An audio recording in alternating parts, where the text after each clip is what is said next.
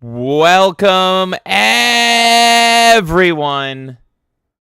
Those get obnoxious, more and more obnoxious with every time I do it. But that's the fun of it. Welcome, everyone, to another episode of the Melee Madness podcast.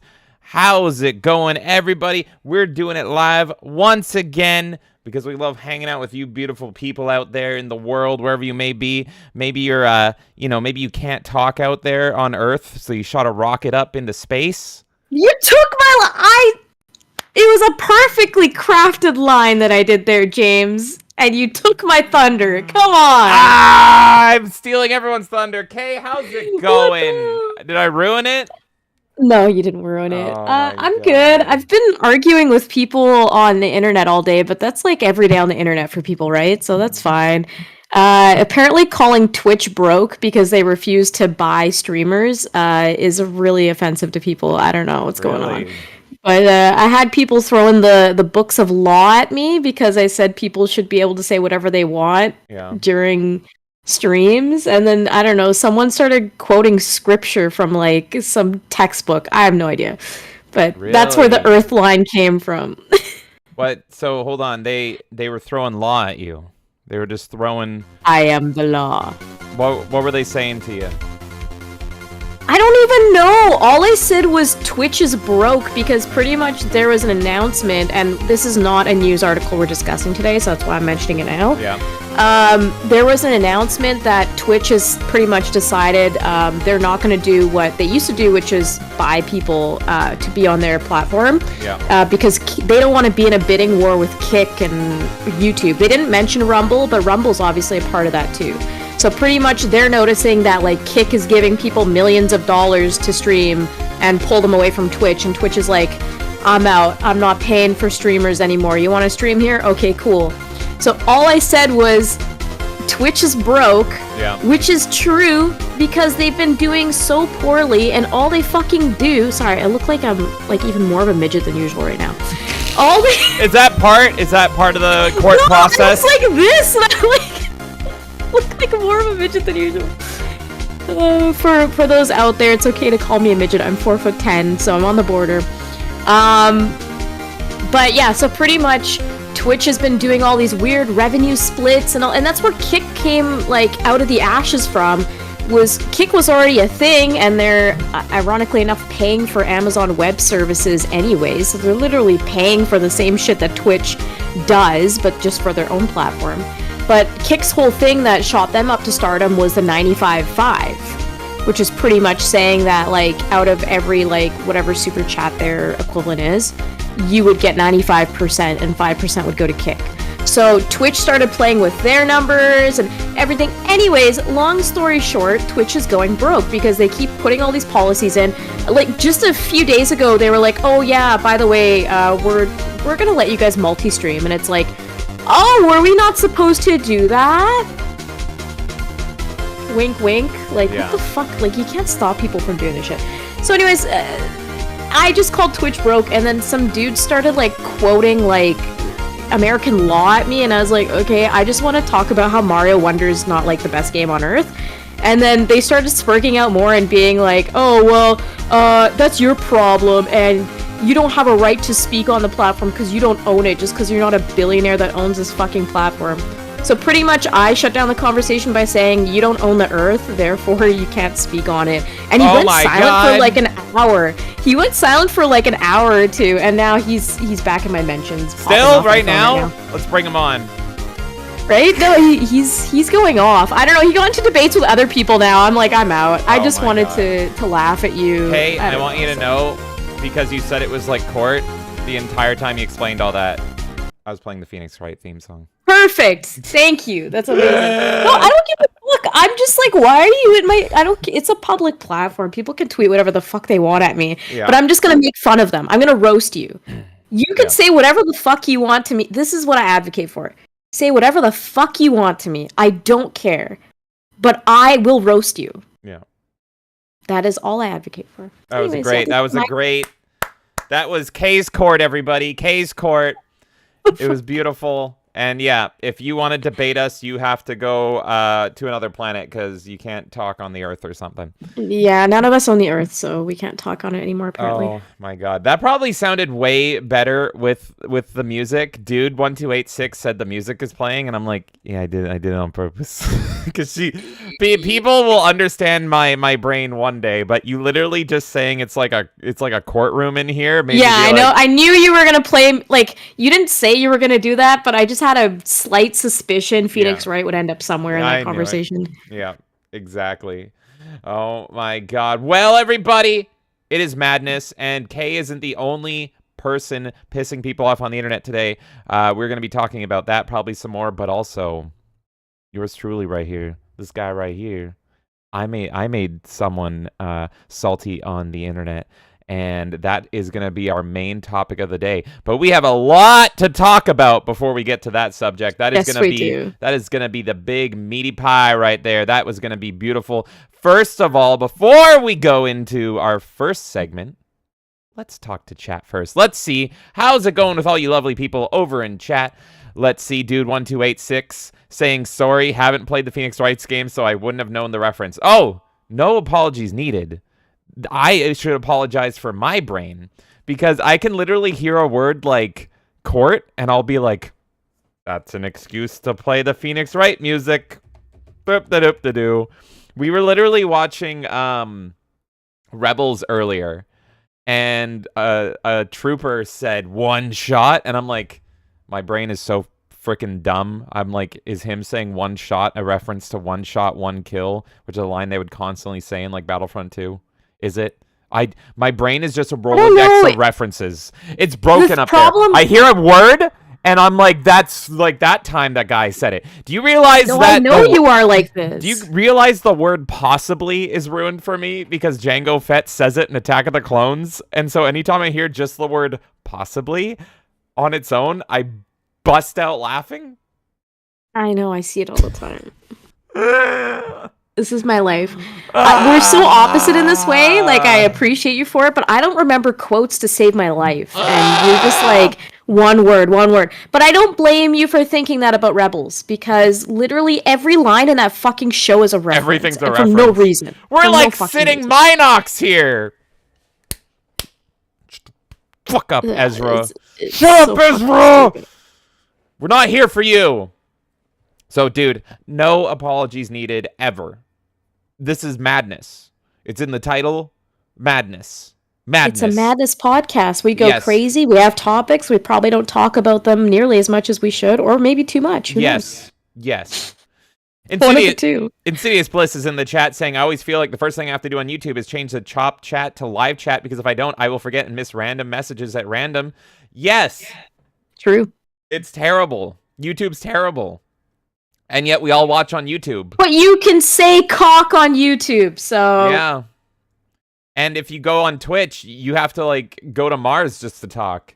It's a wild world out there. The internet is not what it used to be. This is so stupid. Yes. Dude says, I'm apologizing for not keeping up with the madness. Just be like me and drink your crazy juice, dude, and you'll get right on it. Whee! Honestly, it's a roller coaster. It's a ride. It's a madness ride. We'll be mad by the end of this, I'm sure. It'll be crazy. I thought this show was going to be surrounding, like, you know, what we're playing. I thought that was going to be the big thing. And then, and then I was like, no, the big topic we're going to talk about is our final question, because that's a big deal, too. Yeah. And then this should happen to you today on Twitter. Yeah. And I'm like, holy shit, no, this is the show. So we're going to be here for a long time, folks. We're going to be here for so long. Grab some water, grab a pillow if you need to, whatever you do to get cozy, make some popcorn, hang out as long as you want. We'll be here all night. And dude also added to the madness by saying cock, and Insidious Bliss followed up with cock-a-doodle-doo. There we go. Get that cock madness up in the chat. We need all that cocky attitude. If you're in Rumble chat right now, feel free to spam cock in any way, shape, or form. Make it come through the chat. Yeah, he said he said cock with a zero. Zero cock. Zero cock sounds like a terrible villain that Hideo Kojima would come up with. Your brain's very creative. We got Paula Doken in the chat saying same, and yes, I agree. How's it going, Paul? Paul, my buddy. I feel like we need to talk to Paul more. He is freaking awesome. Everyone, go check out Paul's stuff. He's the best. And dude is spamming those cocks. You have fun with those cocks, dude. Insidious Bliss saying, I am ready for the weekend. Everybody's working for the weekend.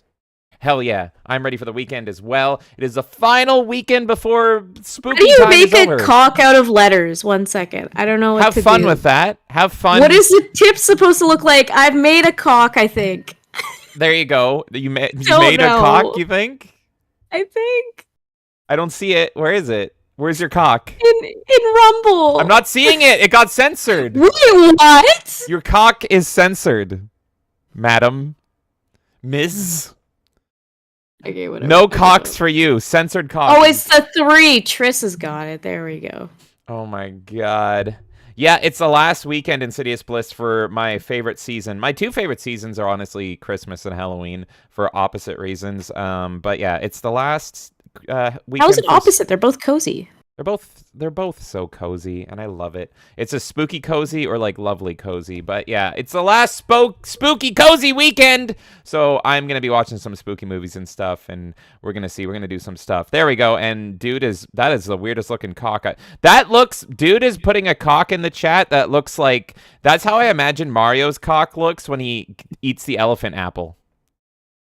Because like you all because wait, so you think it's a full body transform. Is the elephant? Oh, the elephant is on the cover, but it's like tiny. So you think it looks like this? That or the red pipe is literally his cock. It's one of the two. Got it. Because it's not like he stays normal down there. Like it's a full body transformation, right? It's not. Are you sure? Someone call out. Who has Miyamoto's phone number? I think you should make a poll in chat and see if they think it's a full body transformation or just the head. Start a poll. Elephant. There's Mario, also him on the back here. Full body transform. Just the tip. Or just the tippy top.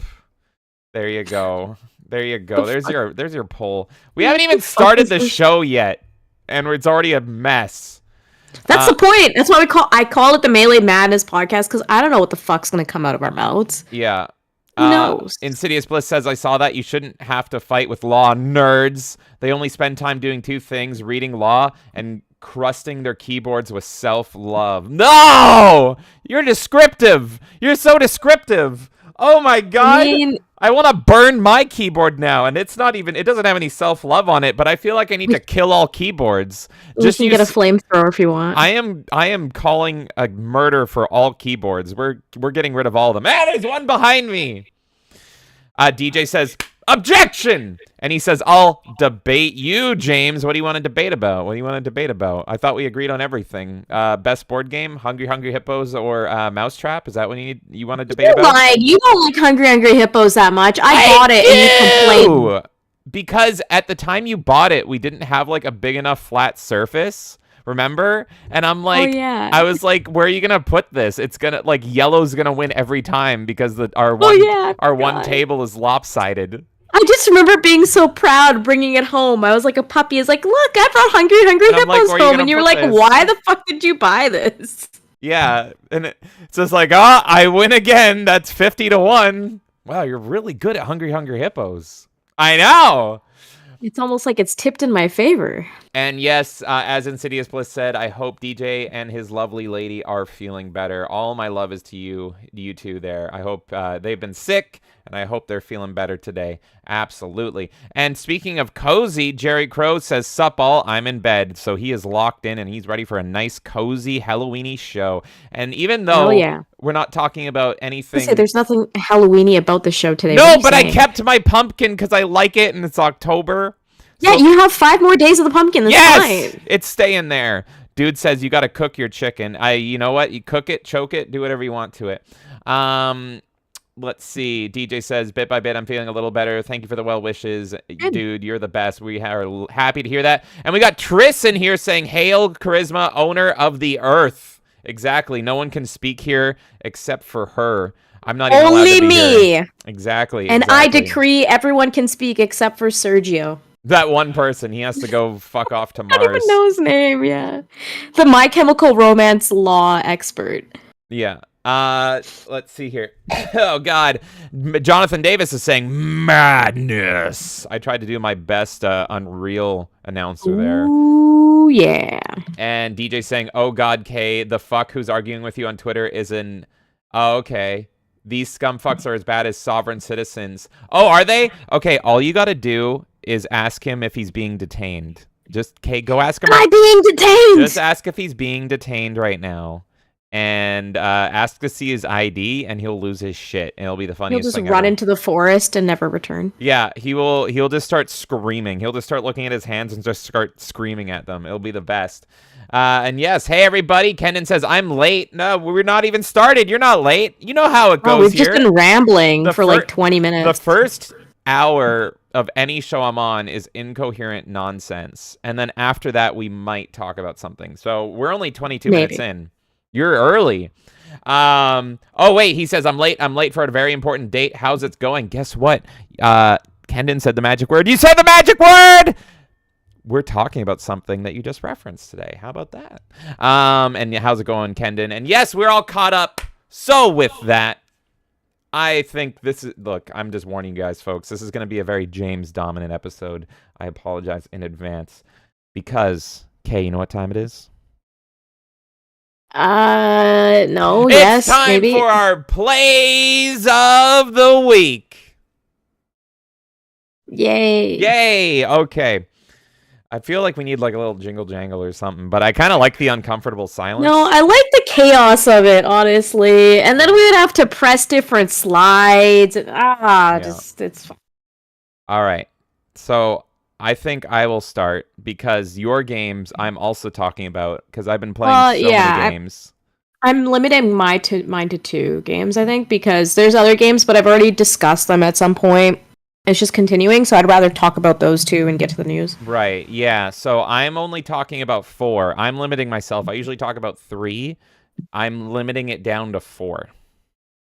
You increased it by 1. No. So you said I usually talk about 3 and I'm limiting it to 4. No.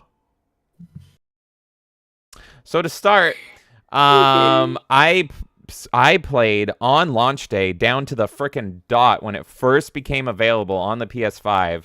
I'm so lucky I got in so early with this, you guys, and I had a frickin' blast. I can't believe it. Spider-Man 2. Look at that intro. Oh my god, and what a way to start talking about Spider-Man 2. Good lord. What an amazing game Spider-Man 2 is. Insomniac nailed it out of the frickin' park with this game.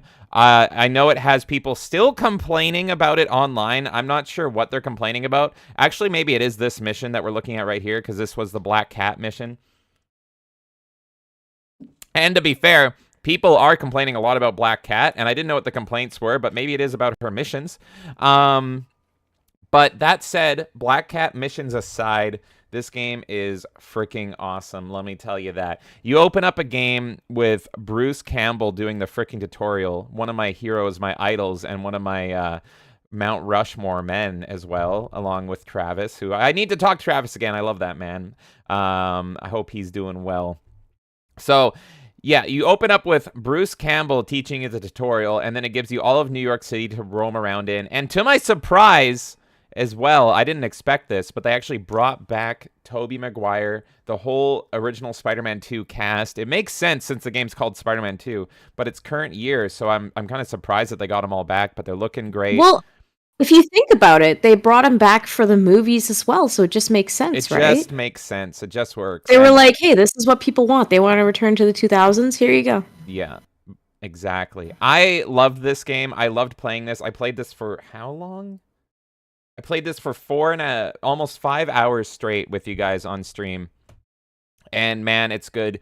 Apart from this, my main Spider-Man game was always the PS1 Spider-Man game, which is also great, and I would also love to play through that one day. But going to this one, it's hard to beat next-gen graphics like this. next gen physics, everything, and the next gen storytelling as well. I got to say, the storytelling in this game is very brave and powerful. Like, just the fact that you can actually work a day job. It's amazing. They depict Peter Parker as not only being the hero of New York, being Spider-Man, but also working a day job and delivering pizzas and getting abused by his boss. Multiple bosses.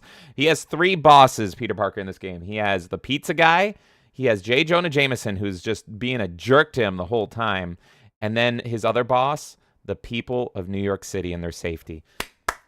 What amazing game. Amazing game. I love it. Black Cat is super hot. This game is just freaking excellent. And everyone go thank Insomniac, because this is just such a freaking masterpiece. And I'm probably going to do a full playthrough of this. There was one mission that really pissed me off. I think I was fighting Mysterio or something. It was right at the end of the playthrough. Good Lord, I hope that's the end of it. But yeah. That's my thoughts on Spider-Man 2. Kay, are you pleasantly surprised? Is this your game of the year, Spider-Man 2? It's a close contender, If Sea of Stars didn't come out this year, it might have become my game of the year. Mm-hmm. It's very close, yeah. But definitely, I was shocked. Insomniac, the first game was not bad, but this blew it out of the park. I was stunned by it. So kudos to them, everyone. Give them a big round of applause. Thank them for their service and for delivering the best Spider-Man 2 game ever.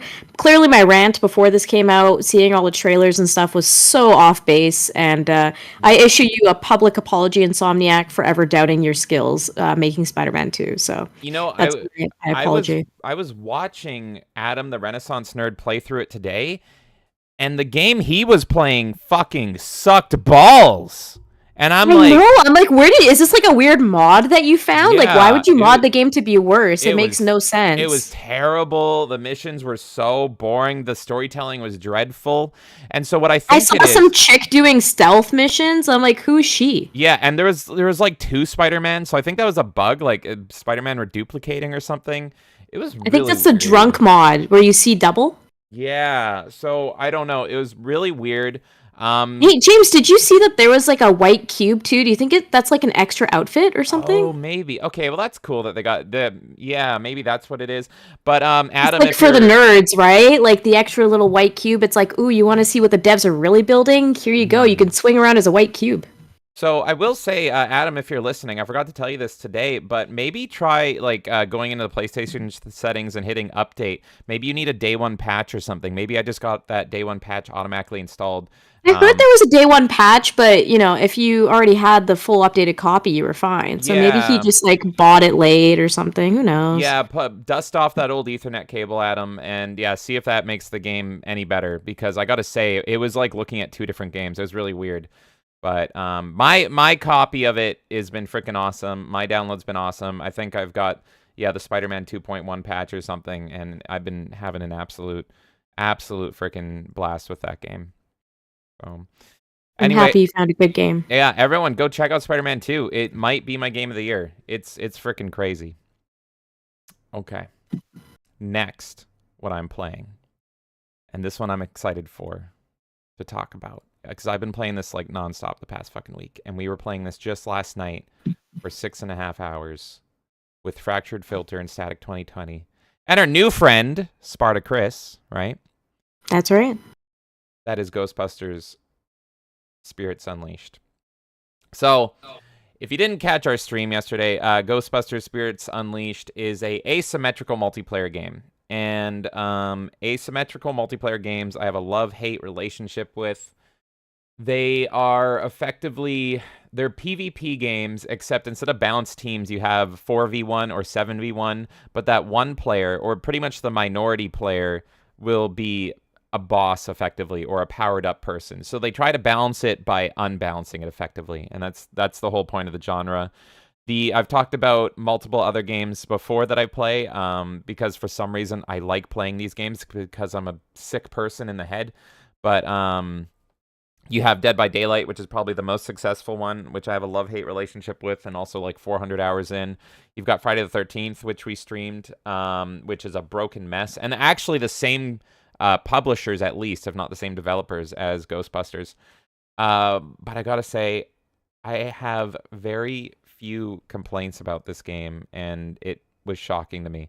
We got bullied into buying it from Static 2020 because I told him about the game, and he was like, "Bought it. Go buy it. Go right now. Come play it with me." And I'm like, "Well, fuck. Okay." So I did, and it's so good. Is it balanced? No, it feels a little bit like a mess, but it's a super fun mess. Effectively, what you do in it is it's 4 Ghostbusters against 1 ghost that's trying to haunt the level. So on the Ghostbusters side of things, the ghost is hiding in a secret. Like the Ghostbusters are like the powerful guys in this, not the ghost. What the ghost is trying to do is fully haunt the place. To stop him, what you got to do is catch him 4 times effectively, and you can also catch his respawns, and so you don't even have to catch him. You can eliminate his respawn portals so that he won't even come back 4 times. If you catch him 4 times, GG, you win. If you're the ghost, you have a haunt meter, and you're going around the level trying to haunt the place up. So what that entails is making things float around and go woo doo woo woo woo woo in the air, just like you don't care, and scaring people and possessing people and doing all these ghosty things. And it actually reminded me of an indie game that I never got around to playing called Haunt the House. And I don't know if anyone's heard of Haunt the House. There's other games like it. I can't remember, but there was another game I think on the Super Nintendo like this, where you're playing as a ghost and your purpose is to haunt the house and scare people without getting caught. And that's what this is. And both sides of the game are fun. Usually when I play a asymmetrical game, one side is more fun than the other. Not here. I genuinely can't tell you what side is more fun. It is such a blast, busting ghosts, even if you're solo. Oh, look, I'm showing off those game crashes I got yesterday. Wasn't that great? Ignore that while I'm shilling for this game. It's so fun busting the ghosts and playing as a Ghostbuster. The gameplay is pretty similar to the amazing Atari game, published by Atari, that came out in the 2010s, but in first person, so I prefer first to third person. It feels even better than that game in some ways, except you're playing against people. And then, yeah, the ghosts, it's third person, moving around, haunting stuff, and yeah, I've been addicted to this game. Before even streaming it, I played 13 hours. It's a freaking blast. It's very grindy and cosmetic-y. My only concern is that they were dumb, and they did the #1 mistake you can make, and they went Epic exclusive for a year. So this game's already been out for a year, and guess what happens to multiplayer games that go Epic exclusive? They die. They tend to die, and I'm really worried that this game is going to be dead. And so that is the one caveat. I love this game. It's so fun. It's actually got a story. The story takes place after Ghostbusters Afterlife, which I don't like. I like the story in this better, as thin as it is. So Dan Aykroyd's in it. Ernie Hudson's in it. It's a freaking blast. And yeah, that's another issue with the game, is it's multiplayer. It's 100% a multiplayer experience. But as you're grinding from levels 1 to 42, it will put you in single-player cutscenes, and it will boot you out of your party to go do story shit. And it's like, can you just save that for when I'm solo or something? Like, what are you doing? So that's one issue, is it's this weird hybrid single-player, multiplayer. But as soon as you're level 42 and you do that final mission, oh god, Extra Zero. I'm sorry. I'm just showing up his fucking slime me meme. Once you hit level 42, the game becomes 100% multiplayer. So I sped through the single player so that before I streamed it, I didn't have any interruptions, because I actually liked the story, and it was a ton of fun to go through that. But yeah, I love this game. We're going to be streaming it again 100% very soon, and I'm welcome to people joining me. We actually have a full crew now, which is crazy. We have a full 5. More than a full crew. We've got definitely 5. And then I'm probably going to pick it up on our Xbox, so we'll have it on PlayStation and Xbox. I sold you? Yeah. The reason why I didn't hop into it right away is because I have an issue with the whole multiplayer, single-player hybrid thing. It's just like, I don't understand why they didn't just make a separate mode for it. Mm-hmm. That's what I don't get personally. I'm like, why didn't you just like have a single-player mode you could go through and then have the multiplayer be its own thing? I get it. I can explain it to you, but it's not good, but I get it. Yeah, I mean, I get it, but like, there's better ways to make it roll out. So that was kind of what turned me off initially. But seeing you play it, honestly, to me, it's like a fun, carefree version of DBD, and I'm kind of more for it, and I like it way more. And not to jump away from what you're saying, but I'm actually excited what the studio's also making, which is, or publisher. Oh my god! $50. You forgot the other negative, Greg Miller. I thought that was a tip in the video I was showing on the screen. So I didn't react to it. Wait, what? We just got a tip. And it took me off guard because I was watching our stream yesterday and I'm like, "Oh, that's a tip from yesterday." It's not. Well, I'm pulling it up right now. Just now, Insidious Bliss came in with the Ghidorah tip. Another Ghidorah tip from Insidious Bliss. $50. Oh my god, you mad lad. Insidious Thank you so Bliss, much. Thank you so much. Dear Lord, that blew me away. I'm suddenly hearing this Asian man whisper Ghidorah into my ear, and I'm like, what? What is that? Ghidorah? Ghidorah? But he said you forgot. Freaking clip. He tipped just to say you forgot the other negative, Greg Miller. Yes, I completely agree. A you know fellow what? Greg Miller hater. I love it. Fuck oh my you, God. Greg Miller, you fucking piece of shit. I don't like you. Yes, I will quickly mention that the lead villain of the game in the single player, so you guys didn't see this yesterday if I streamed it, the lead villain of the game is voiced by Greg Miller. The thing is, they put him through like an auto-tune, like he's fucking Kesha from back in the day or something, where it's not even recognizable that it's him. They auto-tune the shit out of him, and you have to look it up and be like, oh no, that's Greg Miller. And he's not in it too much, and so it doesn't really ruin the experience, but yeah, it is rough. Just knowing that it's him. It's kind of like Will Wheaton. Like, Greg Miller is very much like Will Wheaton. It's like, even if it's not, even though I don't know it's you, I can sense it. I am like Darth Vader sensing Ben Kenobi on the You're Death like Star. the shark in Jaws. Yeah, because I avoid Greg Miller. And so I was playing the game, and I'm like, I sense something. Something I haven't felt since... And then I ran over to Greg Miller's house, and we fought. Insidious Bliss, thank you so much, my friend. Yes, I appreciate you. that. I appreciate that so freaking much. You are awesome. Good Lord. And we got Fallen Angel in the chat there. How's it going, Fallen Angel? I've been ranting and raving. I need to catch up in chat. I'm going to catch up with chat right after I finish gushing about Ghostbusters. But yes, Insidious Bliss, as I you're was the saying, best. Thank you, buddy. Yes, thank you so much, Insidious Bliss. We really appreciate all of your support and for hanging out with us and everything. So thank you again. And also, fuck Greg Miller. I completely... Yes. I'm pushing it a step further. I fucking hate Greg Miller. So that was the best tip ever. Because we can all agree. Does anyone like Greg Miller in chat? There are people out there that like Greg Miller, but I mean... I'm never going to be one of those people. You're allowed to be here and like Greg Miller. I will silently judge you. Yes, exactly. You're allowed to be here and like Greg Miller. I will just be open that I do not like Greg Miller. That's all. But yeah, that was kind of what unsold me originally on the game, was this whole like weird hybrid, like if you were in a party of people and then you got story stuff, you would have to stop and you'd be unhooked from your party and all that kind of stuff. But yeah, it looks like a more fun version of DBD, and Ilphonic is also going to be doing the Killer Clowns game, which I've been super, super hyped about. Killer Clowns is probably my favorite horror film. I just love the atmosphere. It looks great. And the nice thing about this game is there's that one laser with the laser tag carpets that everyone likes. And I'm like, holy shit, if they did this with this game, the fucking Killer Clowns game is going to look beautiful. Like, the one thing I can really take away from this game, besides the gameplay being fun, is that the environments look gorgeous, too. Yeah, I'm showing and they're super detailed. I'm showing the latest Killer Clowns trailer right now. It is Ilphonic. So Ilphonic is a publisher, right there, confirmed. Ilphonic, all they seem to do is publish asymmetrical games.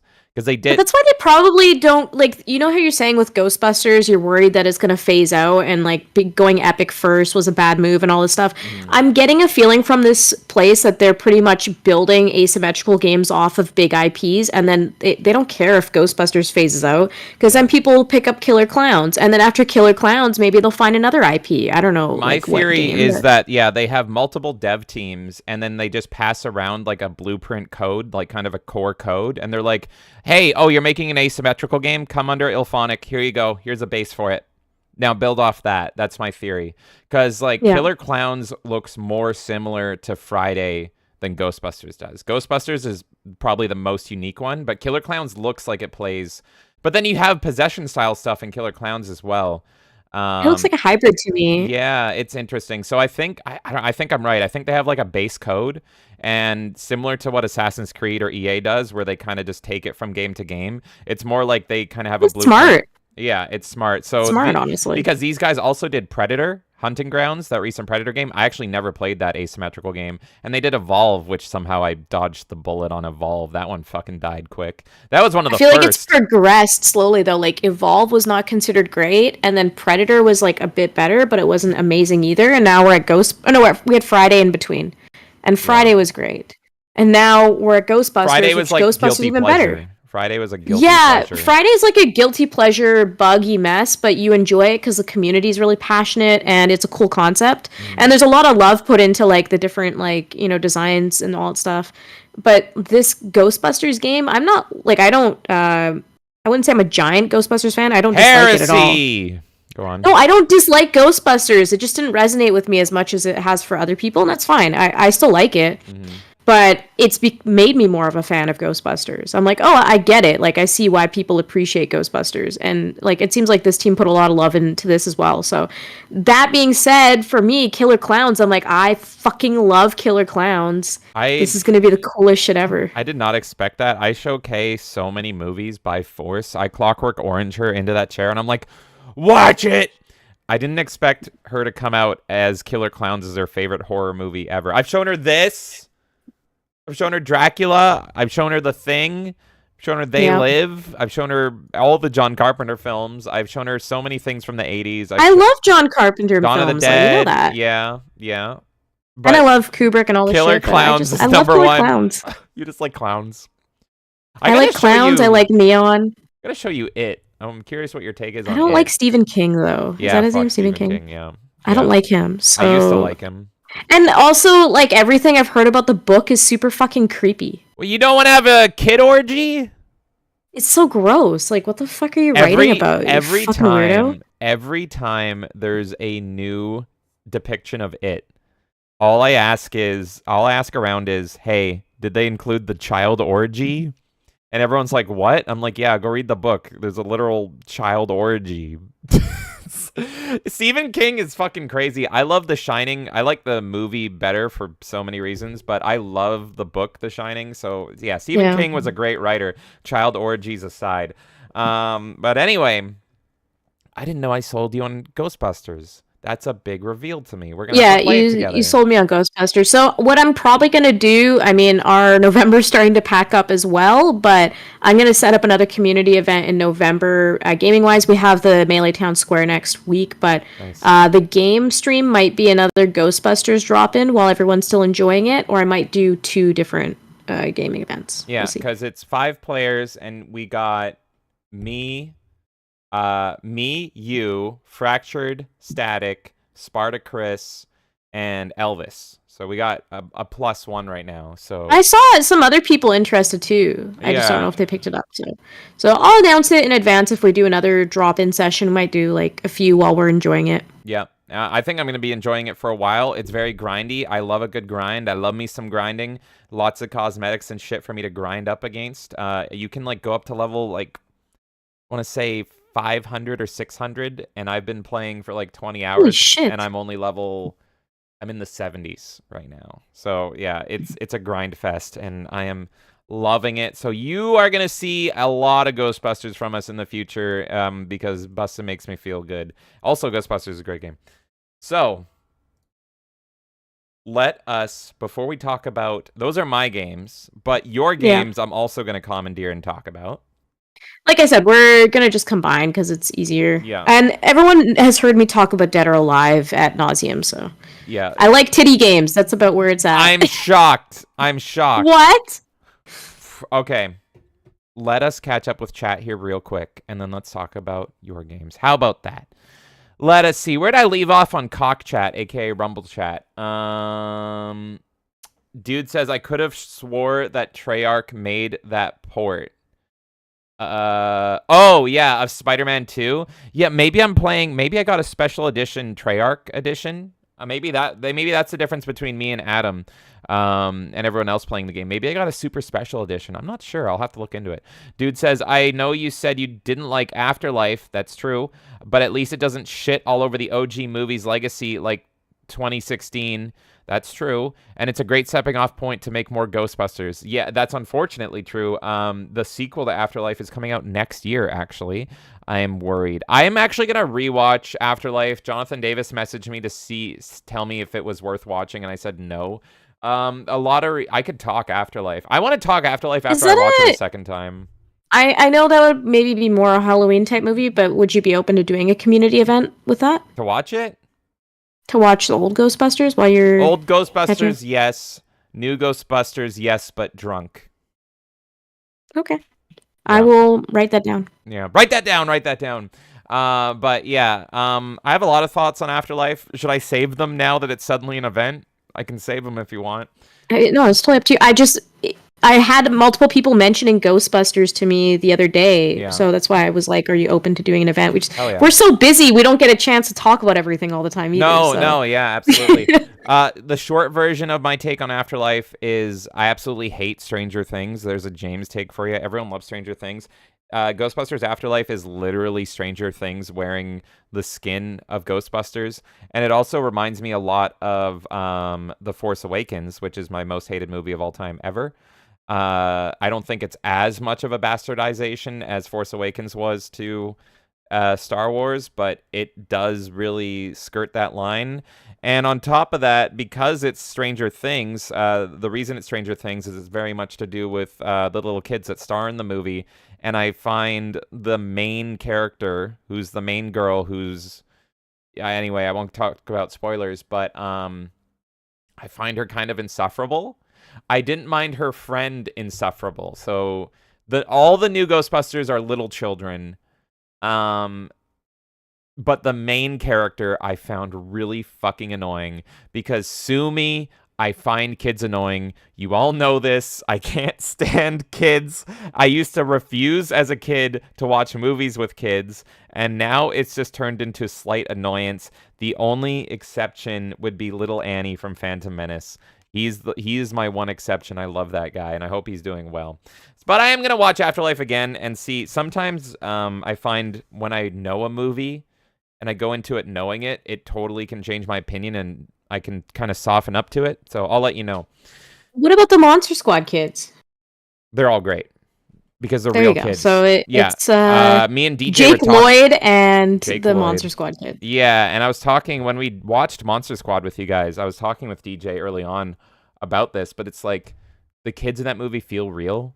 Like they feel like genuine kids from the 80s, because I'm not going to repeat the things they're saying because Twitch doesn't like kids from the 80s, but we can't speak on Earth, remember? That's bad. But like they swear like kids and they talk like kids and all this stuff. I remember one time, to totally derail this, Kevin Nash, if I can go wrestling for a while, he was actually shitting on the modern era of WWE, but this was like maybe, I want to say 7 years ago, because, PG era and they can't swear. And he's like, do you realize the things that little kids are saying on buses? This is why no kids are watching you anymore. The Attitude Era was edgy and kids were like, whoa, they said what? Now you're saying things that come off cheesy and lame to them. Like, you can't do that. Kids think you're a fucking joke. So, yeah, that's a thing, is the Monster Squad kids, they feel like real kids because they talk shit like real kids did. And I think still do. They just maybe change up the language a bit. But with Ghostbusters Stranger Things edition, they absolutely do not do that, and the kids come off very shallow and annoying and obnoxious, and I just want to fucking... Anyway, dude says one thing everyone can agree with on The Big Bang Theory, they got Will Wheaton correct. I never watched The Big Bang Theory. What did they do? Kill him? Yeah, they used to constantly make fun of Will Wheaton in that show. That was the only thing I could think of. What'd they do? Throw him off a cliff? Oh my god. No, but they used to make fun of him constantly. I hate Big Bang Theory, but yeah, he was the punching bag of the show pretty much. Oh, he's like the annoying like rival to Sheldon or whatever. I don't fucking remember. But they're all annoying and terrible. What the hell? Exactly. So it was just watching a bunch of annoying people scream at each other and be autistic. It was a whole thing. It's like watching Will Wheaton make fun of Will Wheaton. Which I'm fine with him bullying exactly. himself. It was just like it was like watching Greg Miller and Will Wheaton get into a death battle, pretty much. That's crazy. Actually, I think I would rather watch that. Yeah, I would too. And the sad part is both sides can't lose. Dude says, I've never seen Stranger Things, so I wouldn't know about that. How did you dodge that? Yeah, I watched only season 1 of Stranger Things, and I really didn't like it. It felt so artificial to me. Here's another James take. It felt so artificial 80s. It was very much like, you remember the 80s? You remember bicycles? You remember playing with your friends? And I'm like, if I love the 80s, I would rather watch genuine shit from the 80s. People nowadays don't realize, like, if it's on film, you can just watch it. And so Stranger Things feels like it's like people that treat it like it's the 1800s and we can't go back. And I'm like, they had movies in the 80s. Just watch those if you want an authentic 80s experience. And Stranger Things, it feels like tourism of the 80s. And it's so fake, and it drove me nuts. It doesn't feel authentic to the 80s at all to me, though. Yeah.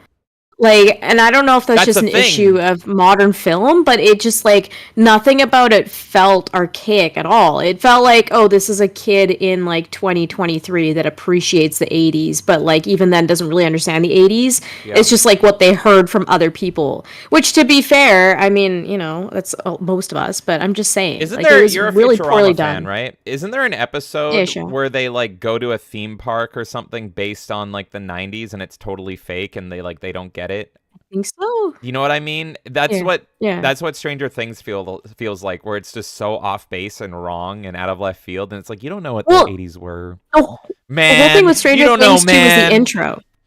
The intro song, right? Everyone was saying that the fucking intro was the best part of the show, and it's like, yeah, but watch the actual content. Watch the content.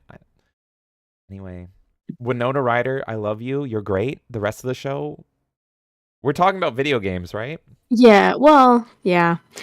Before you catch up with chat, I just want to say I checked and we just hit 300 people on YouTube following us. Oh my god! So thank you, everyone. I appreciate you. Good lord. You guys are the freaking best. 300 followers. I'm applauding Bella Lugosi right here. And Gengar right here. Thank you, Bella. Very cool. And Jabba right here. There we go. Thank you guys so much for following us over on YouTube. That is awesome. I think YouTube's our biggest platform. We have 100-something on Rumble. We have 94 on Twitch and like 20-something on Kick. So, yeah, we really appreciate you guys. That is so freaking awesome. Thank you. Honestly. I am never serious on the internet except when I'm talking to you, chat. That is awesome. Thank you guys. You mean the world to me. Finish up with dude saying the only Monster Squad I know of is played by Bugs Bunny in a basketball game. Yeah, what's up, cock? I agree. Monsters, yeah, the Monstars, and the Toon Squad. I love Space Jam. All the Monstars are here, right? Dude says Will Wheaton's an asshole in the show. Oh, so you mean Will Wheaton's in it? You didn't have to elaborate. He just plays himself. Yeah. And let us catch up with YouTube chat. Where was I? There's some cocks there. You're at the point where Paul's mad that we're talking about Spider-Man 2 because he got the wrong version and he thinks we got the wrong version. It's a whole thing. Okay, yeah. Okay, I agree with that. Yeah. Paul says I'm comparing about Mel Jason. That's me. Let's see. Paul says, I hope one day you guys have blind viewers that don't understand your sarcasm. That already happens. And you have to admit that you're not really playing the game you're saying you're playing. What are you talking about? You want me to It's pull up- literally called Spider-Man 2, Paul. Paul? Like, I don't understand, Paul. What's going on? Paul's like Nada and They Live, and he's like wearing the sunglasses and nobody else is. Yeah, I feel like Paul woke up and he's like, this isn't the world that I was supposed to be Paul's having in. a Bernstein Bears moment. I love it. Jonathan Davis says, what are you talking about, Paul? That's Spider-Man 2. Thank you. Thank you. DJ says Adam was clearly playing a GTA 5 mod. That's the worst. That looked more like GTA 6. That's what I predict from GTA 6. It was so fucking bad. Yeah, I was hanging. I literally told Adam, I was like, Adam, this game looks like fucking garbage, but I'll watch you play it. And he was like, thank you. So it was like, gee, I don't know how he was having fun. I don't know how he was having fun. My Spider-Man 2 update was fun. Don't play with no patch. That's all I'm going to say. Extra Zero says, did you see the developers? Shit, where are they? Oh! DJ Todd Howard tipped $1. Congrats on 300 subs. Thank you, man. You two put on a great show. It's like if Starfield were a live stream. Yes, space blowjobs and everything. Oh my god. Hey, we hit thank you, buddy. Thank you, DJ Todd Howard. Hey, madam over there. Madam, a round of space blowjobs for the room. For all our lovely friends here. Space blowjobs for everybody. Thank you, man. I really appreciate that. And we love hanging out with you guys. Yeah, thank here. you so much. Thank you so I appreciate much, it. And yes, how's it going? Extra Zero. Fallen Angel says, I dig the Jim beanie. You know Kay's got to represent. Fallen Angel says the minority player equals the player of social economic status. True. Paul says developers. Fallen Angel says, can you sneed a house? I know you can chuck a house. Paul says The Haunting. That game was fun. The Haunting? Are you referring to Ghostbusters or... Oh, you were saying there was a game that was similar, like, that's retro. And he was saying it's The Haunting. Oh, thank you, Paul. Oh, shit. Yeah. I never actually played it. I've watched a little. I want to play it, actually. Thank you, Paul. Fallen Angel says, send a tweet to the developers of Ghostbusters game telling them you praise them in your podcast, and you might get a retweet from them in your chat or whatever. You know what's funny is the CEO of Ilphonic retweeted me when I said I was streaming it, which that was pretty cool of him. He seems like a cool guy and like laid back, and you know how I know that is like the game doesn't have any garbage in it, but it's got a bunch of cosmetics in it. I forgot to say this yesterday when I was streaming it. One of the cosmetics is a fedora, and I looked at the fedora and the name of it was Magosti. Instead of Milady, it was Magosti, and I'm like, that's fucking great. That is awesome. So I think they're cool people, honestly. Kendon says, oh, hey, I just caught up from listening at 2x speed. Oh my God, what do I sound like at 2x speed? What do I sound like right now? If I'm talking like this, do I sound really fast? Do I sound really fast? Do I sound like Blair from Transformers? Now James sounds like drunk Mel Jason. Yeah, that's my secret, Captain. I'm always drunk. Fallen Angel says, invite the developers of the show and they can tell you. Trey, you're welcome to come hang out. We love your game. That's not even a fucking lie. I actually like it. DJ saying Insidious Bliss pulling no punches with that tip. He just blew the doors open with that Ghidorah. $50. Thank you again, Insidious Bliss. You're the best, buddy. Thank you so much, Insidious Bliss. It means a lot. Fallen Angel says SCV for 1,000 minerals. Whoa, buddy. Whoa. SCV, good to go, sir. Exactly. We're tearing up the night over here. No Zerg rushes. Fallen Angel saying Super Giants game stream when. I'm trying to remember. That's a reference to something. What the fuck is Super Giant Games do again? Super Giant Games. I don't know. I was thinking of Little Big Planet for some reason, but that's wrong.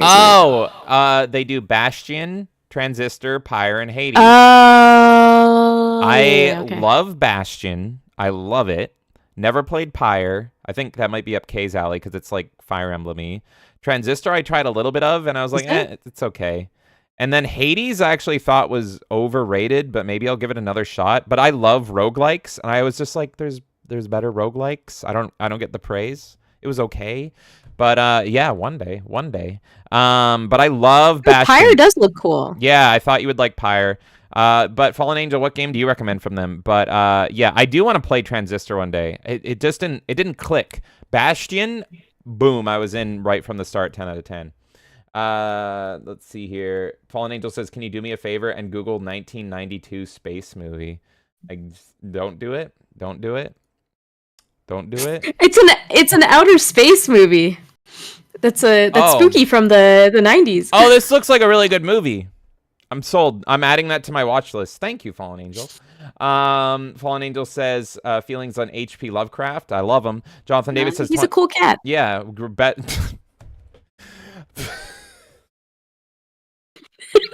Jonathan Davis says 2016 Ghostbusters is Mel Jason's favorite. True. Yes, I love that one. What a great year for ghostbusting. DJ says I heard he has a crush on Leslie Jones. That's why. Oh, you know what? How can I say no to that haircut? What a beautiful woman. Fallen Angel saying I heard Twitch mods like kids. That's probably true. Just not kids from the 80s. And Black Belt going, ah! Where's my bourbon? I drank it all. I'm sorry. And Black Belt saying watch a bunch of people yell over each other. Yeah, that's the madness. And Black Belt says watching a get ranked. Hey! Reiko didn't deserve being ranked so low. We totally get ranked every time we go on there. Fallen Angel says, if you want to watch a show about nerds that I recommend the IT Crowd. I've had that recommended to me before. Oh, it's a Brit. Yeah, multiple people have recommended it to me. I recommend everybody watch Code Monkeys, which is actually Kay got me into Code Monkeys. Fucking amazing. I was going to say, Code Monkeys is my childhood G4 show. Yeah. I fucking love that shit. It's all on YouTube. Find it on YouTube now. Yeah, just go on YouTube. So funny. It's so good. It's my humor, 100%. I love it. Thank you, Kay, for getting me into it. Jonathan Davis says the real James didn't like Stranger Things because he didn't have friends growing up. Don't remind me. Every time I watch Stranger Things, I'm crying and eating chocolate. DJ says, oh my God, James, yes, I fucking hate this take. Oh, hate this fake thing. Okay, I read that wrong. I'm already broken. I fucking hate this fake forced 80s nostalgia. If you can't understand what made the decade great, do not try to recreate it. It's literally like Big Bang Theory. Everyone recommended I watch Big Bang Theory, and it was like, you're a nerd. Don't you want to watch Big Bang Theory? You're a nerd. I'm like, no, it's fake. It's stupid. I hate it. And now everyone knows that I love the 80s, and everyone's like, go watch Stranger Things. Go watch Stranger Things. And I'm like, no, I'd rather watch Fright Night, which was actually in the 80s and all that. I'd rather listen to Judas Priest from the 80s. No. This is fake 80s. I love the 80s because the 80s, not what you think it is, motherfucker. I literally will watch mall footage from the 80s for hours. And I'm not joking. I will, there is footage you can find of people just walking around malls from the 80s. I will watch that for hours and drink and be sad. That's what I do. You can leave your Stranger Things. I'm watching people live mundane lives in the 80s still, and I'm sad about it. Oh, yeah, we were watching, I don't even know what store it was, like a Kmart or something, and they were just, serving customers, and it was, the most relaxing thing ever. Mm-hmm. It was so cozy. Everyone, if you love the 80s and you love metal, go watch Heavy Metal Parking Lot. You will not regret it, but you'll be depressed because you don't live in the 80s anymore. It's about... You know what else is fun, actually? Looking up movie theaters in the 80s as well. Yeah. You can just see people buying tickets to movies. Anyway, sorry, you mentioned the movie and it triggered my brain. I just miss it. I miss old. I hate new and I miss old so much. Why are we here? I hate it here.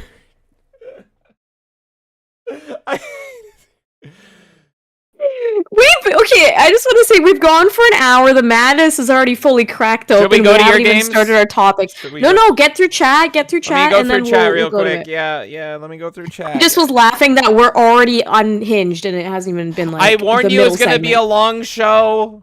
It's fine. I'm in. Okay.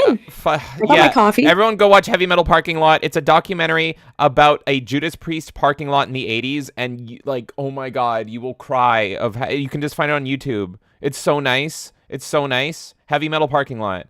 Fallen Angel says the chat follows the mantra bully the weak. Hell yeah, we bully the weak early and often here.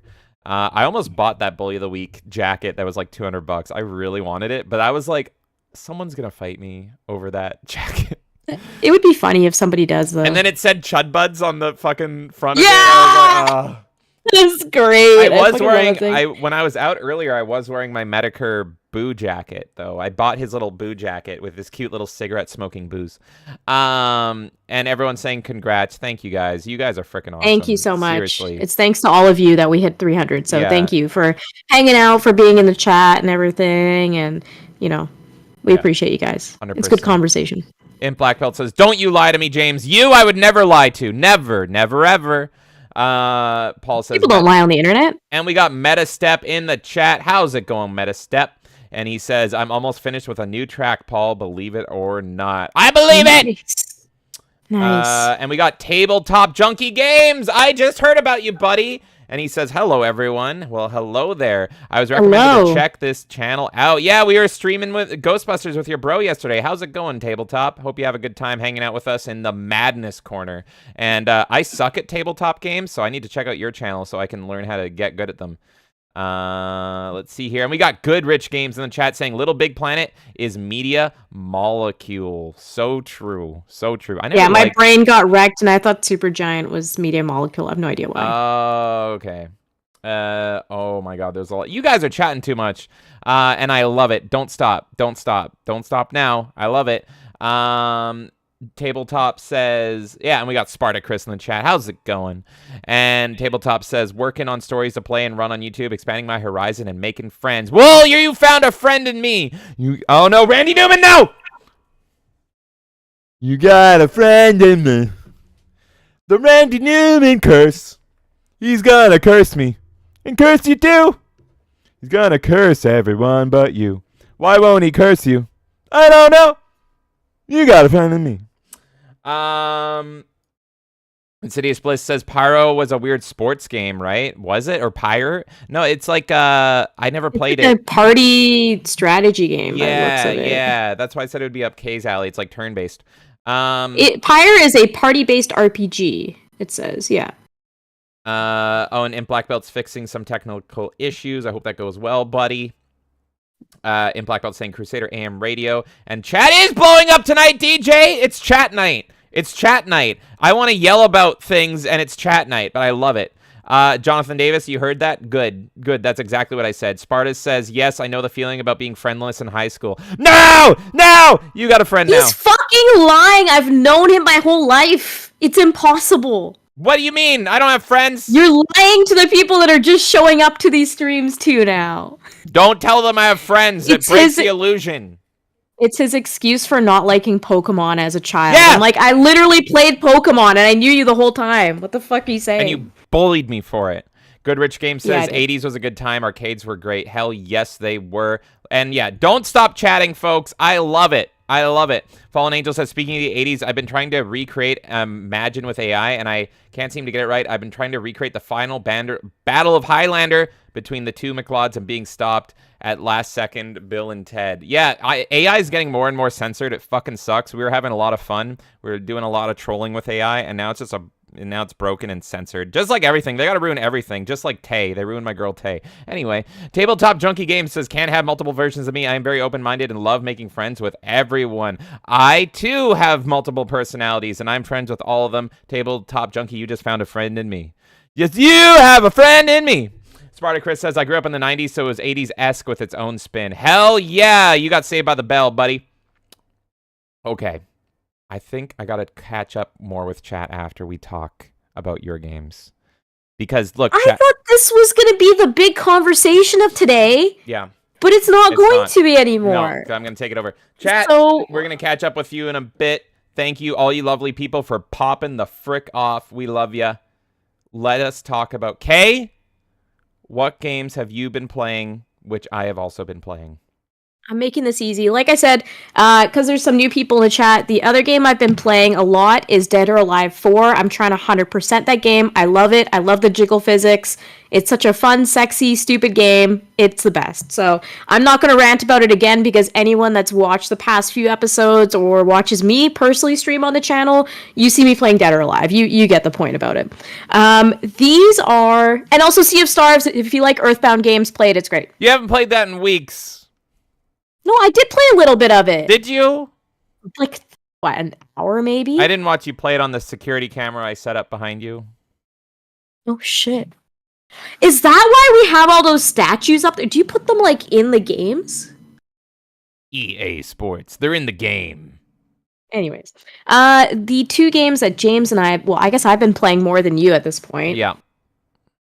Bomb. These two titans, which Yes. made us go 9.5 hours on stream. And you guys were insane with spinning. So for those of you who missed it, we pretty much did a super show where these two games were pit against each other. And so every time somebody tipped, we would switch to the opposite game.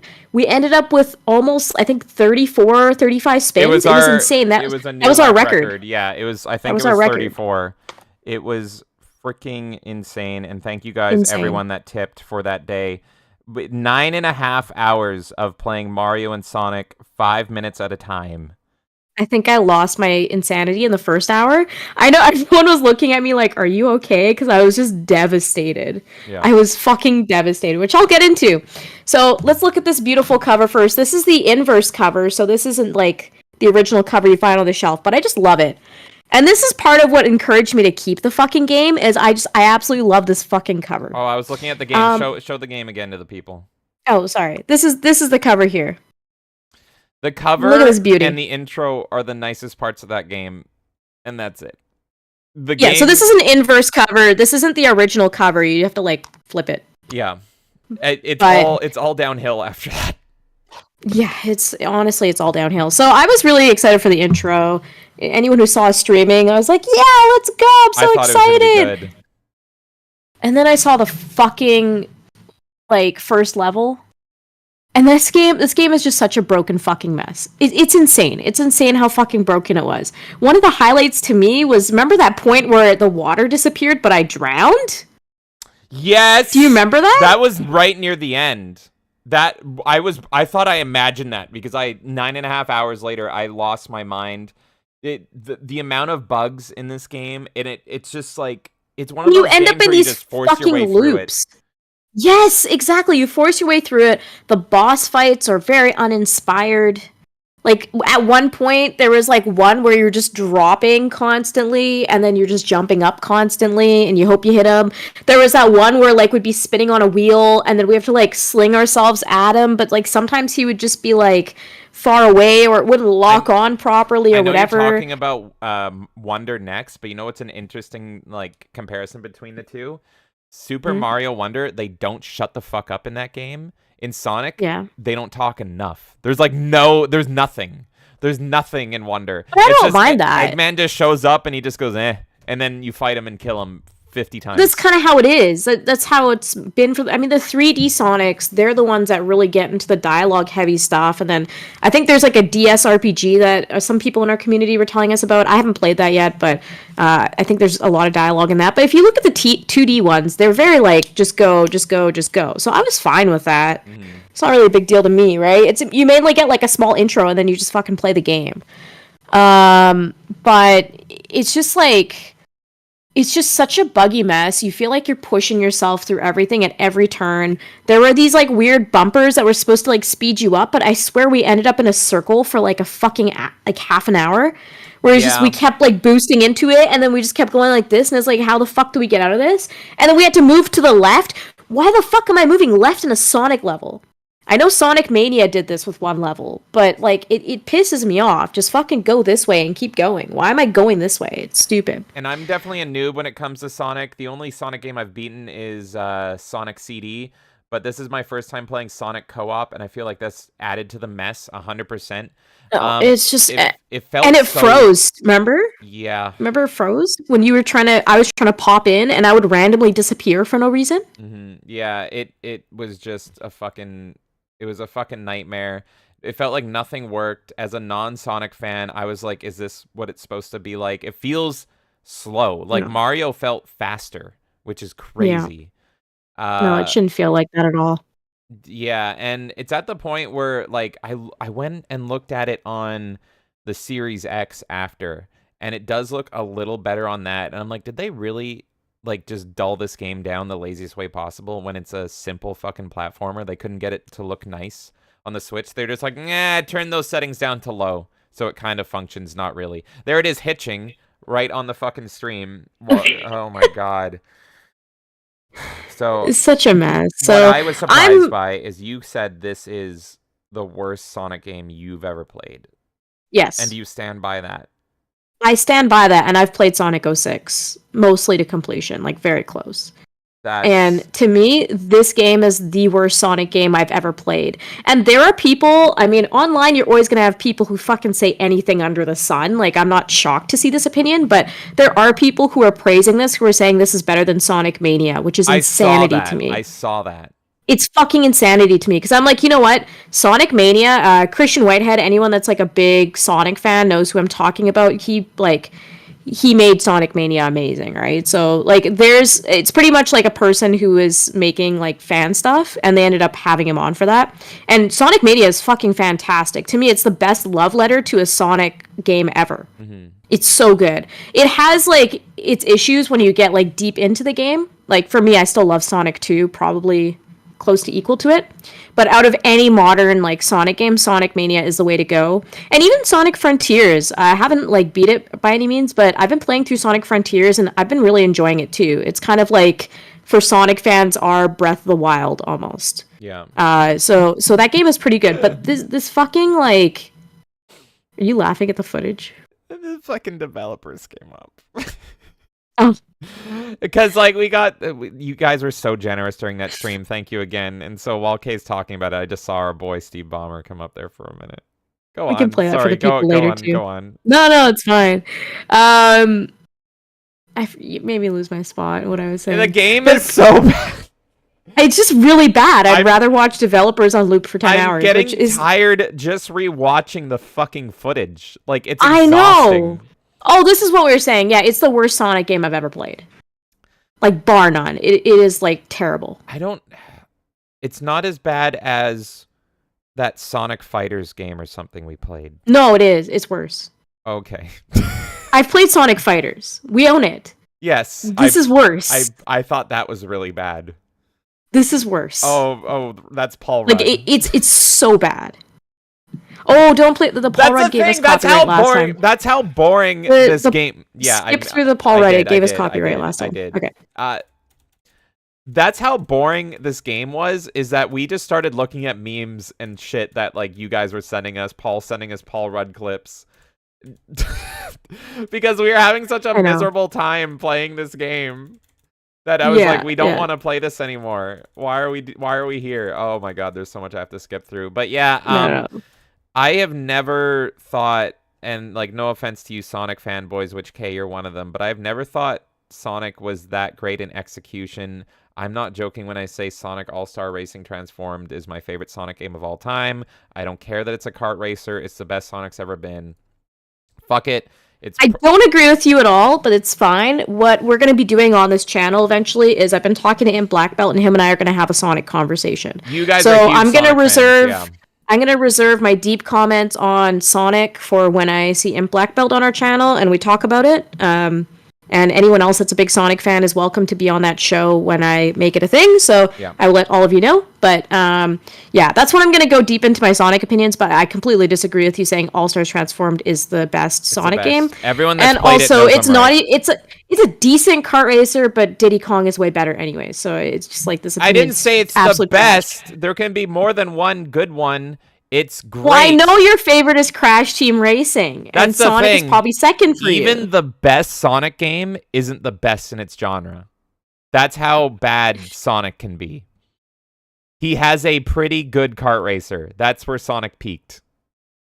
You're hurting my soul here. Yeah. You know how much I love Sonic. I know. You know how much Sonic shit I've bought you, and then I go and I play this game, and I'm like, dear God, what have I been filling our But you didn't play Sonic Mania. You should play Sonic Mania. I did, and it was good. It was good. I did play it. When did you play Sonic Mania? I stole the Switch from you, and I was like, let's see what all this shit's about. Were you watching the security cameras that are hidden somewhere back there, and you're like, oh, she's off there. I'm going to go play Sonic Mania now? I just want to say about this game, it played awful. Everything about it was terrible. I thought it was like an unfinished joke. I was like shocked at how bad everything looked and felt. And it just felt like a mess. And it was at the point where this game was made in Unity. And I just wanted to keep uninstalling and reinstalling it to hopefully cause the devs as much pain as I did. Because I have to agree with you. It's fucking terrible. I mean, I'm still going to beat the game. Just because. Everyone thinks I'm the masochist, but you're the Sonic fan. I'm the Medicare masochist. No, What? It's a 4.5 hour campaign. I'm just gonna fucking beat it at this point. Like, what's the point of even owning it if I'm not gonna beat it? So, you will see a stream of this at some point. It's gonna be terrible. Fuck this fucking piece of shit. If I didn't love Sonic so much, I'd probably crack it and piss on it. Excuse me? That's where I'm at. I fucking hate this game. Can we talk about a slightly better game, but not great? Yeah. On that note, Okay, so now, on that note, fuck you, motherfucker. Mario Wonder. there you go. Good job. Mario Wonder has been considered like the darling to everyone that's playing it right now. There are people that are saying it's flawless. There are people that are comparing it to Super Mario World, all this kind of stuff, saying there's a resurgence in Mario and whatever. To me, I'm just gonna be upfront and say I don't think this game is as amazing as everyone's saying. I don't think it's an awful game, especially because I have the bias of playing it next to Sonic Superstars, which was absolute trash. But I did try to play Mario Wonder just on its own, isolated, away from Sonic, so I could figure out what I felt about it. And so I think this game is decent. I think there's a lot of fluff. I think there's way too much fucking dialogue for a Mario game. I find myself constantly skipping through it every 5 seconds. I'm just like, okay, I get it. Yeah, okay. Yeah, we're saving some kingdom. I don't care. Let me play the fucking game. So they've added way more dialogue for no fucking reason, which is whatever, it's fine. And I hate the fucking wall jump. That's the thing that bugs me the most. I like some of the levels. I think like some of the flow in it is pretty good. When I'm playing the mainstream stuff, it's fine. And then you get to these fucking wall jump challenges, and it just pisses me the fuck off. Yeah. It feels awkward. It doesn't feel right. That was one thing that weirded me out, was the difficulty scaling in this game is all over the place. And pretty much what the game does, from what I could gather in the Madness, which was our 9.5-hour stream, was you go into a new area, and that whole area, instead of going from level to level, it's kind of like that whole area is sorta unlocked. And to open the boss up, you need to get like a certain amount of acorns or whatever the fuck they're called. And Wonder Seeds or some shit, yeah. And then to do that, you just can pretty much play any level. So there's not really a starting level. And so the challenge levels are just mixed in with the normal levels. So I thought the game was actually pretty freaking fun on the levels that were the like proper levels.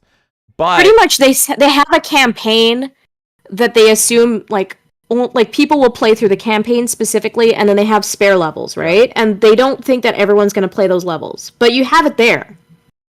I'm going to play it. Yeah. Well, it's not really clear, I found, which are like the, hey, only play this if you're tough. Well, if you're tough enough and you have a big, thick beard.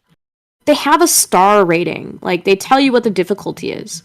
So to me, it is clear. It's just that you have levels. But like, there's levels that play like a Mario level, and then there's levels that are like, hey, do you want to feel immense pain? And it's like you have to use a specific badge, and you have to do all these specific things. Yeah, but what I'm saying is that, like, I agree with you that it's fucking annoying. I'm not disagreeing with you. I'm just making it clear that, like, there is a star rating.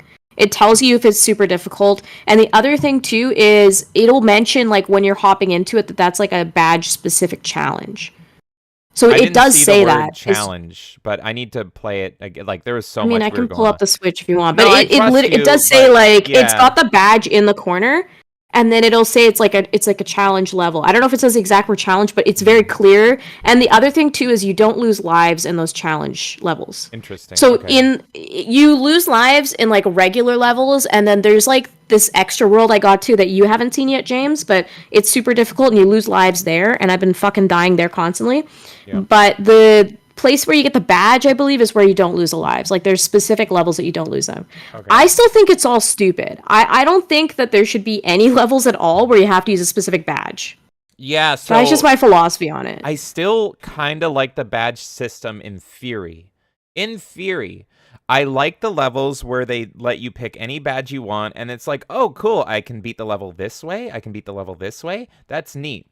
But all the levels we played where it's like, no, you cannot beat this level unless you use this badge. It's impossible. Yeah. Those levels can go die in a fucking fire, and I hate it. Yeah, I fucking hate them. Here's my thing, though. And again, James takes, but what else is fucking new? Oh, 1 second here. I moved this over a little bit. And that looks goodish. But here's my thing. Here's some James takes for you. I am team 3D, not team 2D. I like the 3D Marios. I think those are the peak Mario, the cream of the crop, if you will. And I know classic gamers will hate me for it. But I respect 2D. I respect it, and there is fun to be had. It's just I have my fun in the 3D Marios. I like the collectathons. I like the Banjo-Kazooie style games. I think Odyssey is one of the best games ever made. Love it.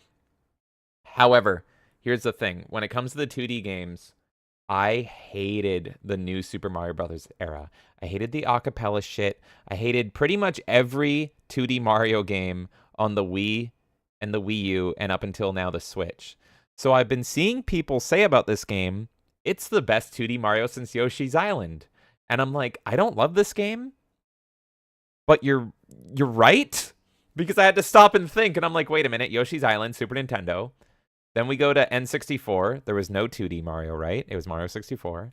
Then you go to GameCube, and it's like, okay, you have Sunshine. No 2D Mario. And then after GameCube's Wii. And then it's all the new shit. Can you believe that? Can you believe that this is the first non-new Super Mario game since the Super fucking Nintendo? That's insane.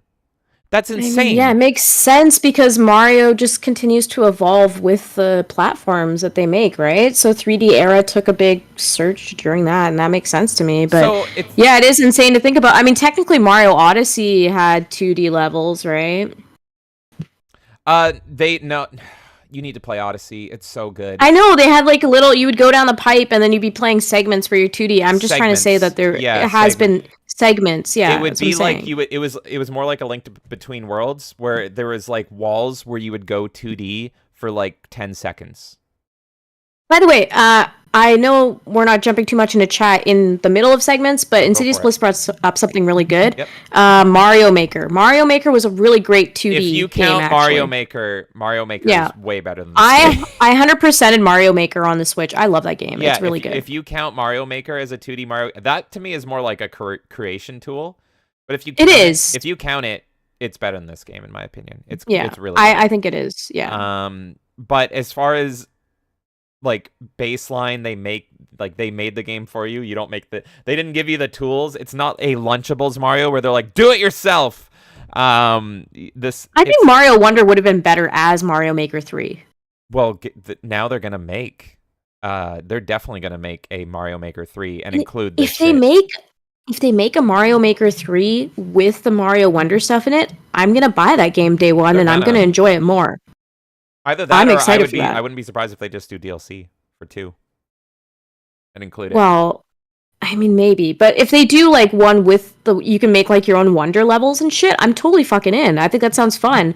It's arguably more fun than the levels they've built, is what I'm trying to say. Like, it's creative as a game, but it's not like it's not wowing me as much as it's wowing other people. Wow, zowie! I don't know what it is. It's not clicking with me. It just feels like too sanitized and new and fluffy. Like they have like these worlds that are just so like tacky for no reason. And it just I hate and the Mario's elephant trunk. Voice. I hate Mario's voice so much. I've seen people be like, "You'll get used to it. It's fine." No, did not get used to it. I hate it. I would rather they just recycled Charles Martinet voices for 800 years. What does Mario have to say? Charles Martinet has already said everything Mario has to say in these fucking games. Maybe Luigi in a Luigi's Mansion, or maybe a 3D Mario, you need some more shit. But for these 2D games, no. Just give me... I want this game modded just to fucking pop in Charles Martinet voice lines that have already been recorded. All from Mario 64 all the way to Odyssey. Just do that. Please. Because I find this guy so annoying. This guy does this thing where every voice line that he does for Mario has a chuckle in it. So he doesn't just go, wah-ha, oh-ho. He goes, wah-ha-ha-ha, oh-ho-ho-ho. And it's like fucking put the gun to my temple and pull the trigger. I go when you nuts. get to the fucking challenge I'm on The right now, metronome challenges. Okay, so I for anyone that watched the stream that James and I did of Sonic Superstars and Mario Wonder, there was a level where James was like pulling his hair out pissed off, right? Yes. And it was a metronome level where pretty much the platform populates and then it disappears and you have to jump to the rhythm, and he was getting pissed off because Mario was making sounds, whatever. Yeah. The level I'm doing right now is it's not really a challenge level, it's like a extra world you can go into that's super difficult, essentially. I don't want to call it a challenge level because that would imply the badges, which isn't it. But pretty much, it's a metronome level. The platforms dissolve and appear again, but you have to wall jump the entire level, and you get to a point where you're wall jumping single blocks, single squares. That's it. And it is driving me up a fucking wall. It is so difficult. I kind of love the challenge of it, but I can imagine James losing his shit on it. I've been losing my shit on it. And it's like, the thing is, you have to be not only accurate completely, but fast enough. And the fucking platforms disappear quicker as you go. So I've gotten to a point where it's like you have like an inch of a second, not even, to jump perfectly. It's insane. I'm looking at the level we did on stream, and that metronome level, there's nothing there that indicates that it's a challenge or level or, you know, anything specific. It's just a fucking level, and that's the thing, is that's what I was complaining about, is the difficulty spikes are so all over the place. You'll be having such a nice cozy time, and then suddenly you're in a level that makes you just want to end all reality forever. And yeah, the main thing about this level and the level, there's pretty much a harder version. That's what Kay's talking about, is there's a way harder version later on. The issue is that it's all about hearing like the metronome beat in the background. And Mario is so fucking annoying. Like, his voices are so fucking annoying while you're doing it that it overlaps the tone that you have to be focusing on, which I've never heard before from Mario, and it's just it's rough. It's rough. I honestly, if I play this game again, I might mute Mario if I'm allowed to. I don't even know if I can, if I have the option. There's no option to mute him. Fuck I don't think. Game. But yeah, because remember we were also looking at the flowers, and so you can't like fully mute the flowers either. You can mute them, but you have to leave their text on. But you have to see the text on, so it's not really muting them because you're still seeing their fucking obnoxious text. That said, it's the best 2D Mario since Yoshi's Island, everybody. Which, it's like, I kind of agree with it. There is fun to be had. No, I think... I'm glad Insidious Bliss brought up Mario Maker, because I think that's the best 2D since Yoshi's Island. That's fair. Yeah, if you count it, it does. But I can see an argument for not counting it. That's my issue, is it's just like... It's like there's a full creator campaign. tool. There's a full campaign. Yeah, but the campaign's like there to help you unlock shit for creating. It's a way to unlock stuff. It's kind of like saying it's a full story mode. It's a full Mario game. It's like within the a campaign game in Ghostbusters, where it's like it's a multiplayer game, but it has like a little woven in story. But anyway, yeah, but you would consider that a Ghostbusters campaign. Maybe. Yeah. It's just because the princess doesn't get kidnapped and blah blah blah. I am trying to figure out right now which is the controversial opinion to take so that I take it. I'm just kidding. I'm trying to figure out where I stand. Yeah, no, that's fair. I mean, like I said, Insidious Bliss is the one that kind of opened my eyes to him being like, oh yeah, I loved Mario Maker. And it's a short campaign, and it's not like the main part of that game, but it's fucking great. I loved it. You saw me. I 100% of that game, and then I want to do it again. Yeah. I remember. And not every level in that requires you to use like the Mario Maker tools either, right? That's the thing. In that game, you just have levels that are set for you that are also challenges. So I would consider that a Mario platformer, yeah. Yeah. Anyway, Super Mario Wonder, it's good. It's good. Everyone's saying it's like it. Do I bring up the meme? Give me a second. I'll bring up the fucking meme. This is the issue with gaming nowadays. Let me fucking find this here. 1 second. Oh god, I tweet too much. Did you know this? What? You do? This is the thing with every game released this year. Mike Matei also talked about it. Video game movie comes out. People talk about it for a week. It disappears and no one talks about it anymore. Repeat. Everyone is doing this to every fucking game now. Video games have a shelf life of a week. And every game that's coming out this year either has to be Gollum and a 1, or it has to be a groundbreaking masterpiece 10.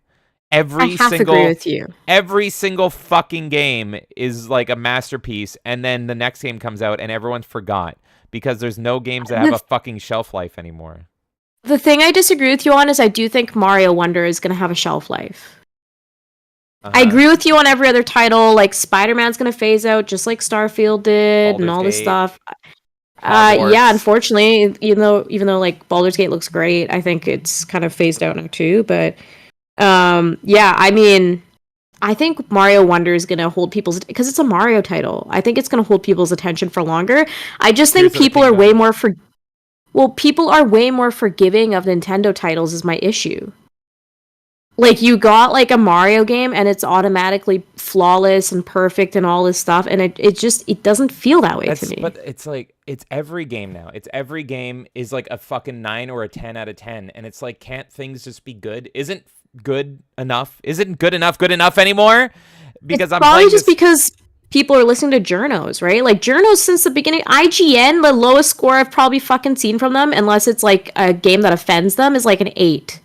Yeah. Right? Like, if they give something an 8, it's like, whoa. I think was it not a good game? They gave Spider-Man, I think, an 8, and people were acting like they were paid by Microsoft and all that shit. And it's like, an 8 to me is still like amazing. Like, that's 2 points away from perfect. What the fuck? Yeah. Anything above a 5 might be good to the right person.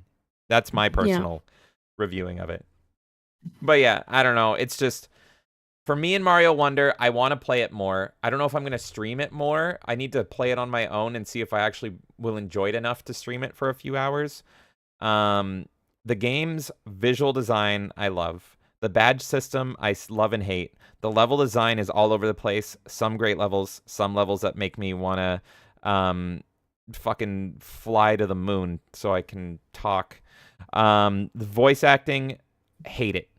So it's such a mixed bag for me. Some of the most fun I've had this year, some of the most unfun I've had this year.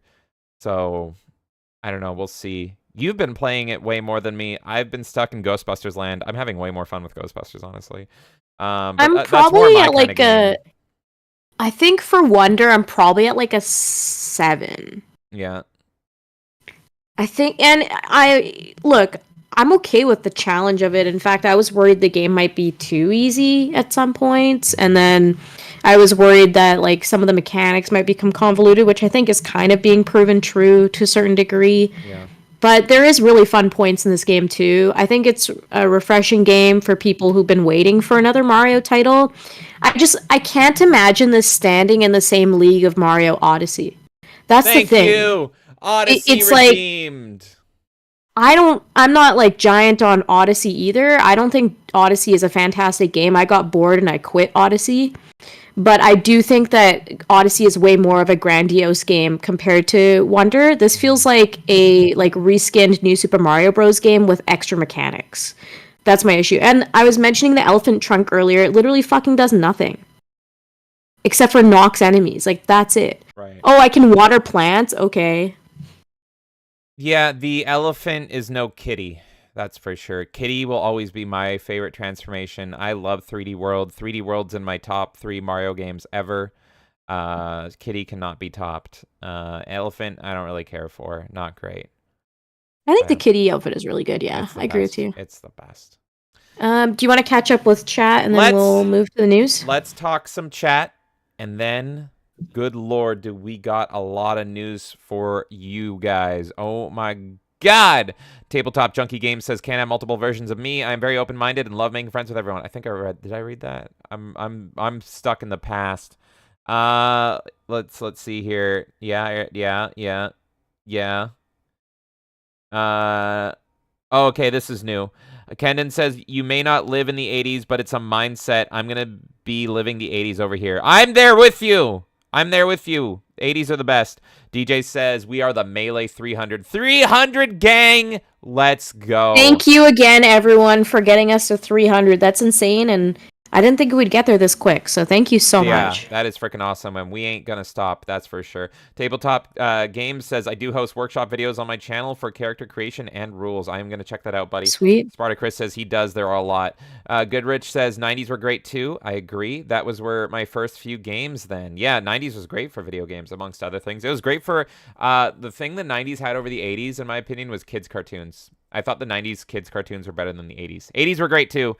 And also loved 90s wrestling. 90s wrestling peaked. 80s wrestling, also good. 80s and 90s are a powerhouse, honestly. They're both great.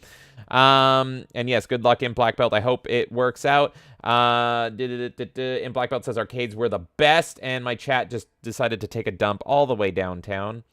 Oh my god, where am I? You guys are popping, and I love it. There we go. Yeah. Never stop talking.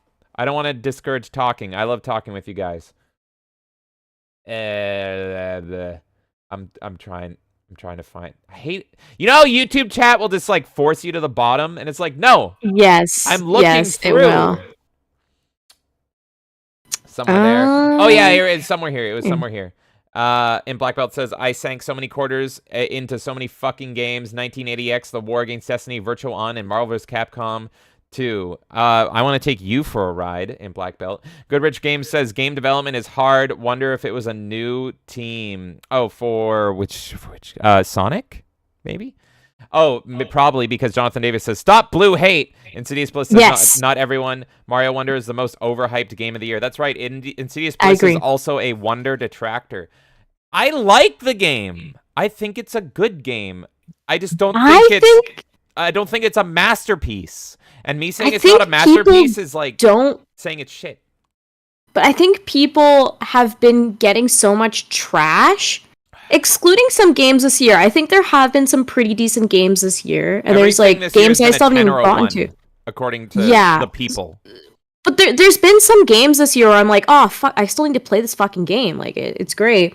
So I think there has been a good spoiling to some degree of games. But overall, in the past, like, few years, we've dealt with trash. Like, since the PS4, Xbox era, minus a few, like, big titles. So I think people take games like Mario Wonder and they're like, this is the best fucking thing ever. I fucking love this. But then they don't realize that, like, we used to get games like that and better all the time before. Yeah.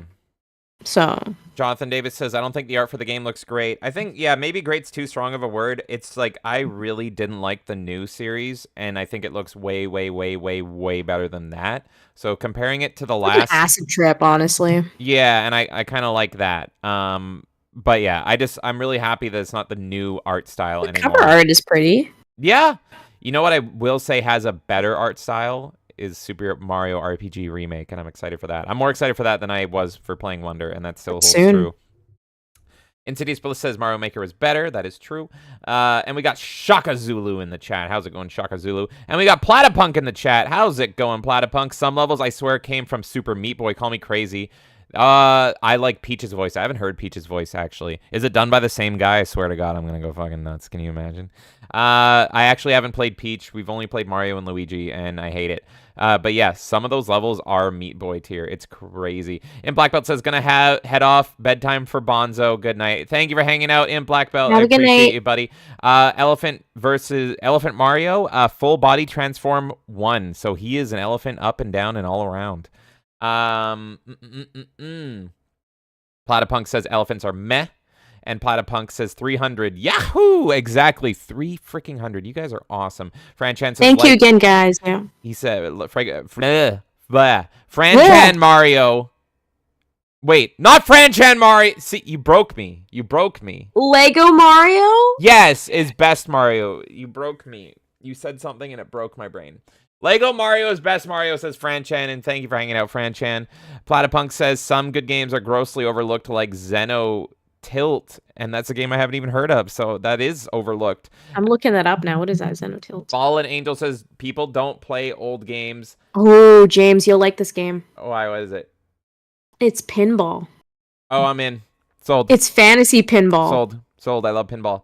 Fallen Angel says people don't play old games that are factually better than modern games because of the graphics, and I don't understand what's wrong with them. That reminds me of, like, I've gotten in arguments with people that don't watch old movies, like that are black and white, but I've actually argued with people that think like movies from the 80s are too old, and I'm like, it's not like a video game where you need talent and skill. You just sit there and fucking watch it. How can you not watch? Yeah, but people can't handle, oh, it looks too old and It's archaic. from the and blah, blah, blah. 80s. I know. What's wrong with you? Platypunk says Xenotilt is a pinball game similar to Alien Crush. I am sold. And he says I need to stream it still. I'm going to watch that. Hell yeah. Insidious almost bought Xenotilt. Let's see here. What do we got going on over in Rumble chat? Dude says, Space Fellatio, may I get some of the Asarian variety? Yes, even though we don't know what Asaris look like truly, and it probably looks like a Cthulhu monster that goes blah, blah, blah, blah, blah. You know what? That's probably just going to help the fellatio. Don't worry about it. Dude says K is achievement hunting. What? And he says, the shot I asked you guys to take probably helped a little bit. It did. It did. I wanted to do more. Dude says, New Super Mario Brothers on the DS was a good game. It just became stale because that's all they did for the next 3 2D games. I heard that one was good. I heard the one where it was filled with coins was good, according to some people. I never played it. I only played the mainline ones. Filled with coins? No, but like, I think it was the second one on the DS. It was like Coin Crack. Do you remember that? It was all gold coins. Oh, okay, yeah. All gold coins all day, every day. Dude says the elephant did more in DK3 with its trunk than Mario Elephant did in Wonder. Exactly. And Peach also said that Donkey Kong did more with his trunk than Mario did in Wonder. Insidious Bliss says if he was full, Elephant Mario would have been able to use that cock as a third arm. Exactly. Fallen Angel says I actually make virtual pinball machines. What? Oh, that's cool. They're quite expensive, but man, they're pretty. That is so awesome. I love pinball, and I actually love virtual pinball. I've loved virtual pinball my whole life. I've done a little bit. It was a secret stream, but I did a little bit of a Pinball FX3 stream where I was just trying to beat my friend's high scores. We pretty much had to do some testing, and I was so pissed off that I needed to test shit that was broken that I'm like, you know what? Fuck it. I'm playing pinball. And I just played pinball at like 2 a.m. And I think DJ Axis maybe saw it and nobody else. It was a good time. But I love virtual pinball. I might do a pinball stream one day. Okay. We're all caught up now. We're all caught up. Everyone's exhausted over us shitting on Mario and Sonic. But guess what? The shit does not end. Because... Kay, do you know what time it is? I do. What the fuck is going on in gaming? Hey, you didn't do the pause. You should do what the fuck is going on in gaming. I want to switch it up. All right. We have so much to talk to you folks here today. Let us start. Should we do all of the other ones first? Yes, and then the that's big how I one? got it. Okay. Yeah. Got it. We're giving you... Here's how it's going to go. Appetizer, dessert, then main course. We're doing it a little weird here. Fallen Angel says, I know how to cheer you up, James. Talk about Legos, trains, and Sonic. Hey! How'd you know about my train collection that I have in my basement? How'd you know? Oh, God. Oh, no, not like this. Not like this. I like my choo-choos. Okay. Let us go to the first story of the night. Once I can pull it up here. American McGee says they, we're going to come back to that, they were emotionally quite destroyed by EA canceling Alice Asylum, and now they can't touch the IP for the rest of their life. The developer has asked fans to move on from Alice Asylum. And we talked about this before. American McGee did a YouTube video pretty much saying, it's over, guys. Like, let's move on. It's not going to happen. But here's an article on it. American McGee, lead creator behind EA's Alice game series, has asked fans to move on after a proposal was turned down by the publisher earlier this year.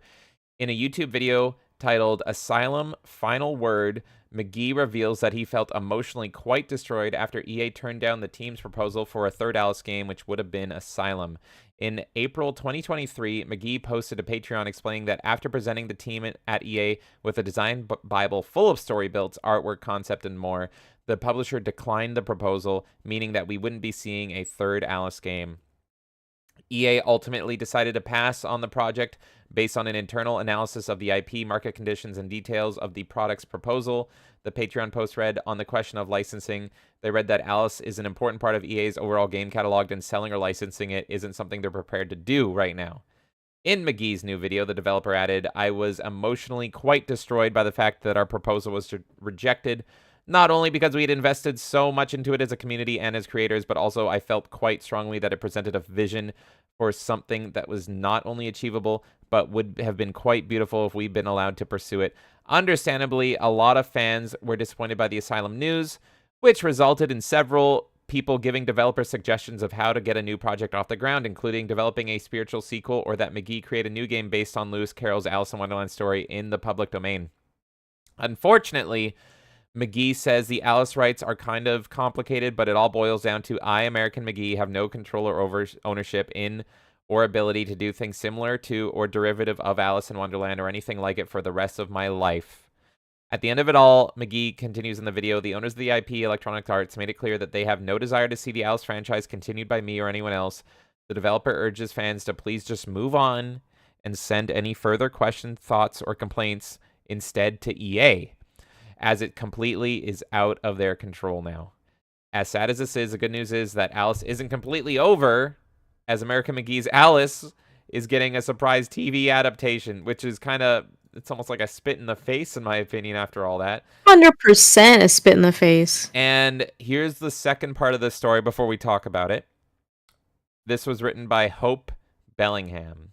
Hope Bellingham, everybody. Well, Hope, you're a great journalist bringing this to light. Just kidding. No, you're not. American McGee responded to this article that I just read in full to you guys. This is American McGee himself responding to this. This sort of clickbait, intentional misrepresentation of reality headline is among the reasons that I feel a genuine sense of relief to leave behind the game industry, its media, and a large portion of the general gaming audience. Why even write this article if you don't know that I am a he and not a they? I am not a development studio. I am a person, and my emotional reaction to EA's response to our proposal had absolutely nothing to do with the legal realities of developing a game or any sort of IP invention, etc. While in the employ of a corporation, I can't touch the IP because it is not mine. It belongs to EA and has since the moment I first conceived it while in their employ. My decision to retire from games was made long before EA even responded. I knew that if they said yes, I'd have a final go at development in some form, but by the time that they were making the pitch to EA, I was already telling them that my direct involvement on a day-to-day basis was not a requirement on my part. Anyway, just another example of how to try to set the record straight makes things worse in some cases. Thankfully, the response to the video by actual fans has been 100% positive and supportive, and I really appreciate my fans for that. If you want to see what I actually say in the video and read a response from the people who care, here's the link. So I thought this was a good 1-2 punch story because not only does it suck and it's a shitty, sad final update to American McGee's third would-be Alice game, but I appreciate that it also ended in pointing out how terrible and stupid journalists tend to be. Well, it's like we already knew this game wasn't fucking happening. Yeah. Why are you making this article? And why are you treating it like, I don't know. I didn't think the article was like egregious compared to some other stuff that we see. Like, I get why he's having an emotional reaction because he's just tired of this shit. He wanted to make this game. He probably gets hounded by people all the fucking time to make this game. Because you can tell people a million times, go talk to EA, but at the end of the day, they're going to talk to him because he's the one that's tied to that like idea of Alice in Wonderland. So he's probably just exhausted being on social media all the time, seeing people constantly ask for it and knowing that he can't do anything. I kind of get where he's coming from. I didn't think the article was insane, but I do think on a typical basis, journalists do blow things out of proportion, or they'll make these articles for clickbait just to feel like they've got the latest scoop or whatever it might be. So it's just a sad situation all around. But I mean, I can appreciate that the article is at least pointing people to EA and being like, go talk to them. Don't talk to me anymore. So. And that was his words. Yeah, if you watch the video and he linked the video. I recommend everyone checks it out in full if you get the chance. We've given you the gist of it, but I'll show some of it right now here on mute. And it's kind of like a post-mortem final word on his attempt, and it's very somber, bittersweet, and just sad. And he just flies his drone around and he just talks about the game and just saying like, yeah, move on, guys. Go complain to EA if you want, but it's over, kind of thing. Let it die. I assume that they made that article to shill the show. Like, that's what it kind of comes across as, and that's probably what pissed him off. Yeah. Well, right? Because the main thing I only found out about that show through that article. The main thing is that the person talks as if it's a development team, and this is just his words. And so they were saying like, oh, like this is the official developer's response. And he's like, who? It's just me. It's just me right now. Who the fuck are you talking to, they? So, yeah, that was kind of the funny part, is it was just pointing out like you just how out of touch they are. You wanted to get this out quick. You wanted to get the clicks, and you don't actually care. You don't actually want to take the effort and look into this or anything. So, as always, folks, go straight to the source. Go give American McGee some love. But he's a funny guy, he's a quirky guy, and his first 2 games are freaking awesome. And if you want to hear what he actually has to say, go watch the YouTube video that I have on screen right now. And yeah, it sucks, as I said, that we're never going to see that 3rd Alice game. And if EA are assholes and they ever do a 3rd Alice game without his involvement or anything, I'm not going to play it. They can go fuck themselves.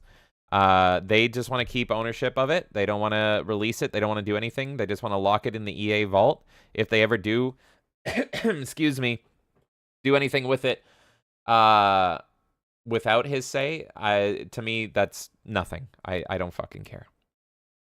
So, yeah. Do you have anything else on that, or shall we move on to the next one here? I think it's just a good closure to that whole conversation. We brought it up on the Gamers Got a Game podcast a little bit. We've talked about it on our own show a little bit on the Melee Madness podcast. So yeah. I think it's just a good way to wrap up that story and also say how ridiculous it is that people are still using this as clickbait and shit. And yeah.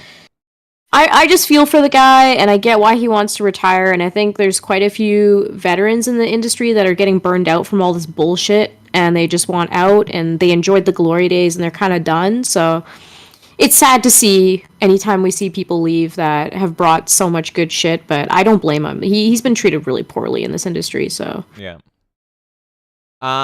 Speaking of, you know what, Lego Trains and Sonic, by the way, here's a quick little snip that I had to include.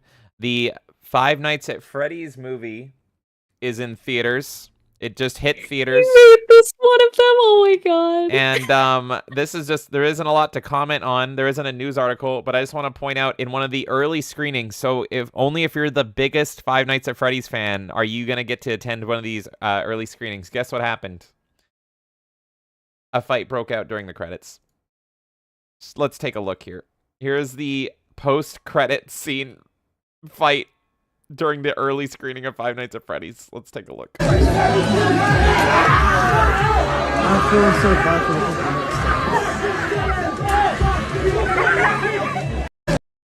That was it. And as someone said, was that the fight of 87? That's so funny to me. Oh my god. Do we even know why the fight broke out, or is it just no context? That's the fight. I don't know. It's a pre-screening for Five Nights at Freddy's. I think you can guess why a fight broke out during it. Oh god, that is so. I don't even know what to say about that. That like, is so fucking it's like, funny. Okay. And here's the thing: I thought that was gonna happen.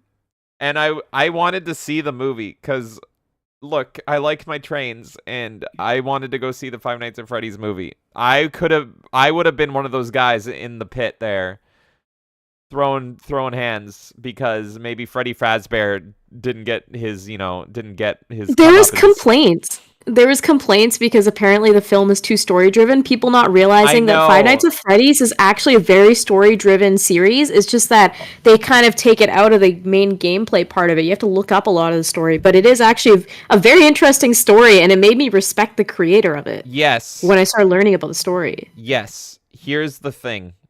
That I actually like Five Nights at Freddy's. I hate playing them.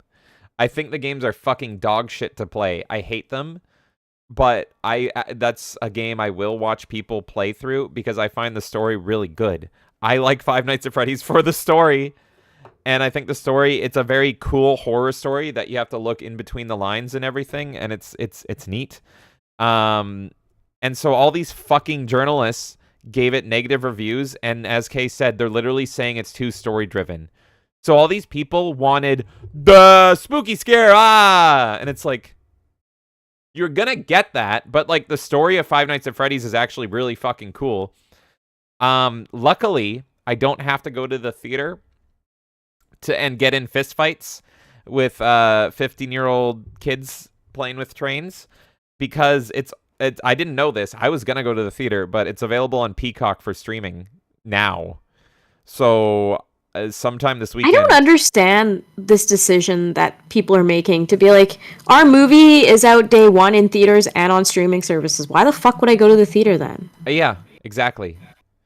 So I was gonna go to the theater. I was gonna give them money. I was gonna do all this stuff, and this has happened several times. The last Halloween movies were streaming as well, and now it's like, oh, okay, never mind. Why would I go to the theater now? I can just stay at home. I can pause the movie when I want. I don't have to get in train fights with anybody. I can play with my choo-choo trains and enjoy the movie in peace. So yeah, it's stupid. It's stupid. I don't get it. And the only other movie I'm looking forward to this year is Godzilla -1. And if What about the wrestling movie? Oh yeah, the Von Erich movie. Yeah, I'm looking forward to the Von Erich see that movie. in theaters. I'll go see that in theaters, unless it goes to streaming, and then I won't. So sometime this weekend, I'm probably That one's still worth going to the theater for. even if it's streaming. This is the bullshit of it. Yeah. It's just like, why? stupid. Like, just have it as even if it's 2 weeks, it's fine. Yeah, it's stupid. But yeah. Anyway, sometime this weekend, I'm probably gonna watch Five Nights at Freddy's, and I'll let you guys know what I think, and I'll film the fist fight I get in with Kay over the movie because she'll be like, "Stop playing with your train set," and then I'll fight you. This is the 5th train set we bought this week. Okay, our next story. That was just a little fun look into the Five Nights at Freddy's fandom, which are the smartest fandom ever. Our next story. He is just like me, folks. He is literally me. Leave John Carpenter alone and let him fucking play his video games. Horror legend John Carpenter just wants to play video games, watch basketball, and eat popsicles. I am not a master of anything. Halloween and Thing director John Carpenter refutes his title as the master of horror. During an interview with Insider, the horror icon was told that he is often considered a master of the horror genre, but he wasn't really all that bothered. That's nice, he said. Sorry, I'm eating a popsicle. Look, I'm not a master of anything, he added. I just want to play video games and watch basketball. That's all I care about doing. I don't want to bother anybody. Carpenter is currently promoting his upcoming TV series that he does not give a fuck about, Suburban Screams. I actually heard it was shit, but if I know John Carpenter, he doesn't fucking care, and he just wants a paycheck. It seems he's not even too bothered about doing that. I made a little series, he explained. If you don't like it, fuck off. If you do like it, I like you. So there you go. I love him so much. I just love that this entire article is pointless because he's just saying, fuck off, I don't care. I just want to play video games. People are still bothering him, and it's like he's just like, just pay me and leave. I hate you. Yeah. I did enough work. Get the fuck off my lawn. Asked if there was one project from his career that he would really want to talk about, he was again not that bothered. No, I don't care, he said. I'd rather talk about basketball. Thankfully, he did have a lot to say about horror in general. While Carpenter was explaining that it's always about creating a good story at the heart of it, the thing that matters in a horror movie most of all, forget everything else. It's a great story. I don't care about final girls or jump scares or anything else. That's all secondary. That's all besides the point. Good story is what horror is all about. So true. And that's what I search the world for, what I do. Carpenter mentions that some of his favorite horror directors include Jordan Peele. I hate him. There's Jordan Peele's, there's John Carpenter's one bad take of this whole thing. And David Gordon Green. You have to say that because he just made the last, wasn't this the guy that made the last 3 shitty Halloween movies? He also has a good idea why horror movies are finally being taken more seriously. Horror movies have been around since the beginning of cinema 100 years ago. The origins of cinema are in horror, and mainly because it is very cinematic, and audiences love to be scared, and it's always been with us. Every generation, a director will come along. In my opinion, Robert Eggers is the next guy.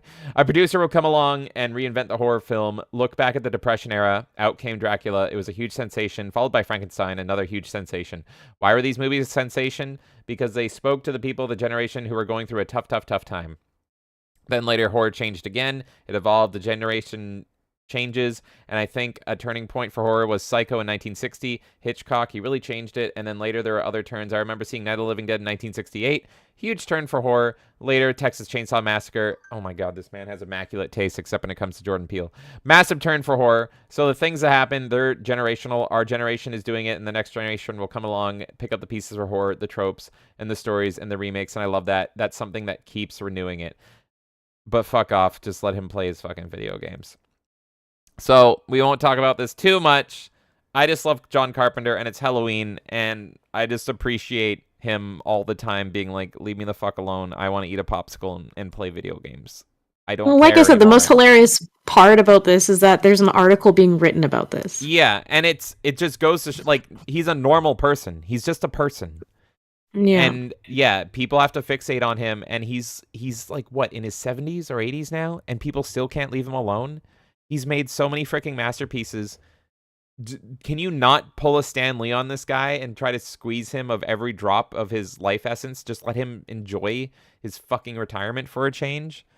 So, yeah. No, I have always loved John Carpenter's take on everything. He is freaking hilarious. I love that man, and I hope he isn't bothered and he can enjoy all the popsicles and video games and basketball forever.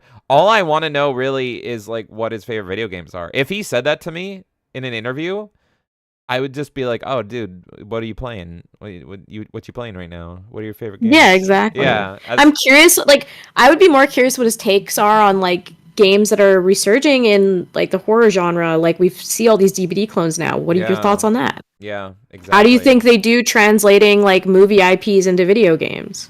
I think he did talk about a horror game one time. I think it was that one that was that like Western Silent Hill-esque game. What was that fucking called? It had a sequel. Evil Within, I think.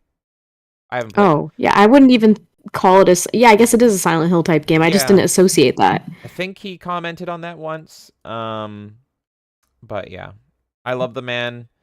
Not super video game related, but just a little bit, because everyone just wants to play their video games and they want to be left alone, and these journalists can't fucking let them just play their fucking video games. And the theme of the articles today was like 2 people that are veterans who just want to be left the fuck alone. Yep. Exactly. And a little side note, very similar. I just want to point out that AJ Styles is still traveling to WWE shows with an Xbox 360. What a king! I love that shit. Here's man. a photo of him, AJ Styles. This is from a few years ago. This photo recently went viral of AJ Styles playing with a full-blown 360. If you don't know AJ Styles, he's been a WWE World Champion. In my opinion, he's one of the best working wrestlers alive today. Highly recommend checking out his matches if you're not familiar with him. Incredible stuff, especially in his TNA era. Good lord. So yeah, this photo was circulating recently of him playing on an airplane with a full-blown monitor and Xbox 360, and everyone was like, I wonder if he's playing with a Steam Deck now, because that's way fucking easier than lugging around a whole 360 that could red ring on a fucking flight. So someone wrote an article about it. Although the machine is now a couple generations old, AJ Styles is still traveling with a 360 for one very simple reason, according to WWE talent AJ Francis.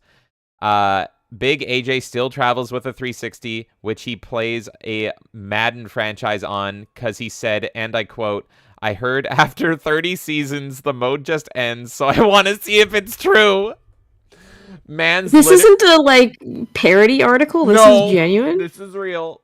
What the fuck? Man literally be in the locker room playing old Madden for hours and then go home to have a main event banger. It was noted that Styles was on his 21st season of Madden as of a couple months ago. Which team Styles controls is unknown, but he is a fan of the Atlanta Falcons. Styles is known to be a huge fan of video games, and he recently touted the Sega Dreamcast as the most underrated console of all time. Best wrestler. He's on my Mount Rushmore now. I love AJ so much. Classic games on the system include Sonic Adventure, Crazy Taxi, and Jet Set Radio. The 360. Hell yeah, this man knows. I hate journalists. The 360 was a very popular console developed by Microsoft. Really? No, it's like, shut the fuck up. Like, yeah, I don't. What do you think people are doing on these? Like, of course, people fucking know what the 360 is like. They're reading your dumb fucking site. Oh my god. Sorry, it's just a pet peeve when like what you're saying. All these fucking articles are like, let me tell you about this console. Did you know that Microsoft built the Xbox? Yeah. Yes. If you're reading these articles, you at least know a little bit about video games, or else why the fuck are you reading about it? Yeah. I mean, what's the defense? Oh, we're talking about a wrestler, though. Sorry. This was a wrestling website, I guess. So you can get, if that's being fair, but still, I don't know. No, but it's like every journalist writes like this. I know, and I hate it. I hate it so much. And now we have this thing, and this, and this. Like, half of us are smarter than you guys. Like, come on. Just let AJ Styles play his Madden. Let him play his 360. Madden. Yeah. I want to know what happens. I have to wait, like, what? I don't know how many years to find out what happens after season 30. I want, when he's inducted into the Hall of Fame and he's 80 years old, to be like, I just hit season 30. And like, oh my god, that's nobody spoil it for it. Nobody spoil it for him. What if he retires at season 30? He deserves to know. I want him to know. I don't, because I'm sure someone else has done it already. Nobody tell AJ. He deserves to know on his own. Let him figure it out on his own. I thought that was adorable. Those last two articles, I thought they were just adorable. They were just nice celebrities, big name celebrities that are just wanting to go about their day and play video games. And if I can be honest for a second, I grew up watching Electric Playground. And some of my favorite segments on Electric Playground were when they would get celebrities, like big name actors or voice actors or sports people, and they would say all they would talk about is video games. And so they'd be like, do you play video games? Do you know that? And I always thought that was so cool. And I watched one recently, and Brad Dourif was on there. Brad Dourif, who plays Chucky and Wormtongue and all that stuff. And like, you hear these celebrities talk, and they're normal people, because Brad Dourif he's a great guy. But he was just talking. He's like, yeah, I'm playing a lot of Age of Empires right now. It's freaking great. And it's just like, oh, you'd have no idea. And so here's John Carpenter just wanting to play video games. Here's AJ Styles playing Madden on a fucking plane, and it's the coolest shit ever. So yeah. I just thought... I think it depends. It depends on the approach. I get really annoyed when you have, like, these celebrity cash grabs where you pay celebrities to talk about a game, but I'm okay if you just, like, casually ask someone about what games they play. Yeah. You know what I mean? Like, they'll have all these, like, fucking shoo-ins now where it's like, let's get this famous celebrity to play our game, and, like, we have some famous, hilarious ones, right? So I hate that shit, but I don't mind if you're just asking casually, like, oh, what do you play? And it's like, oh yeah, I'm playing this on the N64. Okay, cool. Yeah. No, I agree. But everyone looks at it as like money nowadays. Like, try having that conversation with a celebrity now. I mean, yeah, obviously some of these guys are fine, but they're saying it on their own accord. Like, yeah, if they were interviewed by somebody, they wouldn't be talking. These guys would be, but most people would be like, oh yeah. Kim Kardashian would be like, I'm playing my mobile app. The Kim Kardashian emoji thing. You know what I mean? Like, I didn't mean those people. I didn't mean literal ghouls. I meant, I meant like nice people like AJ Styles, good countrymen that I love and appreciate. Yeah, like Gengar. He's a great countryman. Okay. Yeah. I think it's time. For the heat. I think I'm going to bring the thunder. But first... You had to wait 2.5 hours to bring that thunder. My God, good luck. I'm going to have to wait a little bit more. I'm gonna go on a quick break. You want to catch up with chat? And I'll be back in 5 minutes. And then it is our main story of the night, and it's strap in, fellas. I'll be right back. Yeah, we're gonna be here all night, guys. This is gonna be quite the fucking stream. This has just been the shot before the chaser. So let's see where we are with chat. Yeah, we already talked to Fran Chan about Lego Mario. Have you guys seen the fucking Sonic set from... Oh my god, I sound so, like, nerdy, but I love the Sonic set for Lego. I want to buy it. It looks fucking awesome. Xenotilt we talked about already, too. Let's see. Okay, yeah, we're way past this. Fallen Angel says... Oh, sorry, we're at Good Rich Games.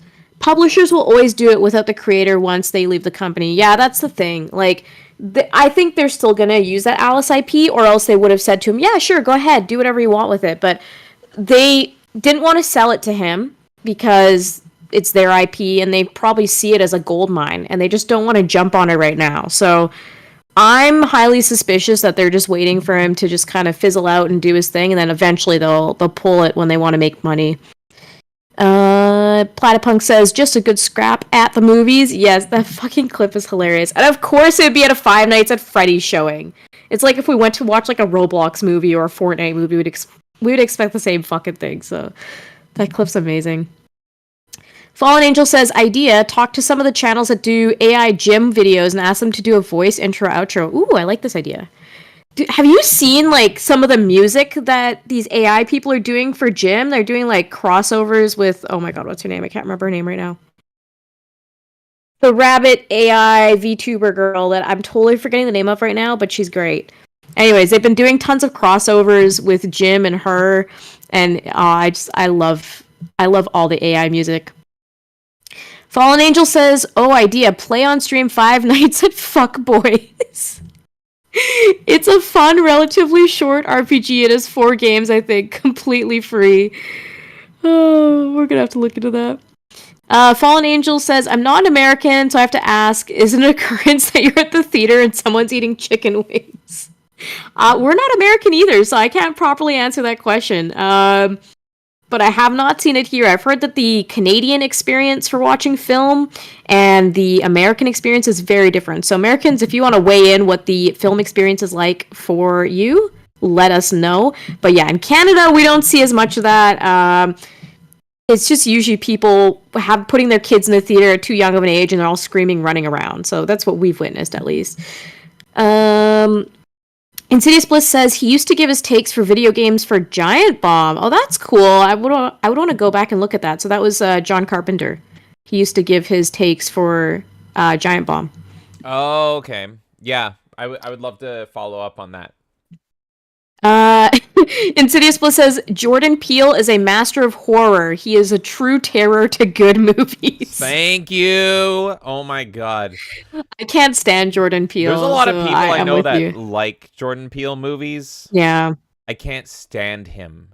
Robert Eggers, even though his last film, which I thought was like 20 out of 10, his last film wasn't a horror movie, but his first 2 films were a horror movie, and his 4th film is going to be a horror movie.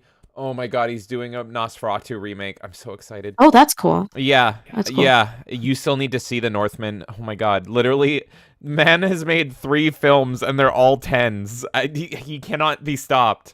He is the new master of horror.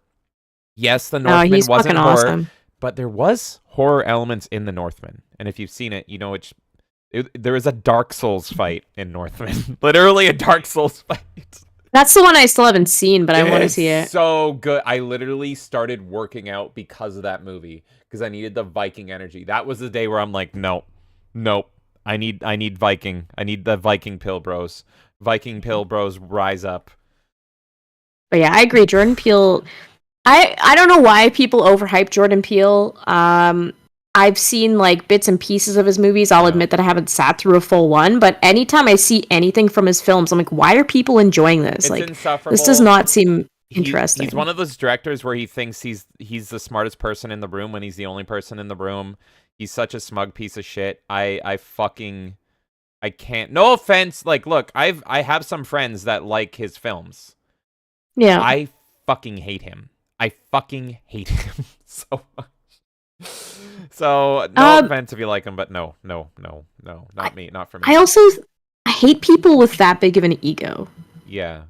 It's like the dude started wearing glasses and thought he got an IQ of 5,000. Yeah, I don't understand it. And you shouldn't necessarily be proud of being the smartest person in the room, because, like, what kind of room are you putting yourself in? He's the Reddit if that's of how horror. You feel. He's not the master of horror. He's the Reddit of horror. He just is looking for those updates. Just to catch you up, something Fallen Angel mentioned earlier was he was saying we should get like the AI Medicare people to do like an intro or outro for us. I thought that was a good idea. That's such a cool idea. Yeah. I was mentioning the music, but I couldn't. Oh, Pippa! That's the name I was looking for. I was saying that they've done like music crossovers of Jim and Pippa that are fucking great. Oh yeah, that person. Yes, I think I follow that person. It's super freaking talented. And what happened to the Life and Times of Jim person? They did the part 1 that was like 2 hours, and that was amazing. And I'm still waiting for that part 2. That person was a great AI Jim. So yeah, we need someone to AI us singing together. There you go. Exactly. The thing is, if I take enough shots, I'll just start singing anyway. You have a beautiful singing voice. So it all works out. God. Tabletop Junkie Games is back. They said still streaming after 2 hours. Awesome. Just finished a movie with Spartacus. And Spartacus says a fun movie. What movie did you guys watch? I want to know. And then Spartacus says Brad Dourif was also in Exorcist 3 as the Gemini Killer. My 2 favorite working actors alive today are Brad Dourif and Sam Neill. And they're both hardworking, like, genuine guys that are just madmen, and I love them. And I actually haven't seen Exorcist 3, but it's been high on my list for so freaking long. I need to get around and watch it soon. I know a lot about it, and I've seen the clips in it, and yeah, Brad Dourif is incredible. He's incredible as Chuck. Like, everything that man does is so good. I actually just watched a movie with him, and he was great in it, and the movie was terrible. It was Halloween 2. Rob Zombie's Halloween 2. He plays a sheriff in it. And the movie is terrible, but it's trash, and I love trash. But Brad Dourif is actually good in it. Spoiler alert. Spoiler alert. But Brad Dourif's daughter dies in the movie. Amazing performance, because he's the sheriff, and his officer is like, "You don't want to go in there, sir." And he's like, "Where is she?" And when the scene where he finds his daughter, and it's like the room is just caked in her blood, and oh my god, it's honestly, he should have won an award, but no one gives awards for shitty horror movies. Rob Zombie did this thing where he put the movie on mute. He muted the movie as soon as Brad Dourif sees his daughter, and the guy just drops to his knees, and it's just an amazing performance. And the fact that it was on mute just elevated it so much, because he is just like broken and screaming and filled with rage, and you just, because it's on mute, you see all of the acting, and it's just like, fuck, man. Yes, I know the movie is awful, but that scene is so powerful. I love that, man. Anyway, we're video games, but I did love Brad Dourif so much. All good. It's all good. I love him so much. Let's see what else here. Spartacus says, I remember that there was an attempt by some people tried to push mobile gamers as gamers. Yeah, I mean, the Candy Crush. Yeah, that was an article recently. It was like, did you know that 90% of women take up like the gaming audience? And it was like, you're counting mobile. You're counting Candy Crush. You lying fuckers. Nobody counts that video fucking games. Diner Dash, or like all those stupid fucking like the aquarium game and all that stuff. It's like saying, did you know that 90% of gamers are the elderly that play Snake on their phone? Like, what? I know, it's so fucking dumb. You all know what video games are. Don't pretend. No, but that's the remember, I've ranted about this before, and it becomes cringe even bringing it up, but like the whole hardcore gamer, you can't really like discern that there's people that are gamers that are actually like play video games. People get so offended and heated by that conversation, and they can't handle the fact that there's people that actually legitimately play games, and then there's people that are just like filthy casuals that play whatever shit, and that's fine, go ahead, I don't care.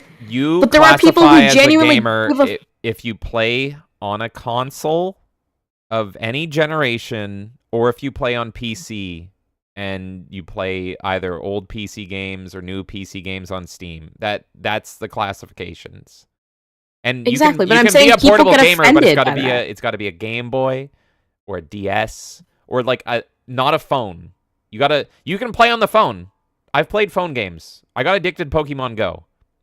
I'm not anymore. I'm clean. I've rid myself of the crack. You can play phone games, but I don't think you can call yourself a gamer if you exclusively only play puzzle phone games or like tapping sim games on your phone. Yeah. You have to own a fucking PSP or a DS. I just think it always ends up becoming a disingenuous conversation because it's very clear in anyone's mind. Everybody knows. Everybody knows. Everybody it's just knows. always like an intellectual dumb fucking argument about it, and it's like I don't even care. This is stupid. Actually, yeah. Either way. Yeah. Spider Chris says strap in or strap on. There you go. Yes. Yes to both. Tabletop Junkie Game says I'm a tabletop gamer. I always am strapped in. Nice. And Fallen Angel says we're gonna be here all night. It's a tism party. It is. Trust me. It's only gonna get more. Oh. It's only gonna. Look, guys, if you've been watching and you've been like, nah, those stories they talked about were kind of weak. There's a reason for that. Yeah, it's getting more intense soon. Insidious Bliss reminding me is Pippa, yeah. And the Fallen Angel says the AI Jim My Way song hit me in the feels. Yes. Oh my god, yes. Me too. Yes. Yep. Platypunk said popcorn is way too expensive and now you can order everything from mozzarella sticks to corn dogs. The theaters themselves are about half empty now. It's really sad and yeah. I mean, some of my favorite memories are going to the movie theater, but yeah, man, like if I go to the movie theater in Canada, I'm paying like for me and Kay like over $100, and that's if we're trying to keep it cheap. It's crazy, so I really have to pick my battles. We did Barbenheimer, and I was like, I'm gonna go broke doing like it was crazy how expensive it was to do Barbenheimer in Canada because it's like we had to go to the movie theater, buy 4 tickets for us.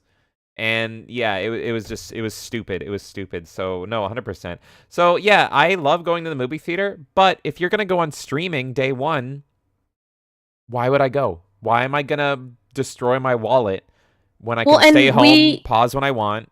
Go on, sorry. Exactly. No, I was gonna say remember I convinced you into that popcorn machine, and it's been like your number one thing now.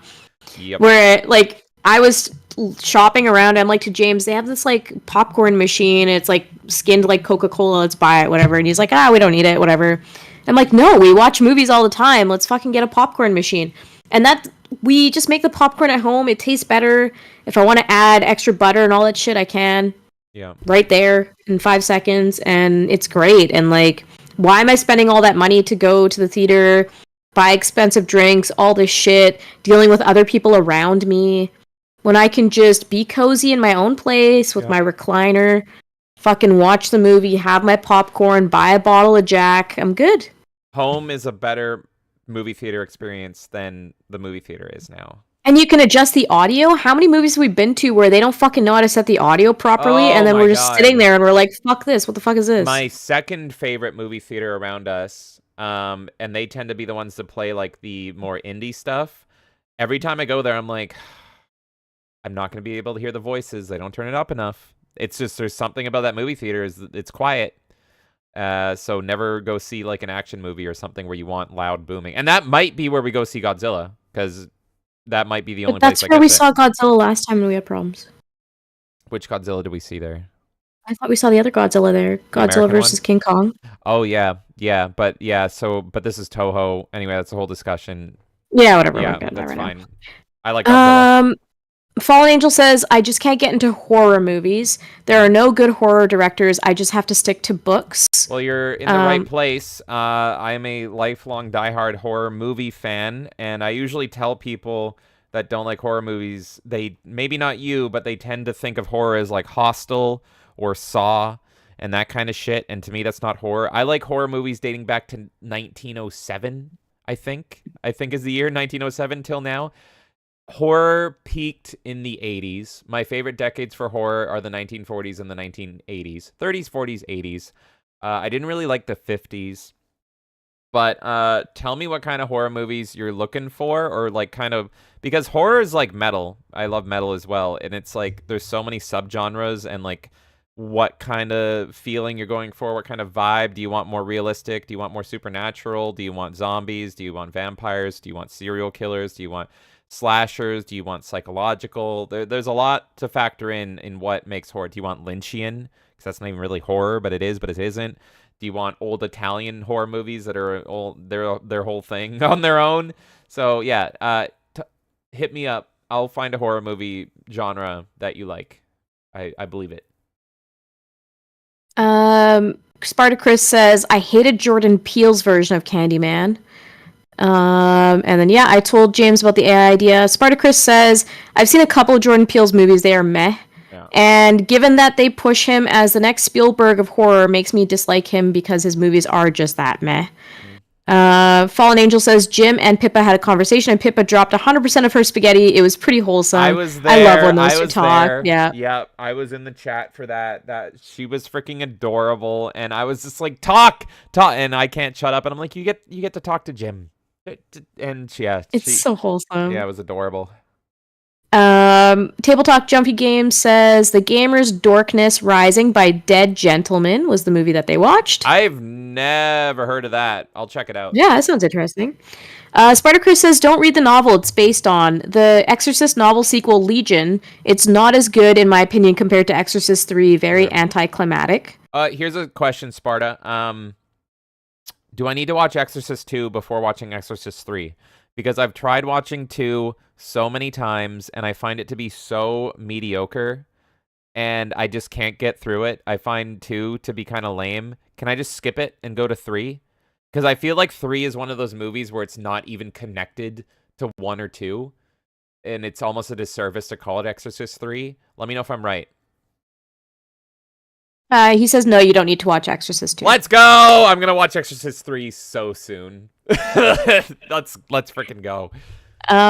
Fallen Angel says, what if I play RetroArch on the phone? I think you're more of a gamer than most people at that point. Yeah, That, like, it's like, look, we all know. The average gamer. Yeah, we all know. And Fallen Angel says, random, have you seen the video the year when Fortran won? I feel like I have seen that video. I recognize that title. I recognize the title. Yeah, I'm trying to remember. Yeah, that's an older video, I think. I remember that. Yeah, oh god.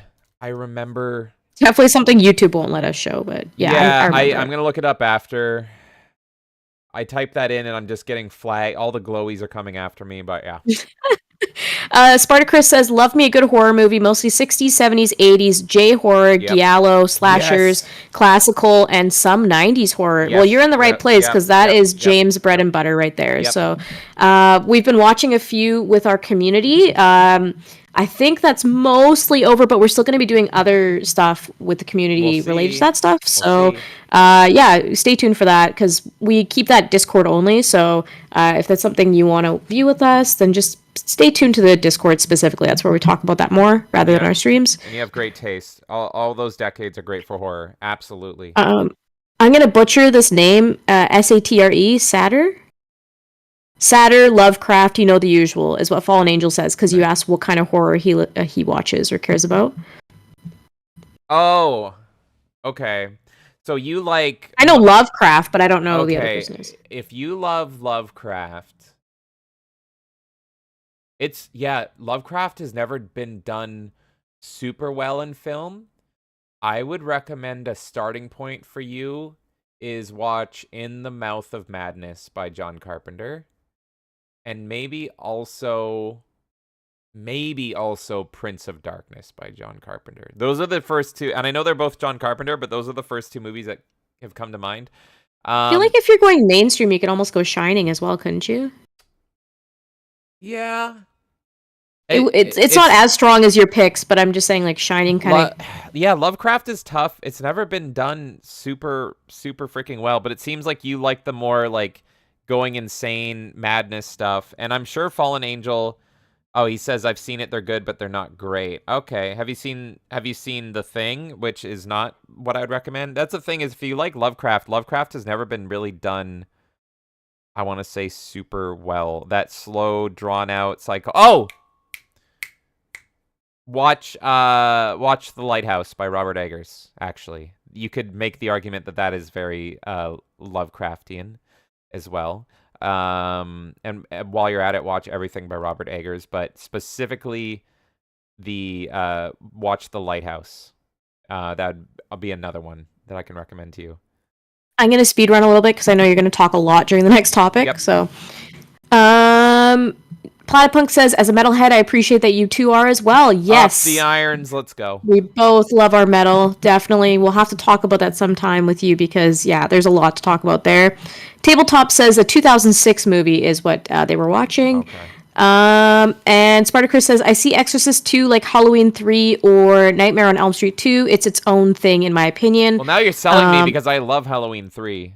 I don't love Nightmare 2, though. But yeah. The gamer movie we watched was the second movie in a trilogy. Okay. Kendon says, catching up, but did you not just throw shade on the phone game Snake? Don't you dare. No, I love Snake. I love Snake. We love That's Snake. some of my favorite memories is with Yeah. Snake. Don't worry. Don't worry. It's like when I made that comment about Bejeweled being casual, and I was like, not really, though. It's easy to say it is. And everyone came out and was like, bitch, don't worry. I love Peggle. I love fucking Bejeweled, but I was just trying to be insulting. And then, let's see. Spartacus says Lovecraft can be swapped out with cosmic horror. Event Horizon. Go watch Event Horizon. Elvis says Decent was good. Look for Lovecraft theme, not Descent. horror monster really, but Descent. Well, I read Decent because there's no S there. So is it Descent? Descent, yeah. Okay. Descent was good for Lovecraft theme, not horror monster really, but very crazy making.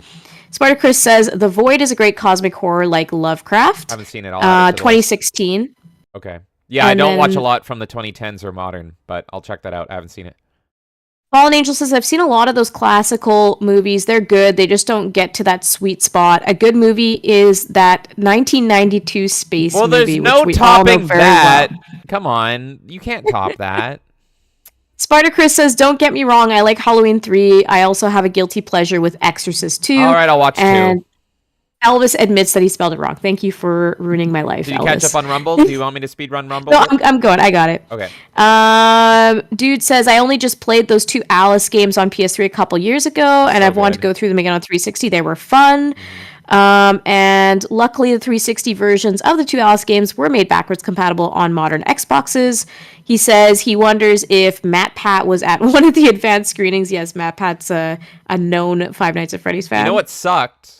I haven't seen the Five Nights at Freddy's movies, but Markiplier said they asked me to be in it, and I wasn't able to make it. Like, my schedule conflicted it. And I actually really liked Markiplier. This is the only thing I've ever watched Markiplier do, was his Five Nights at Freddy's playthroughs, and he was really good at it because he also played it from the perspective of, I want to get all the story. And so he was actually my favorite person that I watched play through Five Nights at Freddy's because it wasn't all just, spooky, scary. He wanted to be like, what if I do this? How do I get the next story bit and all that stuff? So yeah, like pushing the boundaries of it. So yeah, I was disappointed to hear that he wasn't able to make it into the film. Dude says EA doesn't believe in single player games, so they'd use the Alice IP for a worthless live service game that'll be dead on arrival. Yep. I agree with that 100%. It's really unfortunate what EA does to studios, and I think you and I have been on rants about that before. 100%. But it's just fucking terrible. I hate EA so much. Dude says, I've got a theater that a matinee film is $5 and they only take cash. And I miss these fucking theaters. We used to have a theater by us that we grew up on. Yep.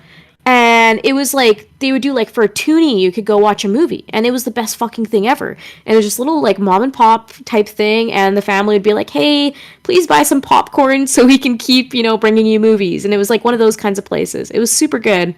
And of course, they replaced that with all like condos and shit because that is the modern era. So yeah. I miss those. Pretty much every single one in the city is gone. They've even gotten rid of our drive-in movie theater as well. So we used to have one further out, and that's also gone. We literally are just surrounded by like a monopoly of movie theaters now. We're surrounded by endless fucking corporate trash over here. I hate it. And Fallen Angel says, seriously, Five Nights at Fuckboys is a fun RPG. They're not porn. They're just crass and funny. Yeah, he was mentioning earlier that you should play those. Okay. I'm gonna pretty much toss it to you, but I just want to say, for the 14 of you watching on Rumble, hello, and thank you for watching. How's it going? You are in for the shit show. Okay, folks. I'm just gonna mute for a bit because James has been pretty mad today on this, so I'll let you. Yeah, I stumbled upon something today, and let me just say, full disclosure, Viewer discretion is advised. You're gonna see some fun words up on the screen here, but I would be remiss. I don't know words. I would be wrong not to talk about this today, especially after all the fucking happenings I made happen. I'm gonna start with an article to get a sense of what the fuck this is first, but this article wasn't even written until after all the happenings happened. So I don't even know if this article is going to do it justice, but let's start explaining what the fuck our main topic is today. Sweet Baby Inc., the narrative consultation company you haven't heard of. What do God of War Ragnarok and Goodbye Volcano have in common? Support from Good Baby Incorporated, a Canada-based narrative development and consultation studio, in brackets. Or in quotes, rather. Founded in 2018, Sweet Baby has been involved with dozens of indie games and more than a few AAA titles. Founded in 2018, the company provides a variety of services, including writing, cinematics, dialogue, UI, UX writing, Barks, copywriting, etc., narrative, story pitches, world building, character creation, narrative design, story feedback and tweaks, and more. Representation, cultural consultation, sensitivity and inclusivity reading, risk and opportunity assessment, and more. Development, full-scale development, and interactive fiction. And here's some of the titles they've worked on. The games above are only likely a sampling of the projects Sweet Baby has been involved in. In the words of COO David Bedard, a narrative designer's job is to figure out how the story is told in a game. This likely means not just the actual words, but telling a game story throughout the environment and gameplay mechanics themselves. Sweet Baby has worked with dozens of companies, including Xbox, EA, Valve, Santa Monica, True Love, 2K, Polytron, Wizards of the Coast, Square Enix, Ubisoft, Raw Fury, Compulsion Games, and more. Most recently, Sweet Baby has been involved in Marvel's Spider-Man 2 for quote-unquote story consultation and Alan Wake 2 for quote-unquote character arc, voice, and sensitivity reading. Yep, that summed it up pretty well, but this wasn't what broke the story. Let's talk about what broke the story here. Right here. This is what broke the story. This is what made everyone realize this was a company. Let's talk about this right now. James, do you want to drop the article in Discord as well? There's a few people that want to share it. Or just yeah, one sec. No, I can do it. I can do it. Oh, it's Niche Gamer, right? Okay, yeah. You got it? It's yeah, I can grab it. Yeah, okay, cool. So, hold on. Yeah. Oh, and also look at this. Look at this. We were all talking about this on Twitter today. Both of these are marked as sensitive tweets. Oh, so sensitive. Here's the first tweet. This is what blew everything up. 3.3k likes, almost 1,000 retweets. This is where I saw it. This is where I was seeing it all over the internet. It's all in the dark sides of the internet that I go on. Today I learned that most every AAA gaming studio outsources their writing to a single studio up in Canada. Sweet Baby. They're an ESG group all about watering down crap to be as safe, diverse, and corporate as possible. And I know we try to stay away from the politics here, but this is directly the video games that we are playing, folks. So this is 100% related. So let's open up this lovely, oh my fucking god, this lovely green text here. Right here. I am going to read what I can. Let's see what Twitch will let me get away with. Shit is so bad right now. They don't even do the story writing in-house anymore. They give the job to some nameless ESG company to make the safest slot possible for like a penny. Here's the two heads right here, if you can see that. Let me just zoom in right here. Experienced narrative designer, writer, producer, and manager with a demonstrated history of working in the gaming industry, skilled in world building. I'll just go back over here. Let's look at this. Founded in 2018, Sweet Baby Inc. is a narrative development consultation studio based in Montreal and working around the globe. Our mission is to tell better, more empathetic stories while diversifying and enriching the video game industry. We aim to make games more engaging, more fun, more meaningful, and more inclusive for everyone. We need this is just fucking How insane. can you say that you're making the game more sensitive and then also say you're making it more fun? Yeah. Those words don't work together. They're literally in contradiction. They literally work against each other. If you're trying to be sensitive to people, you're not having fun because you're worried about being sensitive to people. It's fucking stupid.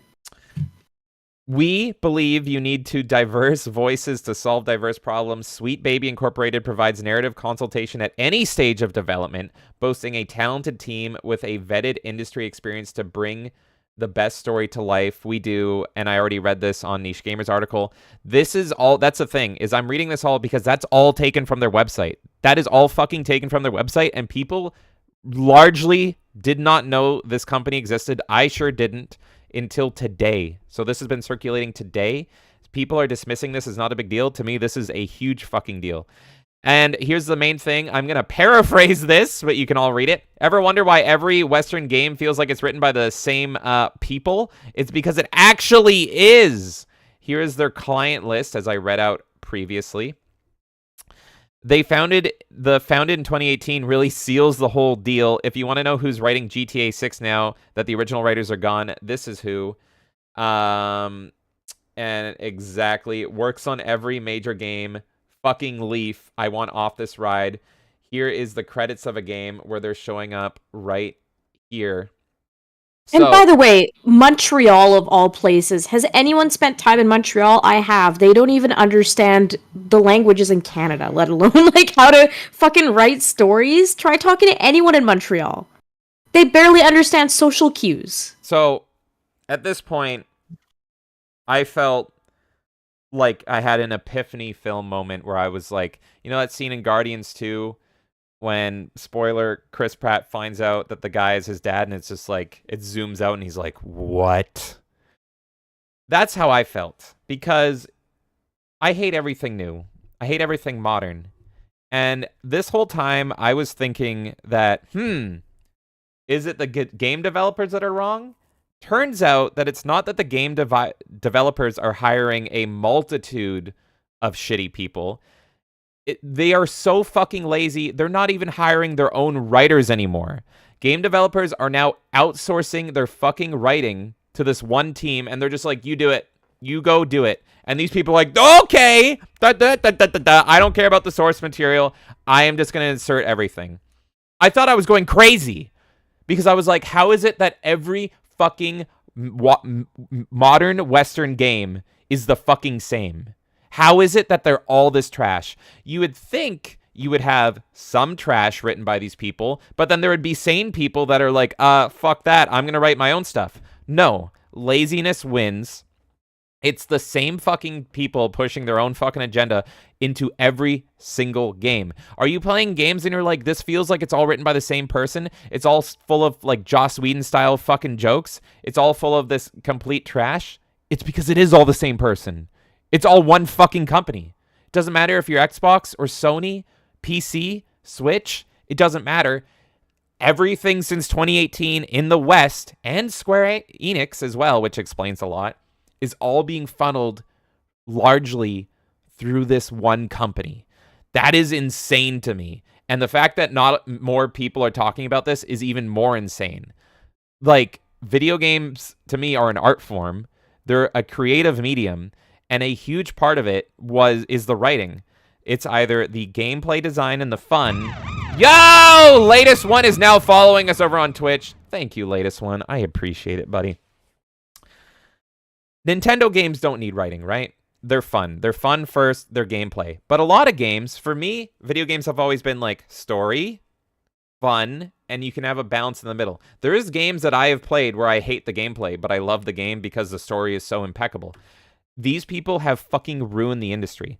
I have been miserable for so many freaking years because I have never been a Japanese gamer. I have never clicked with Japanese games. I've always been a Western gamer. I've grown up on Doom, Duke Nukem, the Darkness on Xbox. I've always been a Western-minded guy, and I play Western games. And I've been miserable because they've all been fucking shit for the past 10 years.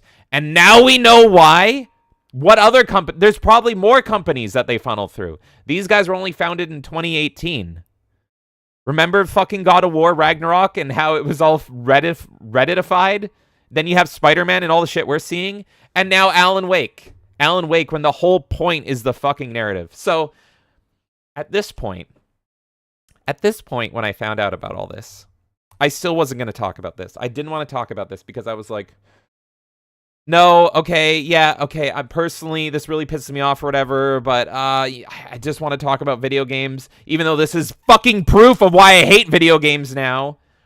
But I was going to leave it. I did one tweet. Folks. That's why we're talking about it today. I did a if you know, you know tweet. Without looking at the 4chan post or anything, I just said this. Following Sweet Baby Inc. just so I know what games not to play. And I meant that. And it was like, if you know, you know. If you know what they're doing, you know why I'm following them. You get it. And all that stuff. Within minutes. Lamau. Blocked. Oh, what's that? Oh, you don't like being known for ruining all of Western gaming? Oh, no. Oh, that's not good. I guess over at Sweet Baby, they're not very proud of their work, are they? They don't like actually being put in the fucking spotlight. They just liked being little tucked away in their little corner where everyone agreed and applauded them. But now that people are recognizing that it was like, oh, you guys are to blame of why video games are fucking shit. Have you guys played a game in the past 10 years where you're like, fuck, the gameplay is good, but this story is making me miserable? And the story... Well, that's the thing. It's like, you bring this up, and I had the same moment that you had, where you're like, holy fuck, it all makes sense now. Because all of the writing feels cookie cutter and the same, and this whole time it's felt like it's just people that have their own little club and they keep hiring people with similar mentalities and whatever, and they might have their guidelines. This is them quite literally saying, we're all using the same company to write all this shit and make sure it fits this cookie cutter mold so that our game is totally fine as a AAA or whatever it is, AA even, some of them. And it's just fucking insane to me. Everything. They do everything. It's been like, at minimum, it's been 5 years, but there must be, like, more from before that. This is just, like, the first company to kind of be in the limelight. Have you guys felt like shit has accelerated to total shit?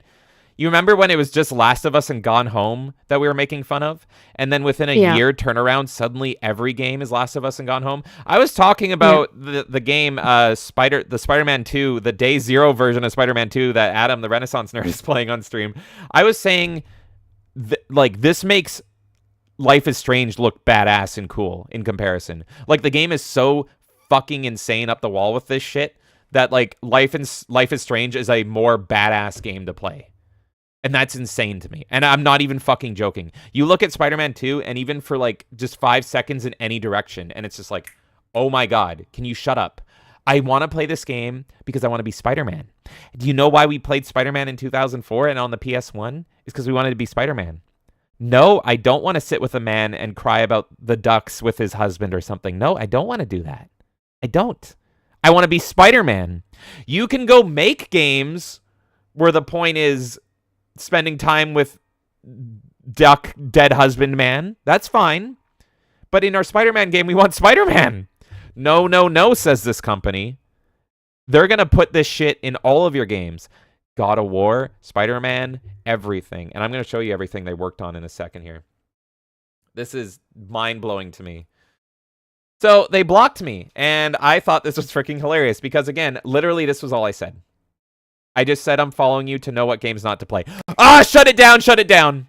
Oh, God, shut it down. We need it to end immediately. And it's like, oh, I guess you don't like that fucking, you don't like that light there. You don't like it. Because, look, they're not big.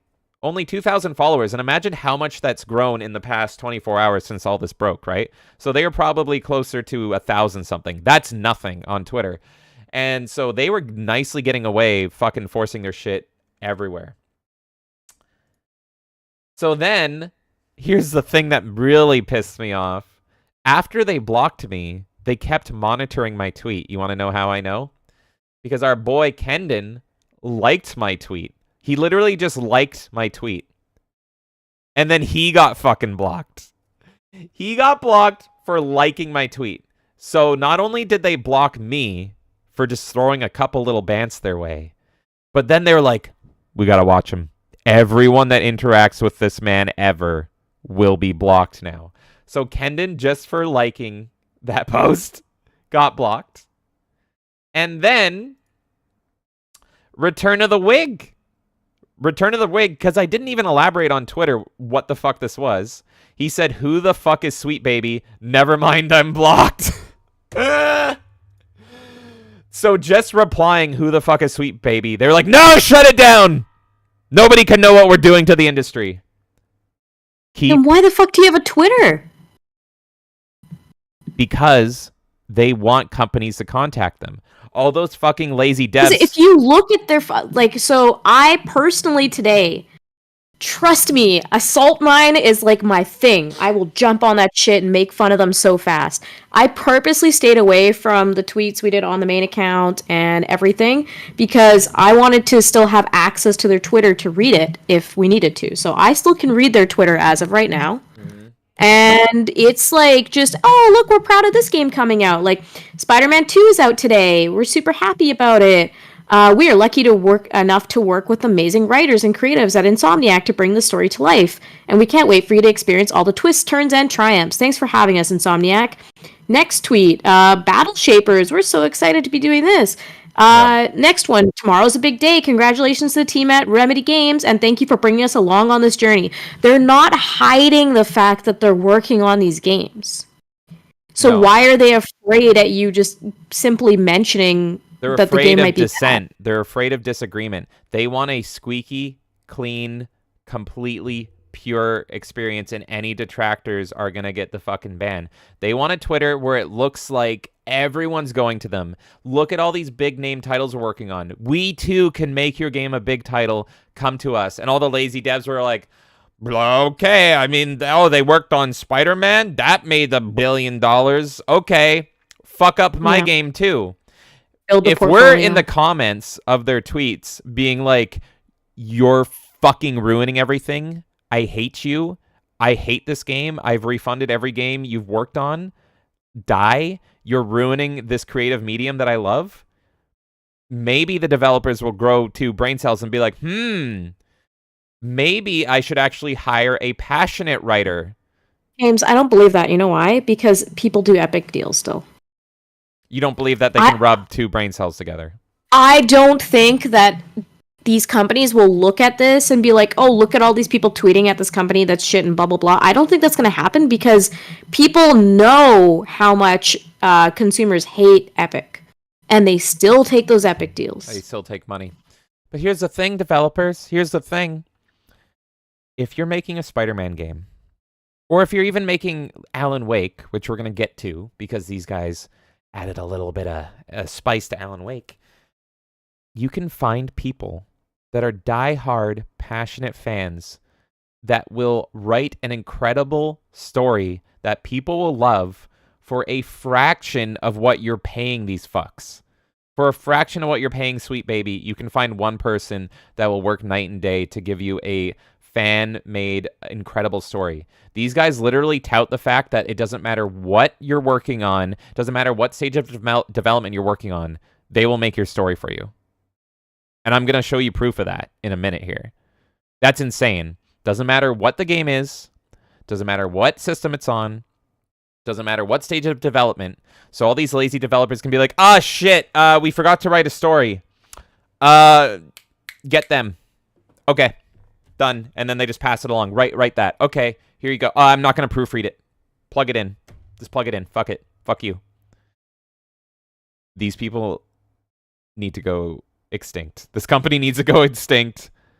But is it purely the company's fault, or are they exploiting something that they see an opportunity for? Because these companies shouldn't be going to them to begin with, to be like, we don't want to write, we're just going to send it to you. Well, this is why I'm talking about it, is because I blame the people employing them equally to the actual company doing the writing. Here's the thing. This company wanted to live in the shadows, and that's why us noticing this, if you care about this like I do, us noticing it is the best thing you can do. If you two are sick of what Western games have done, just noticing them, just looking at them makes them fucking terrified because they clearly want to live in the shadows. They want to have this squeaky clean corporate image. They want to look super approachable to every game developer ever, and they will ruin it for a fraction of the dollar just for them. So us pointing out as the customers that we don't want them. They ruin everything. They ruin God of War. They ruin Spider-Man, and it looks like they're going to ruin Alan Wake. And on their website, they only list announced titles. So good Lord, who knows what's fucking coming up? They only list it when they have something to be proud of. I think they might even stop that soon if we start noticing enough. Keep on noticing because they are clearly fucking afraid. If they weren't afraid, they wouldn't have blocked people simply for liking my tweets. That's insane. And who knows who else is tweeting about this? Like, there is people way bigger than me, way bigger than me, that are talking about this. But I don't think it's enough. So yeah, keep on noticing. If you two are sick of Western games, look, the only way to snuff them out is by talking about it and not giving them your money. And luckily for them, they list everything they work on. But after that, I was pissed. So I kept tweeting a little bit. I may have caused a little bit of damage. Sweet baby, after finding out that they are responsible for... So after the internet finds out they're responsible for every bad modern game. And then, what is this? Oh, Alan Wake 2, a game. I loved Alan Wake 1, right? Amazing Twin Peaks ripoff. Great horror game. Oh, what is that? Sweet Baby did the writing for it? Sweet Baby Bros. Not like this. Not like this, Sweet Baby Bros. What's going on, big guy? A 2.5 star from Game Rant. Oh, let's see. Maybe they just didn't like the gameplay. What's that? You're going to be let down by the gameplay and the story? Oh, no. Sweet Baby Bros. That was your feel. That's why they paid you. Sam Lake paid you the big bucks. That should be a bigger star. Sweet Baby Bros. What's going on? Now, of course, if you talk to like the big reviewers, they're once again being like, it's the best game ever. It's amazing. Go play it. I tend to believe this one more. Should we take a look at their website while it's still up? Because I feel like they might be sanitizing this sometime soon. Let's take a look over here. So this is their lovely website.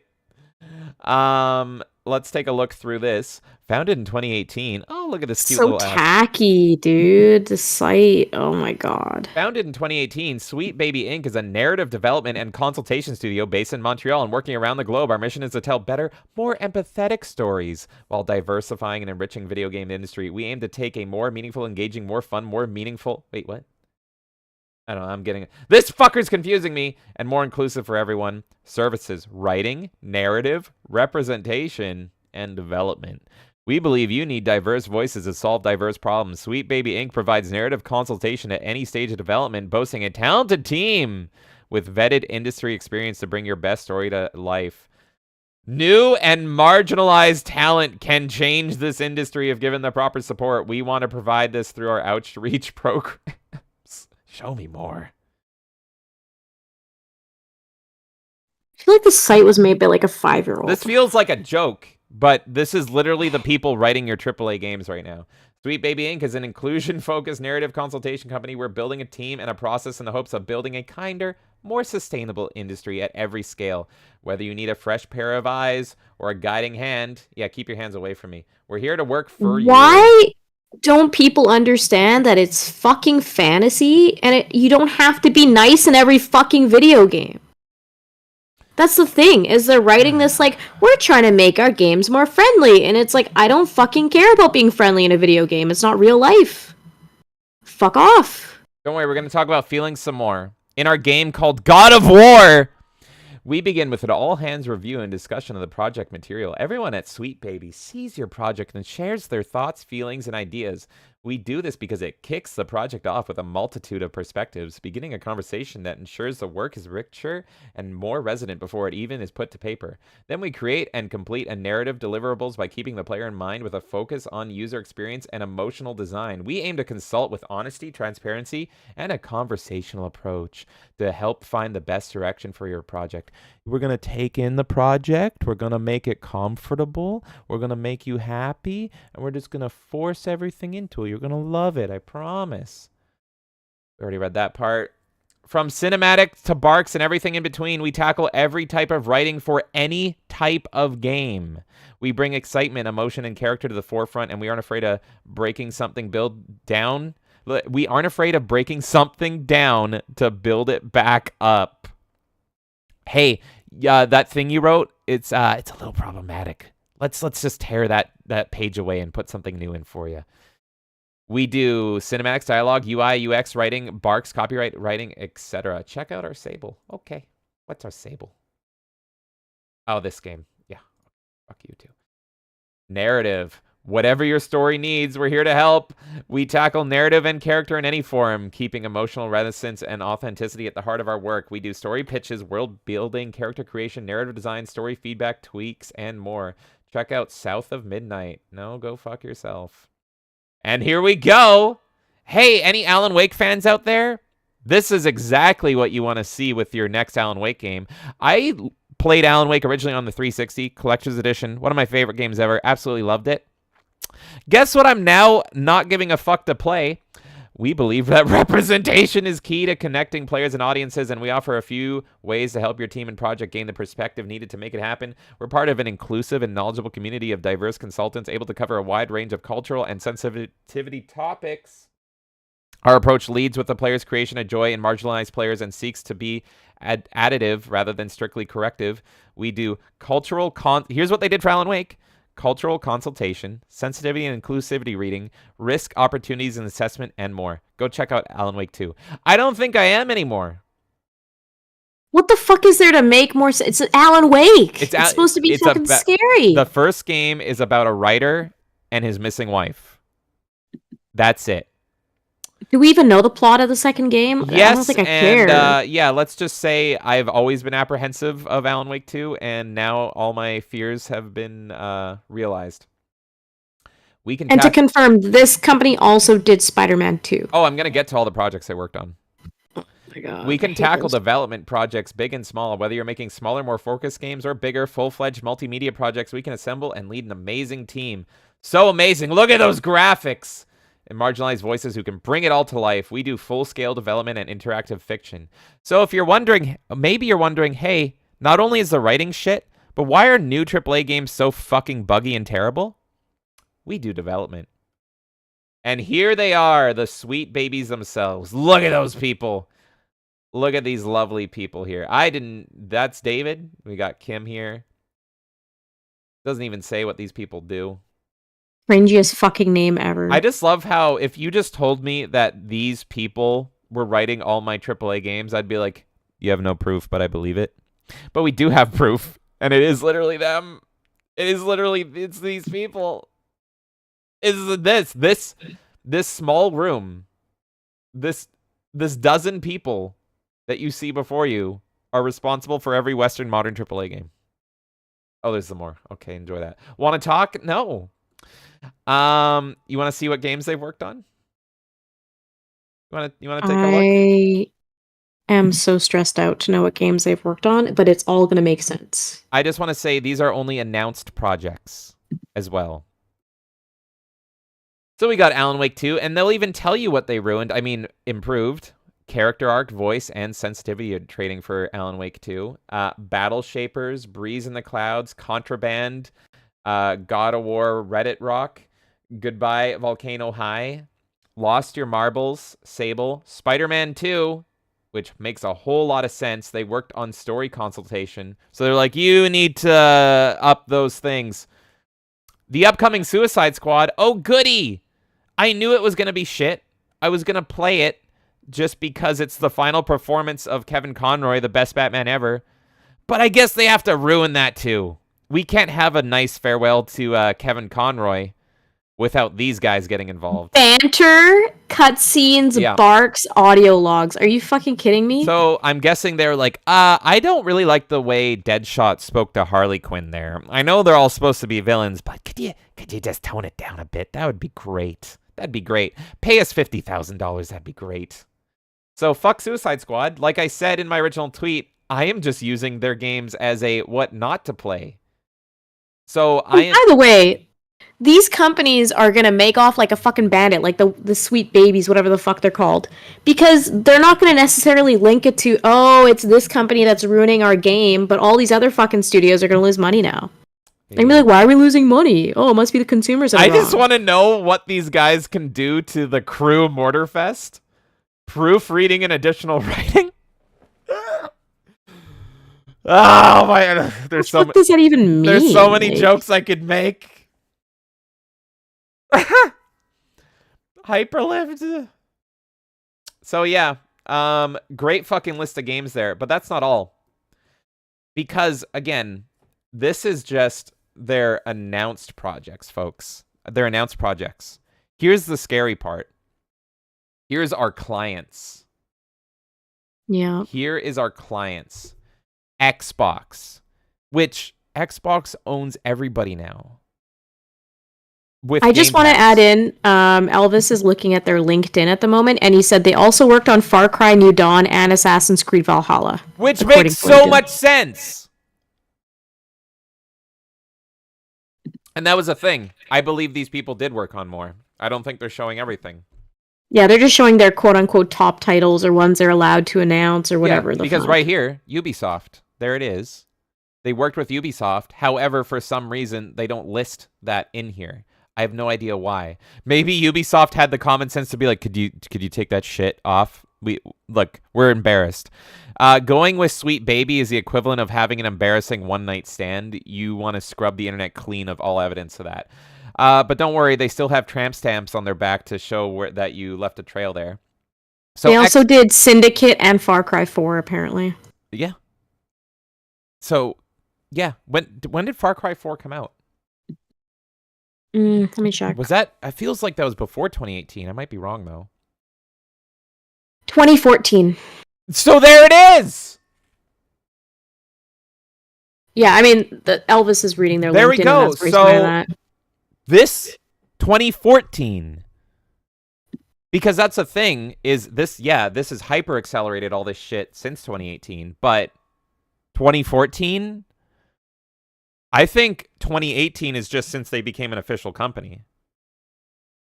But they've been contracting and doing this shit for way longer. And 2014 adds up because 2014 is when I started to hate new games. So like I said, they got Xbox here, which could be fucking everybody. And then you have Electronic Arts. Between these two, you kind of have a catch-all of all games ever. And then, oh no, Lord Gaben has fallen. Or press F for Lord Gaben. Even Valve has become a victim to these guys. True Love. I don't even know what True Love does. Oh, Jesus fucking Christ. I'm getting the hell out of here. I feel like I need to fucking have a test just looking at that website. Santa Monica Studio makes a lot of sense. 2K, Ubisoft. Look, Ubisoft doesn't even need help. I think they got this shit covered. Squeenix, Warner Brothers. I'm gonna Warner Brother.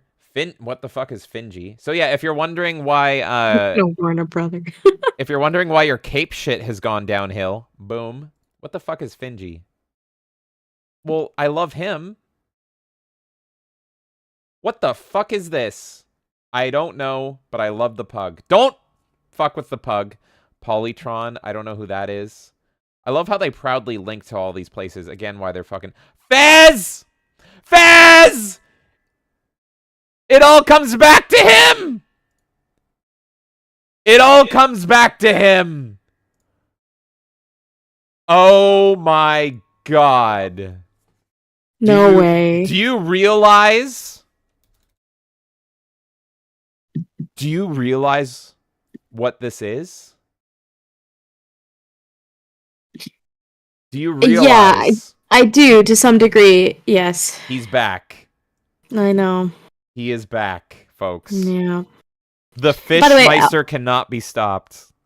Elvis wants to clarify that it's the co-founder, so the actual writer that's been working on the games he mentioned. So, okay. It wasn't necessarily under this company, but that co-founder did writing on them. Yeah, so they've just grown into this, yeah. Folks, the Meister burger cannot be stopped. You thought you saw the last of this face? Nuh-uh. Somehow, Phil Fish returned. Did they fucking write Star Wars? Oh my god. Okay, what else do we got here? Let me pull this back up. Oh god, I found their Instagram.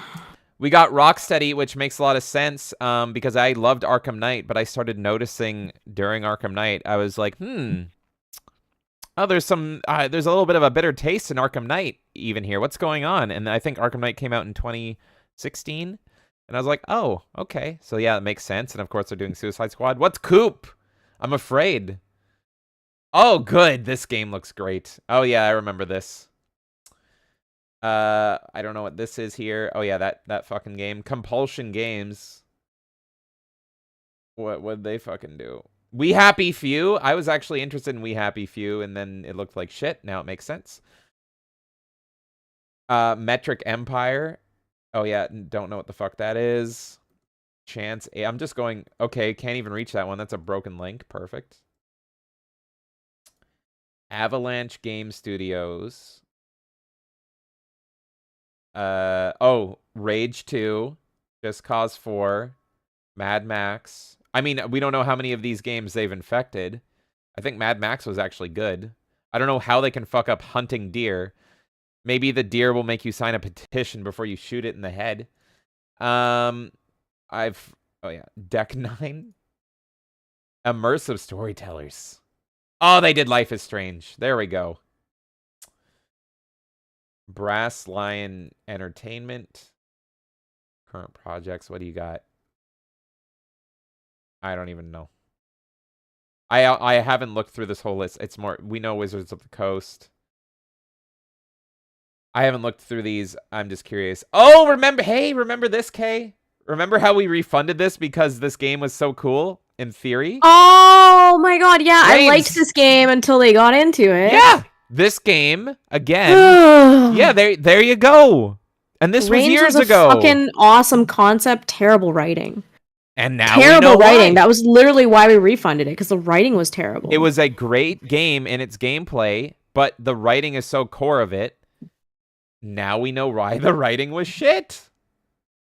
People Can Fly. I know the name. I can't remember what they've worked on. Oh, yeah. Bulletstorm. That's right. Echo. Let's see here. Rugby. Oh, Warhammer Chaos Bane. Okay. Garfield. Don't take my Garfield away. I'm just going to open. We know Remedy. I'm just going to How open. do you write for Garfield, the fucking kart racer, or what? They're going to destroy his lasagna. What the fuck am I even looking at right now?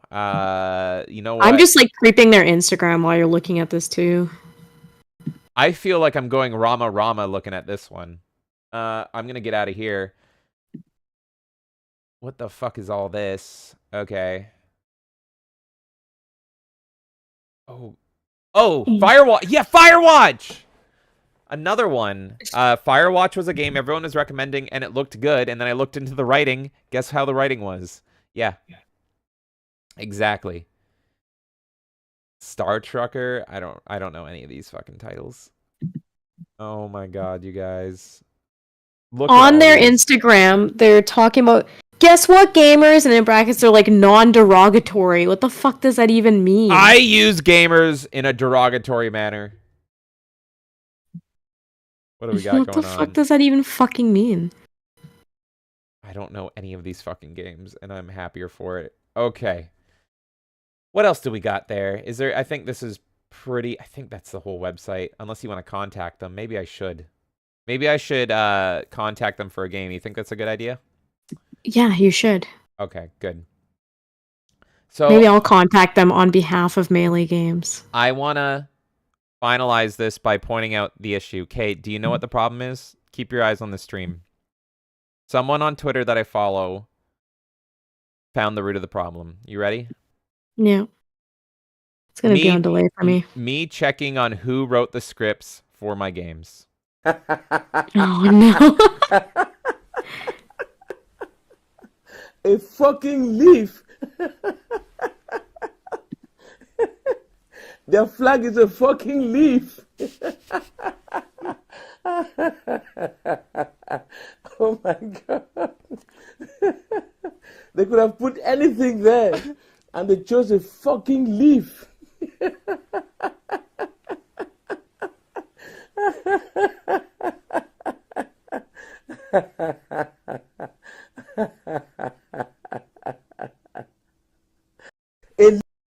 So yeah, welcome to your beloved new gaming industry. Welcome to hell, everybody. Yeah. Isn't it great? I'm just in shock. I knew it was bad, like, Yeah. and I purposely was waiting to see you rant about it a little bit. I didn't want to talk to you too much about it beforehand, so you could actually get your thoughts out. Holy fuck, man. Yeah. So yeah, I didn't want to talk about it. I wasn't gonna bring it up, and then they blocked me, and then I'm like, I still want to talk about it, and then I went down this fucking rabbit hole, and I'm like, no. Everyone needs to be talking about this. Look, if you like all those games, fine. But me personally, and a lot of people I know are like, modern games are fucking garbage now. I literally have a friend, a personal friend that's playing through Spider-Man, and over here in Leafland, and we're to blame for this whole mess. Over here in Leafland, video games cost almost $100 new, if not that, if not more. Yeah. So you're spending almost $100 to get this shit shoved down your throat, and he's playing through Spider-Man, and he's just sending me the cliff notes on everything, and he's like, you would fucking hate this game? And I'm like, yes, all the stuff you're showing me, that's what I want to do. Oh, hey honey, I worked a hard day of work, I want to come home and get all this shoved down my throat. Doesn't that sound pleasant? Doesn't that sound like a great time? No. And people think I'm crazy because I don't play any modern new games. This is why.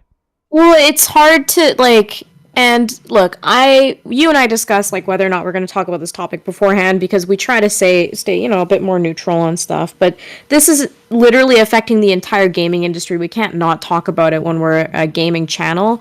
And, you know, part of something that we've discussed is we really like the fact that we can show people older games, show like the more positive side, and give people escapism. Well, now we're going to be at a point where there's a hard stop because all these games are written by all these shitty fucking people. And you won't get your escapism watching us play some of these newer games because the game's going to shove everything in your face. Yeah. So even if we want to play the game for you and just be casual about it, you're still going to hear the game itself do that to you. So yeah, exactly. It's something we had to talk about, even though it's kind of dancing the line of what we like to discuss on this channel. But I think it's a huge deal for the industry, personally. Yeah, it's going to take a while. It's going to take a while for people to pick up on how big of a deal it is, I think, but you're going to see in a few weeks, like, people are going to be like, holy fuck, this is crazy. Yeah, and I'm not seeing, you know what, here's the thing, I was going and talking about Alan Wake 2 reviews today, because Alan Wake 2 is getting 9s and 10s across the board, except from some people that are like, the story is fucking terrible. I was going to all those outlets, like IGN and everything, and I'm like, were you paid by Sweet Baby? What's going on here? What do you know about Sweet Baby? Because this isn't fucking adding up. All these fucking games coming out this year are all 9s and 10s, and Sweet Baby is fucking touched all these games. But I really wanted to talk about this, and yeah, it's the whole fucking industry. And I have said, if you've been watching us for a while now, I've been like, I hate the fucking modern gaming industry, and I've talked about Western games and how I mainly play Western games, and they've been fucking shit for over 10 years now, and I'm just miserable, and I only have fun with old games or really obscure games. This is why. This is why. I don't want my fun and my escapism to be this. I don't want it to be this, and I think a lot of people agree with me out there. If this was somebody writing with passion and being true to themselves and actually enjoying what they're writing, and they're like, no, this is the story I wanted to tell, and it might not be for me, great. More power to you. But this is not what it is. They're literally corporatizing this shit, and they're injecting it into every game. They said it on the website. Exactly. You saw it. It doesn't matter what your game is, what stage of development is. We are just going to write it for you. That's it. And no love. They just want to put it everywhere. They just want to spread it far and wide. There's a Q&A on their Instagram that I haven't seen in other places. I just want to read a quote from something that they wrote here. Yeah. Baby Q&A, how do you handle feedback? How do you know when to take it or not, is the question. Sounds like they take it quite a bit. Yeah, well, this Q&A is more meant for people that want to join the industry, right? That's how they're angling it. But this is the philosophy of their writer and narrative designer, or at least one of them. I don't know how many they have on there. Feedback is easier to take and incorporate when you're real clear on the integrity and intention behind your story. Because every story does have infinite possibilities, but only some of those possibilities will be right for your story. So they're going to go through and be like, yeah, you can go on all these directions, but this is the right possibility. This is what you should move your story in. And now we're going to see this across so many... we've already seen it across tons of fucking games. Yeah. And it makes sense. They're saying, yeah, there's a million possibilities on your story, but these are the right ones. These are the ones that you should take. It's insane to me. Yep.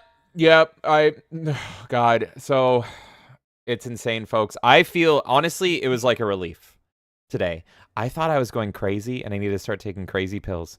Because I'm like, am I the problem? No, it's Sweet Baby who's to blame. Because it's like, how is it that I've hated every modern fucking game in the past 10 years? Everyone else is having a good time except me. And I know I have James takes, and I know I have terrible takes, and I have all this stuff, blah, blah, blah. But I'm honest with myself, and I've always been honest. And I'm like, come on, give me something I fucking like for a change. The only game I've been looking forward to this year is RoboCop. Stay the fuck away from RoboCop, Sweet Baby. And now I know why. I thought all these companies, all these game developers across the board were hiring the wrong people. It turns out that they're all contracting out to one team. One fucking team that's doing all this shit. It's insane. I will not be playing any other games unless I buy that game used out of sick, morbid curiosity at this point. Good fucking lord. I love Alan Wake. I am now not touching that with a 10-foot pole. That is easy $100 that I'm saving in my pocket. No, I don't care. I don't care. I will keep waiting for Alan Wake 2. Don't fucking care. It's interesting how the industry is moving this way in general. I mean, I think QA was one of the first places we saw this with Keyword Studios and stuff like that. They always have these like QA studios they hire en masse to do this shit. Now it's with writing, like everything. Yeah. They're just trying to sanitize everything as much as possible, make it as much of a well-oiled machine where they can just pay all these companies and be like, we have an idea here, we'll pay X amount to these companies, and then you'll pump out the game, and it's all going to be the fucking same. And like, where's the identity in any of these games now? I think it's going to be fucking gone. You're only going to see this like out of indie titles now, where it's unique, and we've seen this for a while already. But they're even getting those. There's getting a bunch those of now indie too. titles. Indie all the way. Spider-Man is like one of the biggest selling games of the year. God of War won Game of the Year awards, and then they also have weird fucking Tumblr-looking games on there too. They want to consume everything. And that's my biggest issue with this, is they want everything. It doesn't matter. You could be making a fucking horror game, or you could be making a cutesy Animal Crossing game. They will write it for you. They don't care. There's no passion or anything directly involved. I am a man of passion. I will gladly write something that I care about. But if there's something I don't care about, like, I would be like, no, sorry, I don't understand the source material and I'm not a fan of it. Go to this guy instead. They don't care. They'll write everything, anything. Yeah. As long as they can insert their shit into it, they're fucking happy. That's the story, everyone. That's why I hate... If you're wondering why I'm bitter and miserable, just whisper the word Sweet Baby to me, and that is why. So I really hope that everyone keeps on noticing them. Where is it? Keep on noticing. Keep on noticing Sweet Baby. If you too hate modern gaming like I do, maybe let them know that you don't appreciate their efforts, and they're gonna be this terrified alien being touched by Neil Patrick Harris, this slimy giant penis alien. So that is the main story of the night, but we still have a final segment. Kay, before we move on, anything else you want to say about these Sweet Baby fucks? I mean, it doesn't really change how I'm gonna approach games personally. Like, to me, so many modern games have shit stories and whatever the fuck. Look, if these companies are going to make the choice to hire this company and know that they're putting out a sanitized product, that's on them. All Sweet Baby has done is make my life way easier, because now when I get interested in we can track it. Yep. That's it. Yeah, and that was my tweet. That was my initial tweet that they blocked me for. I was like, oh, you made my job easier. Usually I have to do my research before playing a game and be like, is this going to be shit? Now I just get to look at your website and see that it's going to be shit right there. Yeah. I mean, to me, it's always been a case of you vote with your wallet, you choose what you want to consume, and you should continue to support projects that you like. And we all have our different boundary. Like, I know that there's people that still bought Mortal Kombat 1, for example, even though they despise the direction Mortal Kombat's going in because they're big Mortal Kombat fans. That's okay. I almost bought Spider-Man 2 because Speaking I was of like, that, NetherRealm wasn't listed there, Mortal Kombat wasn't listed there, but Warner Brothers was listed there. Warner Brothers owns Mortal Kombat. Yeah. Who the fuck knows? Who knows? So they could have been consulting. I don't know. I don't want to get into this whole like, oh, it's just one company that's fucking responsible for everything. It's clear that this is going to continue to infect things, and it more is like an aha moment for us to be like, oh, this similar writing style is all coming from one place and it's branching off from there. So it's more interesting and more almost like solving a piece of a puzzle, you know? But what I was trying to say is it's important to just keep supporting the things that you feel you should support. And again, we're all going to have our games or one-offs or movies or whatever it is that we still need to watch because we need to see the end of it. I know Star Wars has been one for us for a long time too, that no matter what shit they pump out, we've still been watching it. But always visit your cousin's Larry house. I have a cousin Larry that owns everything Star Wars, so I don't have to have a Disney Plus subscription. I just go watch it with my cousin Larry. That man has everything. My point of all this is just be aware, right? And if you see a project that's trying to do well and you love it and you appreciate it, and maybe it's not getting the same attention that these AAA studios currently have, being in the financial position they're in, then try to support them, even if it means just boosting them and sharing that with people. You don't always have to give them money if you can't. It's more just like make people aware of the good games that are out there and let's try to like elevate those, right? And again, I'm not judging people for buying a game or two that's made by Sweet Baby even, whatever, because we all have our fucking series that we care about and we'll deal with even when it's shit. I'm just saying, for me, this has been an indicator of like, okay, I'm going to be wary of some of these games. And when the story is starting to be shit, well, now at least I know the answer and I feel a little bit more at peace. Fuck them. I am gonna be waging war on them all the fucking time now, and I cannot freaking wait. Total war on Sweet Babies, everybody. No, and burn it down. And you know what? Tomorrow, I'm gonna tweet or I'm gonna like something or tweet away at them. I think it's really shitty. I fucking hate how the industry is moving. Judge, notice, everything. My personal perspective is I get why people still buy some of this shit, and you can't change human behavior. Just reward the good stuff. Like, that's my opinion. Yep. Reward the good stuff and always make people aware if you see something that's bad. Exactly. Let's catch up with chat before we go to our final segment. Kay, do you want to read or should I read through it? You go ahead. All right, let's see. Let's look over at Rumble. Let's go full Rumber. Where'd you leave off on Rumber? Oh, yeah, okay. Yeah, I read that. Yeah, I read that. Yeah, I read it. Okay, Dude1286 says, I believe Sweet Baby Inc. worked on Forspoken. Oh, I'm shocked. That's probably their Squeenix connection. That makes sense. They want to make more friendly games. I'm pretty sure they didn't help with Gollum. Okay, now suddenly Gollum's better. Gollum's better than every game on that list. 100%. Because they didn't touch Gollum. Gollum is pure. I love Gollum so much. You heard it here, folks. Dude says, I'm so glad I've always enjoyed both Western and Eastern games.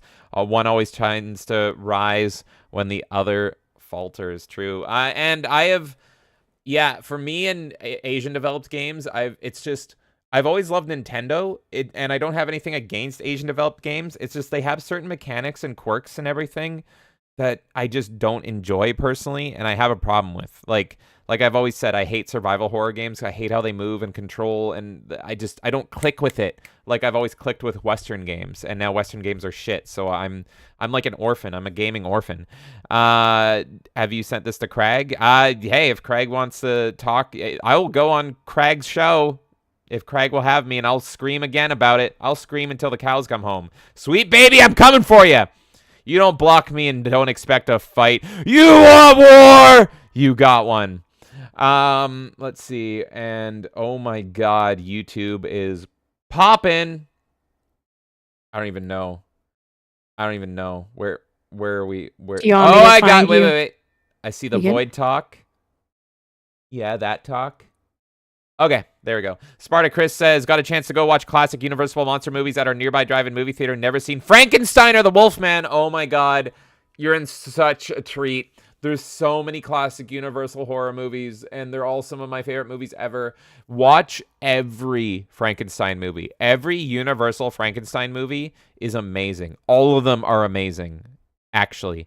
In fact, the sequel, Bride of Frankenstein, may be my favorite is Dracula, but if I'm trying to be objective, I think Bride of Frankenstein is the best Universal horror movie, and that's the one you can watch right away. It's the direct sequel to Frankenstein. It's insanely good.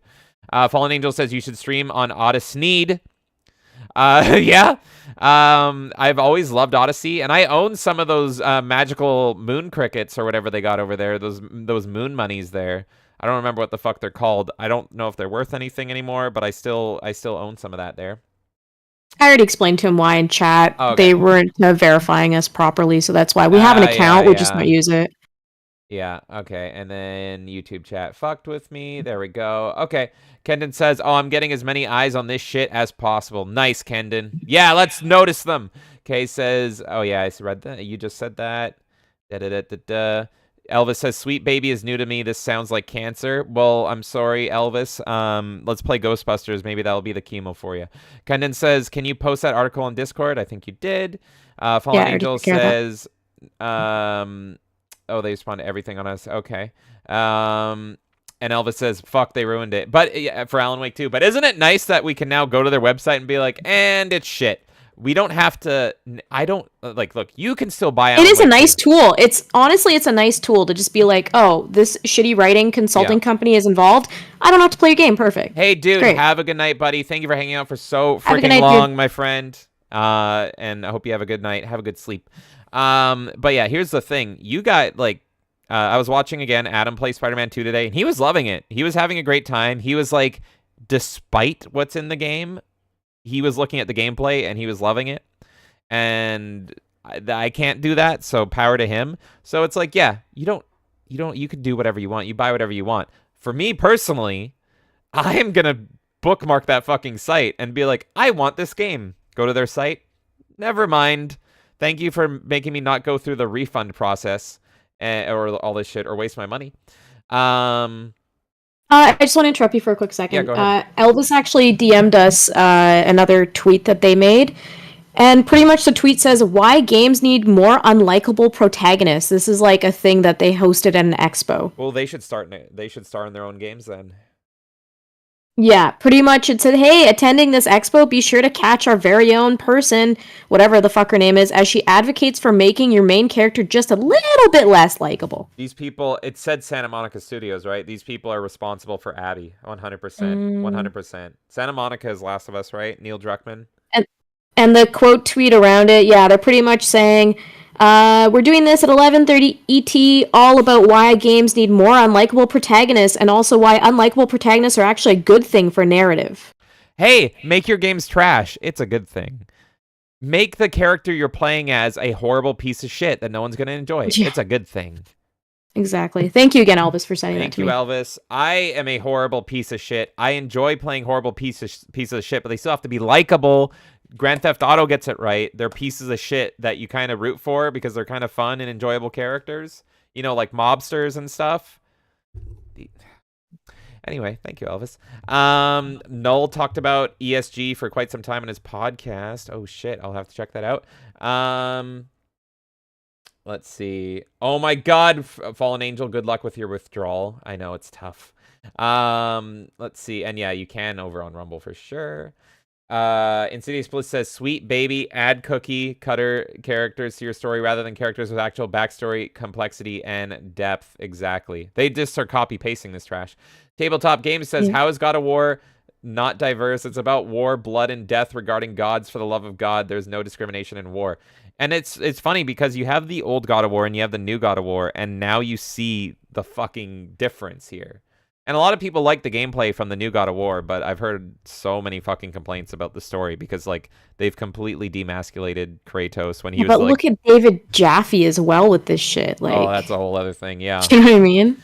Elvis says, looking at those games and the companies on this list, they're all the ones that have had major problems with this ESG stuff. I hate my country, Canada. Yeah, I hate it too. And don't worry, because as Fallen Angel is here to remind us, the day of the rake is coming. Yeah, and all those leaves are going to get raked up. Spartacus says, shocking that all the games are written by the same people. If it's not the same people, it's at least the same mentality. Yeah, it's 100%. It's fucking wild, dude. Like, I really wanted to talk about this because I saw people dismissing it on Twitter, or like just not caring about it. But it's like, do you realize how far this fucking rabbit hole goes? So all of your stories are funneling from one group of people. There's literally like under 20 people deciding what a lot of your major franchises that you care about are going in as direction. Yep. Even if they're just consulting, because I read a little bit further ahead in chat, but I just want to agree with like Elvis and Insidious Bliss. They're both saying like they probably overstated a little bit, or at least Insidious Bliss was saying this. Like, to make money, they might also be overstating their involvement, right? Right. And it's like, yeah, but even so, they might just be consulting, whatever it is. These people have input on not just like AAA games, but if you think about it, like franchises that have been around for like decades and decades, like Spider-Man. How long has Spider-Man been around as a fucking character in a comic book? The 1940s? And now this, in this specific medium, they're controlling what Spider-Man is like. It's beyond just like controlling one, So look, they fucking probably worked on the last Spider-Man game, and I was screaming in the fucking movie theater at the end. Right. Of Spider-Man 2 or whatever, the one with Mysterio in it. Yeah. Because that game, the Spider-Man PS4 game, I fucking hated the story of that one too. It directly influenced the movie, and in the worst way possible. This is what I'm trying to say, is that it doesn't just start and end at the game. And like, sorry to use Alan Wake as an example, but like Alan Wake is a very small series in comparison to things like Spider-Man, where this can now influence multiple parts of the media of Spider-Man. I don't want to like give these people too much credit either for the amount of power that they have, because I don't think that they are ultimately going to take over everything either. But I'm just saying, like, these people are not just simply influencing the game in your hand. They're influencing the direction of characters that have existed for 30, 40 years sometimes. Yeah. Exactly. It's insane to me. And I can attest to that. Like I said, 100% the PS4 Spider-Man game in the worst way possible influenced, I don't remember the name of No Way Home? No, Far From Home? Homecoming? Far From Home. The middle one. Oh, I don't fucking... The Mysterio one. Name. Homecoming? I think Far From Home. No.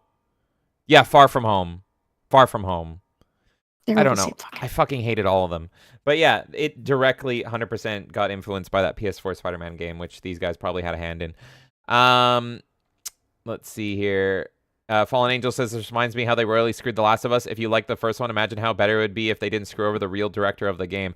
Yeah, I mean, that's the thing. It was kind of shocking to see Santa Monica on there, because it's like, I think Neil Druckmann's got the shit covered. I don't think he needs help. He's like, no, boy. They probably went to him and they're like, you can tone it down a bit. And Neil Druckmann's like, no, I know what I'm doing.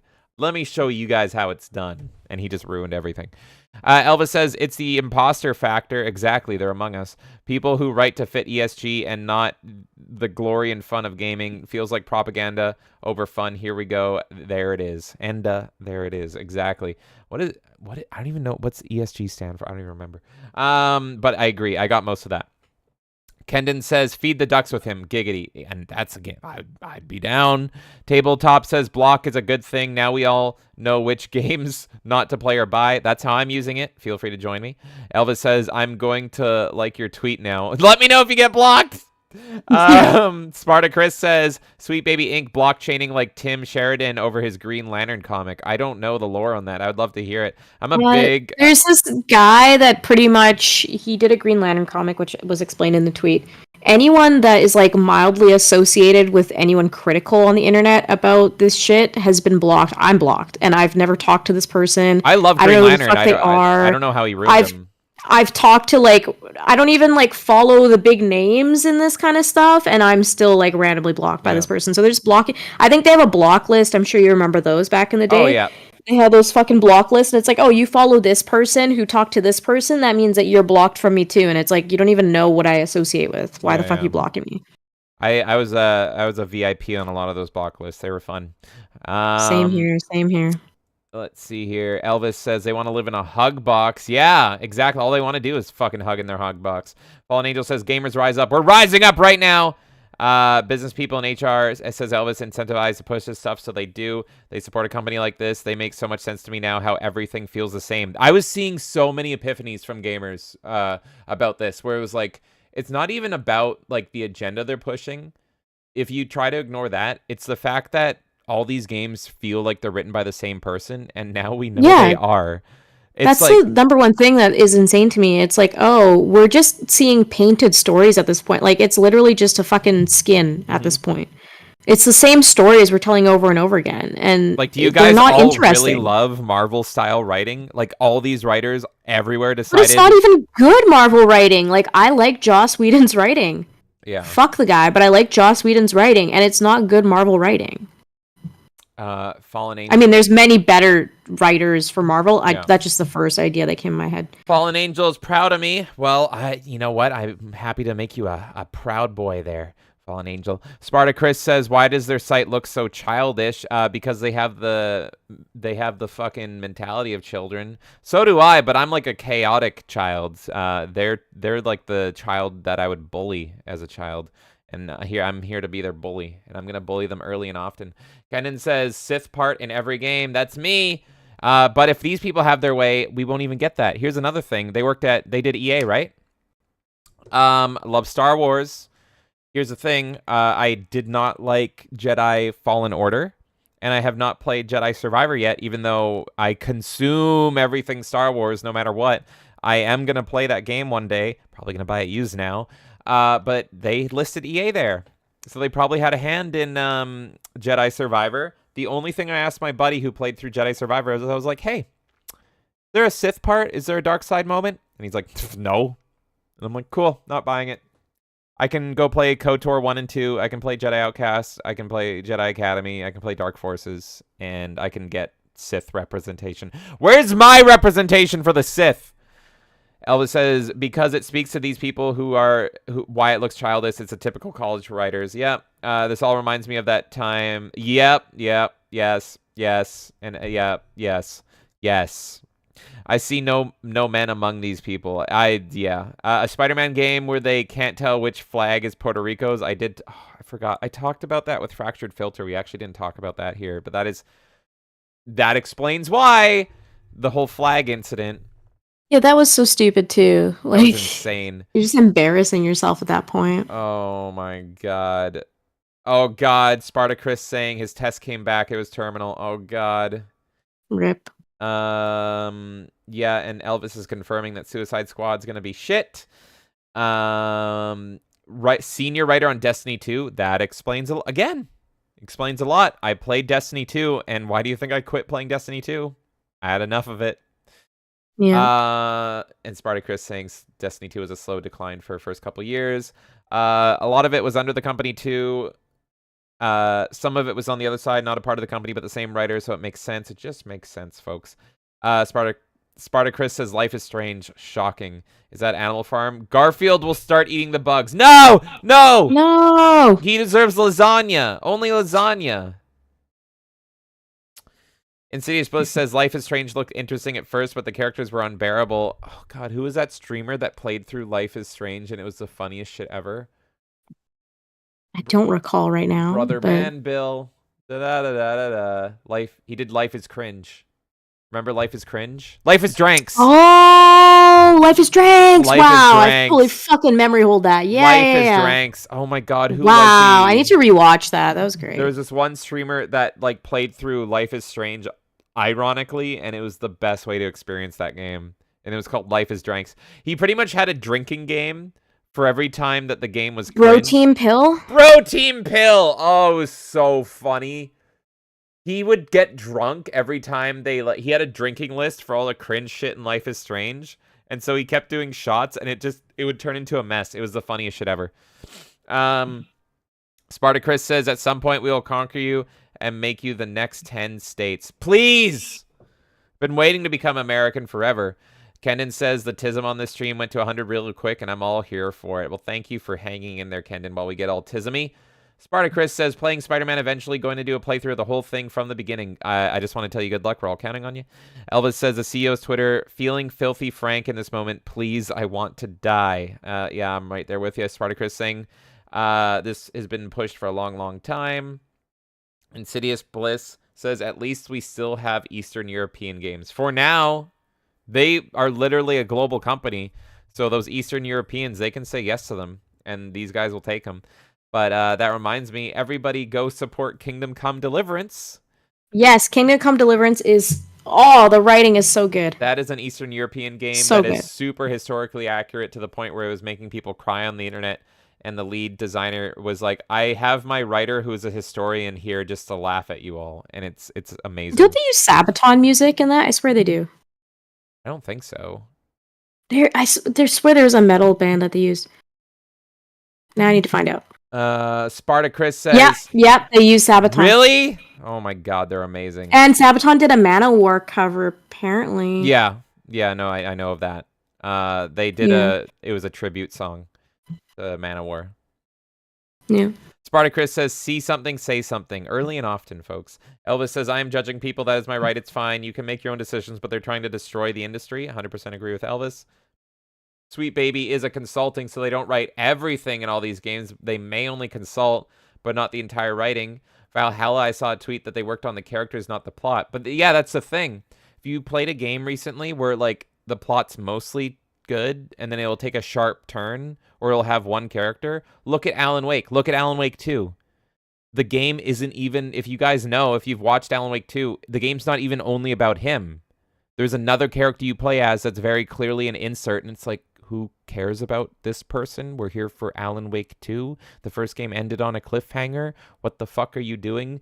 Wasting our time? I 100% feel that this company was like, I think you need to add a new character to balance out Alan Wake. Insidious Bliss says, plus with a little company like that, I wouldn't put it past them to overstate their role. Oh yeah, I think it depends. I think all their games are going to be varying degrees for sure. And yeah, I hope some companies decline them 100%. I don't have that faith, but I hope you're right. Spartacus says, we want to like playing these characters, not hating them. This is so stupid because they want to make us as bitter as they are. I know, I just want to have fun. I just want to play video. I just want to be John Carpenter. I want to eat my popsicles and I want to play my video games. This is the main thing I don't get is that, again, I mentioned it like an hour ago, but it's fantasy. Like, we can enjoy characters that like do whatever the fuck. It's fine. It's not real life. Why do we have to write these cookie cutter stories that don't fucking make sense or people don't care about? Yeah. You can have all these different kinds of stories. It's fine. But they just try to stay to these like safe lanes that we don't care about. It's fucking annoying. Elvis says, I'm fine if people want to make ESG games, but not when they want to force the entire industry to be that. I still need to know what that acronym means, but I'm pretty sure I understand what it means. Pretty much things I don't like. So yes, I agree. I 100% agree. That's the thing is I'm actually for a full-on writing, like a whole spectrum of fucking writing. Whether you're writing about trains and Sonic the Hedgehog or the fucking Warhammer shit, I'm in. Spartacus says, I can see a meme of Melee and the conspiracy guy with all the strings behind him. You mean Charlie, the wild card? Yeah, literally me. Insidious Bliss says, the real scary thing is that this is the company you know about. There are probably other larger and less infantile companies doing the same thing. That's a thing, is this was noticed today because somebody saw the credits of some game and was like, what the fuck is that? Clickety click click. Oh shit, oh shit, oh shit. All the strings. Like we said, all the strings on the map and the wall. If you played AAA modern games, the credits are like an hour long now. And they're filled with like 40 companies. It's insane. This was just one of them. Fallen Angel says Neil Druckmann was not the real director of Last of Us. It's Amy Hennig. They did her dirty. Don't get me started. Yes, all my love to Amy Hennig. I hate how they treated Amy Hennig. Neil Druckmann and Randy Pitchford and Tim Schafer are my three most hated people in the entire industry on the game development side. Now Sweet Baby is too. Spartacus says Tim Sheridan wrote the Alan Scott Green Lantern comic where he was I remember. Okay, I do remember this. Yeah, so he's blocking fucking everyone. I didn't know that was that guy. I heard about that. Yeah. I mean, yeah. Sorry, no, go on. We're almost. I was just gonna read what ESG is because that's been posted in the chat. Oh, okay, yeah, I see it. Environmental, social, and corporate governance. Interesting. Okay. Who coined that? I'm an old man. I haven't even heard that term, but that works. Fractured Filter says, just popping in to say, hey, you two, I'll catch up for sure. Have an awesome stream. Chat, Thank if you, you Fractured. haven't, smash that like button and subscribe. Good night, Fractured Filter. Thanks so much, buddy. We appreciate that. Once again, I don't know what the likes do, but feel free to hit them. And I appreciate Fractured doing that shout out for that. I don't even think Susan knows. She's just like, include a like button. Susan, it does nothing. Make them feel like they're included in the decisions and everything. Throw a heart in there too. Make it cover up the chat. Put a heart system. Susan, does the heart do anything? Who cares? Where's my Franzia? I made a mess. Fallen Angel says, I think Null played Life is Strange. I remember the one where there was a superpower and Null was like, yep. Oh my god, I haven't watched Null play that, but that's funny. Spartacus says, I played Hearts of Iron 4 on and off. I have been eyeing City Skylines, both made by Paradox. Okay. And we are caught up with the chat. Oh my god. Oh my god. My voice. I'm feeling like Susan right now. And we're not done yet. This is the longest podcast ever. We're nearing 4 hours. And this is one that I'm going to let Kay mainly spear. I speared the last thing, and now Kay is going to spear this thing. Kendon says, I may be getting flagged as a bot on Twitter. Been commenting with this article on so many posts. Rip my Twitter account. Oh, no. Good luck out there, Kendon. Spartacus says, are you? Are you what? Are you what? Are you ready? Are you afraid of the dark? Guys, it is fine. It is time for the final segment of the night. Anything? No, we're not done. We're not done, Spartacus. We're not done. We don't finish here. We keep going and going and going. Oh, I see what he's doing. I see what you're doing. I see what you're doing there. It is time for the final segment of the night, in which anything goes. So, Kay, I got a question for you. The sadness continues, unfortunately. This is why I included the Five Nights at Freddy's train fight. This is why I included John Carpenter and AJ Styles. Because the ending is just fucking misery. Dear Lord. Here's the final question to you. Physical media is slowly fading away more and more, with digital assuming direct control. We are seeing multiple major stores eliminate physical media, and now it seems like Xbox was just one generation too early with their full digital plans. Just like Eckhart, we must think about the future. And with all this in mind, let us discuss physical media versus digital media and what the future of gaming holds. Kay, you wanted this final segment. Take it away. So, for context, Best Buy in 2024 and same with Walmart have both discussed completely phasing out physical media. So, DVDs, I'm seeing reports of some games being phased out, stuff like that. I think a lot of people were taken by surprise when this conversation came up a week ago. I was not surprised. And the reason I wasn't surprised is because Microsoft has been trying to do this for fucking ever. Yep. I remember last console generation, they were trying to do this whole DRM thing where you couldn't share your games with anyone. They were trying to make everything fucking digital. And what happened? All of these retailers and all these companies were like, what the fuck is wrong with you? Don't fucking do that, and started screaming at Microsoft. And consumers obviously were mad too because we fucking like our digital, or our physical media, I should say. And so everyone was freaking out, and Microsoft kind of just quietly shrunk away and was like, oh, don't worry, we're not doing that. And I believe that was during the Xbox One, if I'm remembering correctly. Yeah, I'm playing it right now. It was a long time ago. Microsoft's Xbox One reveal in 2013. Yes. So that's why I said so that was 10 years ago. Yeah, one generation away. 10 fucking years ago. And I remember when this came up, I was like, there's no way that this is just quietly going away. They're just going to slowly push the boundary a little bit more until we end up to that future anyways. They tested the waters and they realized people are not ready for it, and it was too big of a deal to like go that guns blazing. So then we got the Xbox Series S, Series X launch, and they made digital only consoles. So they had the physical disc one and they had the digital consoles. Even And what else? PlayStation, who did a dub And on them. PlayStation did the same thing. And why? Oh, we're offering a cheaper alternative to people so they can still play the games, but at a cheaper price. And production costs and blah, blah, blah. We're able to sell the disc drive version for like $650 for a PlayStation. And then for the one without the disc drive, we're selling it for like $520 or some shit like that. Yeah. And actually, they just announced recently they're going to have another version of that too, which is a whole. We didn't even touch on that news story, but there was controversy with PlayStation because people were pissed off that you have to like connect to the internet with the new PlayStation 5 they're building. That's right. To initiate the drive. So whatever. I'm not even going to get into that right now. But slowly but surely they've been pushing this, right? So we've been seeing Game Pass become more of a thing. People are on Game Pass, seeing more sales on the digital stores, seeing this like kind of economy being built in our homes where it's easier for us to sit on the couch and buy the game digitally than it is to go to the store, get your pre-order, whatever the fuck, right? So I'm not shocked at this at all. I think we're going to continue to see this trend where physical media is going to be phased out. I wouldn't be surprised if all retailers just started offering digital codes and that was kind of it, or if we even see from these big box stores some of these games disappear entirely and have no video game section anymore. Or maybe just have your TVs, your computers, and then your consoles, and that's literally it, and maybe controllers, right? Like accessories. So I think it's a dangerous future we're going into for several reasons. As you can tell, I love physical media. You can't even see all of it behind me. There's so much fucking physical media. This is me and James. We've collected for a lifetime. We fucking love this shit. And there's several reasons I like it. But one of the biggest things I'm personally concerned about in all of this is censorship. I think this is a huge deal with moving into a digital direction.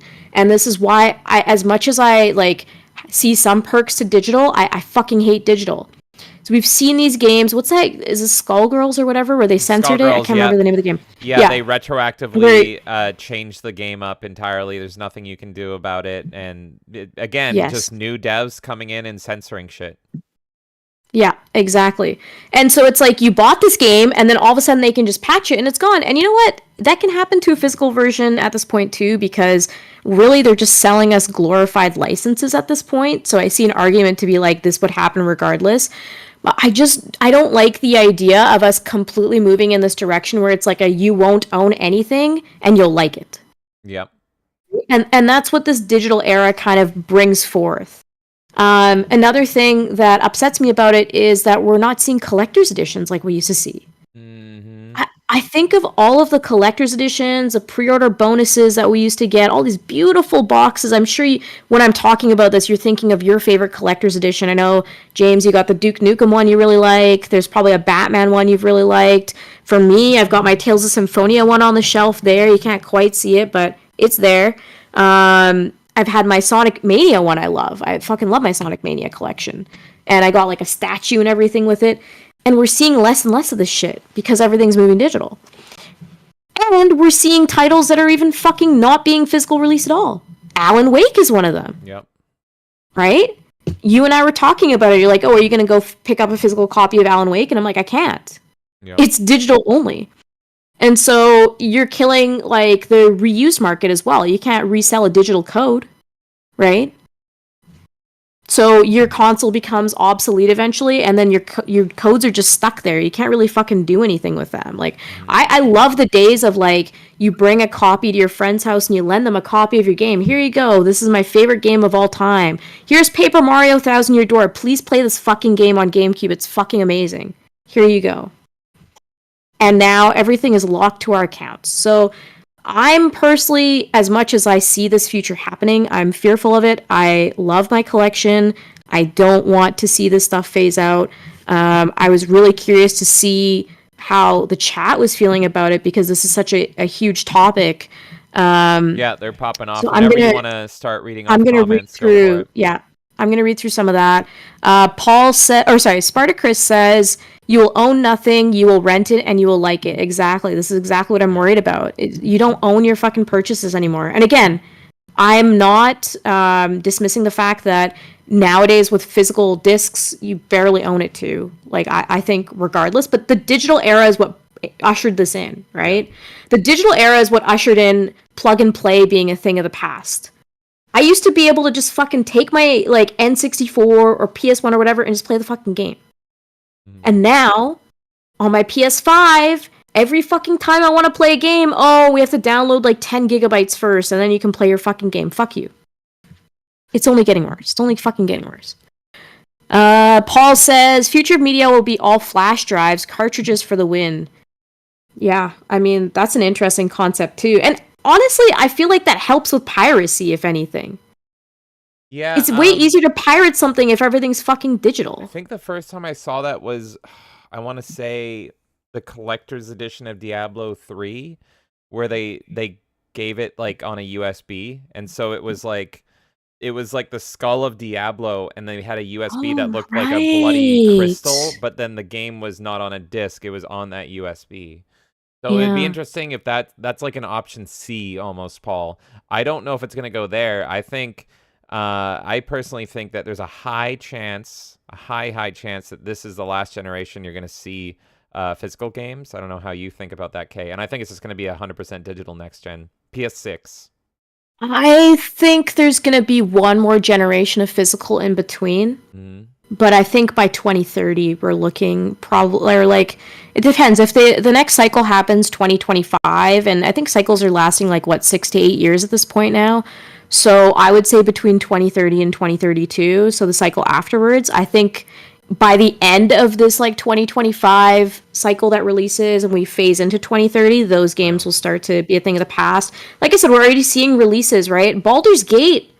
I've been wanting to buy Baldur's Gate 3, and I'm like, okay, I just want to go and buy a physical copy. Oh no, I can't. I forgot that was digital only. Yeah. And they're planning to make a physical eventually, but it's like this new trend of we want to get the game out to you faster, so we're also pushing it digital, and that fucking irritates me too. Sea of Stars! I wanted to buy the physical Sea of Stars. I have it on Game Pass, so I'm gonna play it. Look, I get like the benefits of digital in that way. I love Game Pass, but it's still not good for the industry necessarily.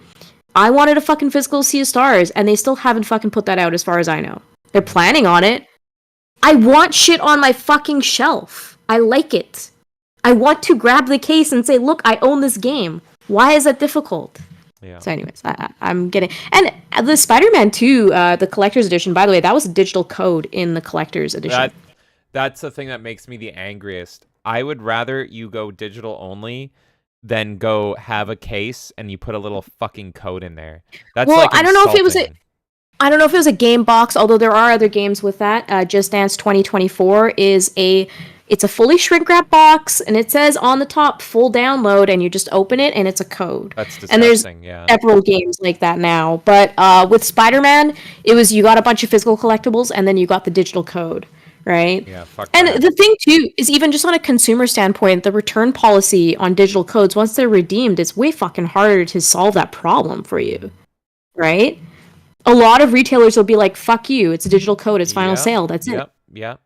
You're fucking stuck with it. Okay, I tried Spider-Man 2 and I fucking hate it. I want to get rid of this shit. Oh, I can't because it's a digital code. I'm fucking stuck with it. Now, sometimes the PlayStation Store and the Xbox Store have their refund policies digitally. I know Steam has their system. 2 hours, you play it, and then it's within 30 days, right? And you can still get that returned or whatever. Yeah. So I'm sure they will adapt their policies accordingly.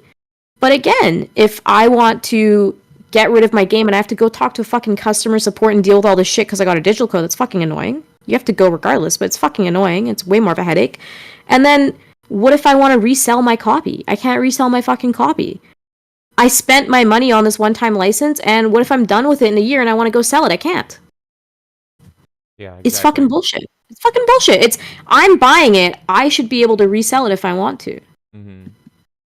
Like, it's just insane. Paul says, I do think discs will be gone.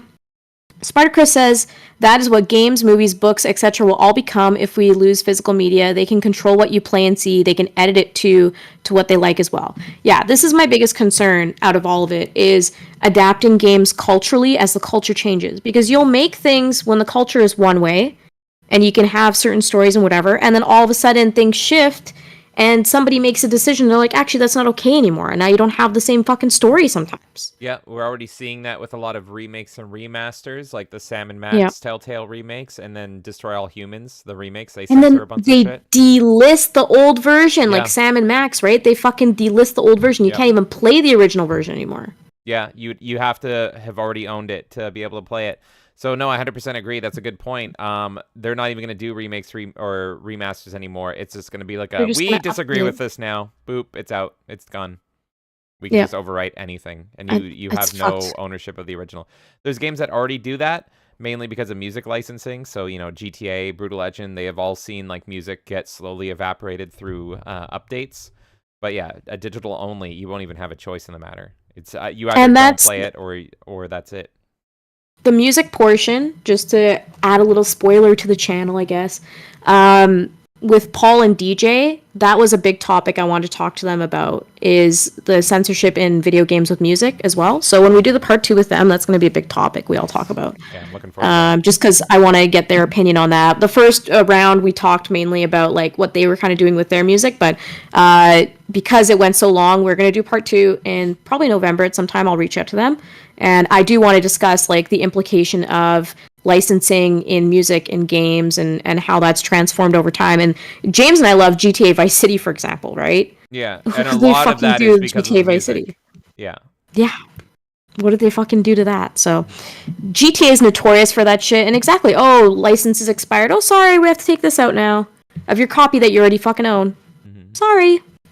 So I fucking hate this shit. Insidious Bliss says, I buy most of my media digitally, but if you want to get Duckman, the only way you can get it is physical media. It is not on any streaming services. That doesn't Interesting, I didn't surprise know that. me. Probably streaming, and that's another thing is with highly offensive stuff. I love Duckman. Hyper offensive cartoon, amazing cartoon.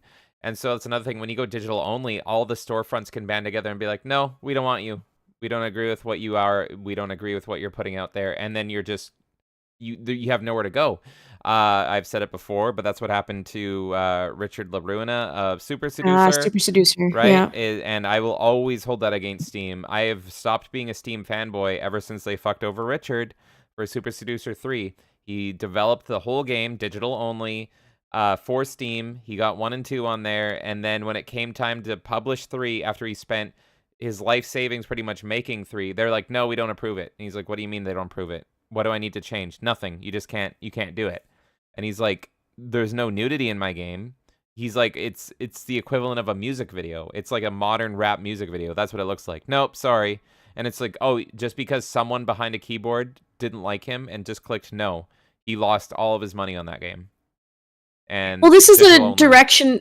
This is the direction that pretty much everything is moving in. I see this with like customer support in general too, right? All these funnels. Everything is AI automated. Whether you have an account on Twitter, YouTube, you're trying to purchase something somewhere, you have an issue with Uber, whatever the fuck it is, right?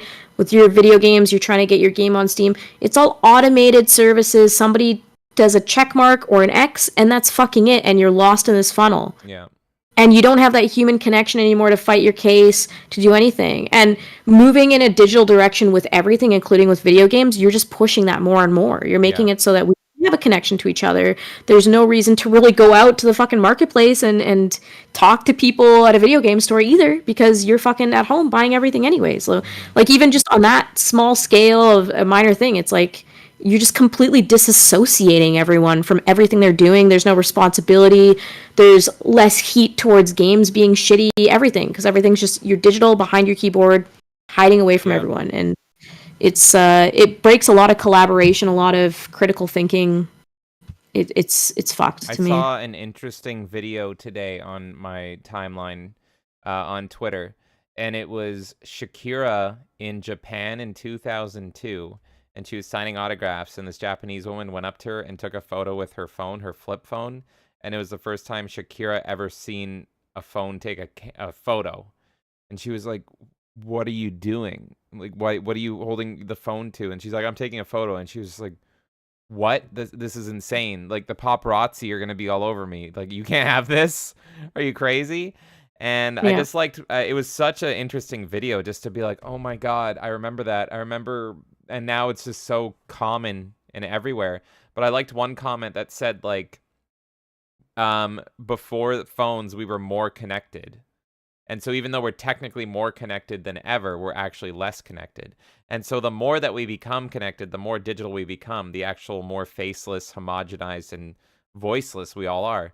All personality is gone. Everything is just automated systems, just pure digital. Yes, no, that you can't make your case for anything. You can't have human tact or passion or emotion put into anything. It's a simple click of a button, and that's it. You're not even like a human anymore. Yeah. Yeah, exactly. I mean, the plus side is you get like opportunities for us doing this, for example. Digital allows us to do that. Yeah. But the flip side is more dangerous to me. I don't know. That's just how I view it. Paul says, how would you feel if all games/movies physically came only flash drives like Nintendo game, only on flash drives? Oh, you mean like like Nintendo cartridges? games. Oh, you mean like the little cartridges? I would be fine like if it stays physical. So physical versus digital, it doesn't have to be discs. If discs suddenly become obsolete, just like, other cartridges became obsolete for a while and now Nintendo has brought it back, I'm fine with that. It's the digital only that I have a problem with. So Yeah. it's the old experience of going to the store, getting everything. It added a certain charm to it. It added a certain culture and society to it. And just having everything digital just takes the soul out of it, and it's just, yeah, it's ruining everything. So it doesn't matter what physical media it is. You can put it on anything. Whatever is the best way to store a video game and mass produce it. But it's the fact that the physical is being evaporated entirely. And I do think Yeah. Nintendo's going to be the holdout. So whenever Microsoft and PlayStation and whoever goes digital only, Nintendo's charm is going to be, they're going to be the sticks in the mud to be like, nope, we still offer physical. I think you're going to see Nintendo get a whole new audience because they're going to be the ones to be like, we're still physical. And there's going to be sticklers like us that are like, well, we're over to Nintendo now because you can still buy physical over there. Even though the hardware is inferior, that's the thing that drives me Nintendo's nuts. always going to be, at one step behind, but that's fine. But in this case, it's okay when it comes to digital versus physical, at least. Yeah. Spartacus said, oh, sorry, Insidious Bliss, he said he would be fine with the flash drive scenario that Yep. Paul proposed. Spartacus said they'll drop physical editions and jack up the price on digital. Now, this is my other big gripe. You've seen a lot of games go digital now, right? You can buy a digital or a physical version. Why the fuck are they the same price? Give me a discount for buying a digital copy. It doesn't cost you extra to do the digital copy. It's cheaper for you to do. Mm-hmm. You're not building me a box. And when's the last time you've seen a manual in a like current generation game, unless it's like a collector's edition where they add an art book manual? Yeah. Right? It's like, what are you producing at this fucking point? You put a paper with a code in there sometimes. Yeah. A sleeve for the game, the paying disc more itself. And we're getting so much less, and then with digital, you're getting absolutely nothing. And then even they're the less. Same price. I remember they're that not being giving you a promised. discount. I remember when the first digital push happened, and they're like, "Well, your games are going to be cheaper because you're taking out the middleman and all the manufacturing." And it's like, nope, they're the same price. They never budged. 100% the same price. And there's a lot of associated costs with physical, so I see why these companies want to move in a digital direction because it's going to solve so much of their overhead. Like, for example, the Walmart or Best Buy, now your retail space, it's cheaper for you because if you have just the digital cards versus these huge boxes, you're taking up way less space. You can put other products in there that will also sell. And that's everything to a retail space, right? Is being able to have more floor space to sell stuff. And that's why we're seeing like a lot of stores bring in toys and all this kind of stuff now. The margin on selling a new game versus a toy is night and day. If I'm selling a Funko Pop at $12, I'm probably making about $6 or $7 as a regular retailer. I'm not talking about our store because that would be a different case. We're usually buying it at retail prices. But if you're like a Best Buy, for example, you sell a Funko Pop, you're probably making like $5-6 on that or something, right? After everything. To sell a new game, you're making similar, but the game is way more expensive. So if you're a Best Buy, do you fill your shelf with the $12 purchase that people will buy multiple of? And you make way more? Like, let's say if it's $5 a piece and you do 5, you make $25 on that $100 purchase, or do you sell one game that's $100 and make like $5 off of it? There's an obvious answer, right? You go for the thing that's going to give you more money. So that's the other thing too, on a retailer perspective. Of course, these businesses at this point want to push it now that digital's become more of a thing, because they're going to make way more money having other products in their place, and you're going to save money on like shipping costs, everything. But as a consumer, we end up losing. And again, we're paying the same fucking price. Next, there's going to be another digital hike for sure. Even if they get rid of all the physical games, 100%. the games are never going to just stay at $89.99 now. They're going to go up $10. Constantly going up. Again. They can make any excuse in the book. Look at Netflix. Netflix is getting a fucking cost or price hike like every 3 months at this fucking point. I don't know why anyone subs to it anymore. It's insane. They have never been valuable, and it's 100% digital, and they still go up, and they still go up, and they still go up, and they go up and up and up in subscribers, and it's like all for convenience, really? It's insane. So yeah, games are going to go up for sure. Next gen, you're going to see them go up. You're probably going to see them go up at the tail end of this gen, which is, I don't know when that's coming up, but probably the next 2 years. You've already seen the 79 to 80. I'm talking Canadian prices because that's easier for me because we're Canadian. Yeah. 79 to 89 hike. And for the Switch, the only 89 game that I know of right now is actually Tears of the Kingdom. Everything else is still $79.99. But for PS5 and Series X, it's all $89 now, unless it's like a mid-card item. Like I think a RoboCop might even be a cheaper one. I know Terminator was at launch. Terminator was like RoboCop a 40, 50. It's a little bit cheaper. So it's probably around there too. I think Alan Wake is as well. The excuse being it's digital or smaller game. I don't fucking remember is $64.99. Yeah, 64 is the other new fucking spot too. And Alan Wake, I have no clue because it's not on Steam. Probably Epic exclusive. 44 maybe, if I'm remembering. That was originally what it is, but it might have pushed up from then. That sounds right. Regardless, I'm just saying. And I've heard the argument a million times that games have always been expensive. Like there was a huge, like what back in the SNES era and all that shit, there was a time where games were super expensive. We kind of had a dip for a bit and it was nice, and now we're going back up again. So yeah, I mean, people will always find their justifications for it, but still, at the end of the day, we're paying more money. And it sucks. And for less, right? At the end of the day, that's the biggest thing to me. But we're paying for less at this point. Yeah, everything's getting worse, as we've talked about in great detail today, and you're paying more for it. Spartacus says, can't return a digital code unless you jump through hoops. That's exactly it, right? One company that's infamous for having some of the worst pipelines is Roblox. So if you buy a Roblox gift card, there's no phone number you can call. You have to go, and let's say your kid grabs a Roblox card and scratches it, and oh no, the code came off. What do I fucking do now? Well, you gotta contact Roblox, but you can't do it just through a phone number like a regular person. You have to go through this like customer support pipeline that's apparently 24 hours, but it's not. You send off a message and you wait for weeks and weeks on end sometimes. And sometimes they get back to you and sometimes they don't. And you keep pestering them, and eventually somebody comes back to you with a preset reply that they've come up with.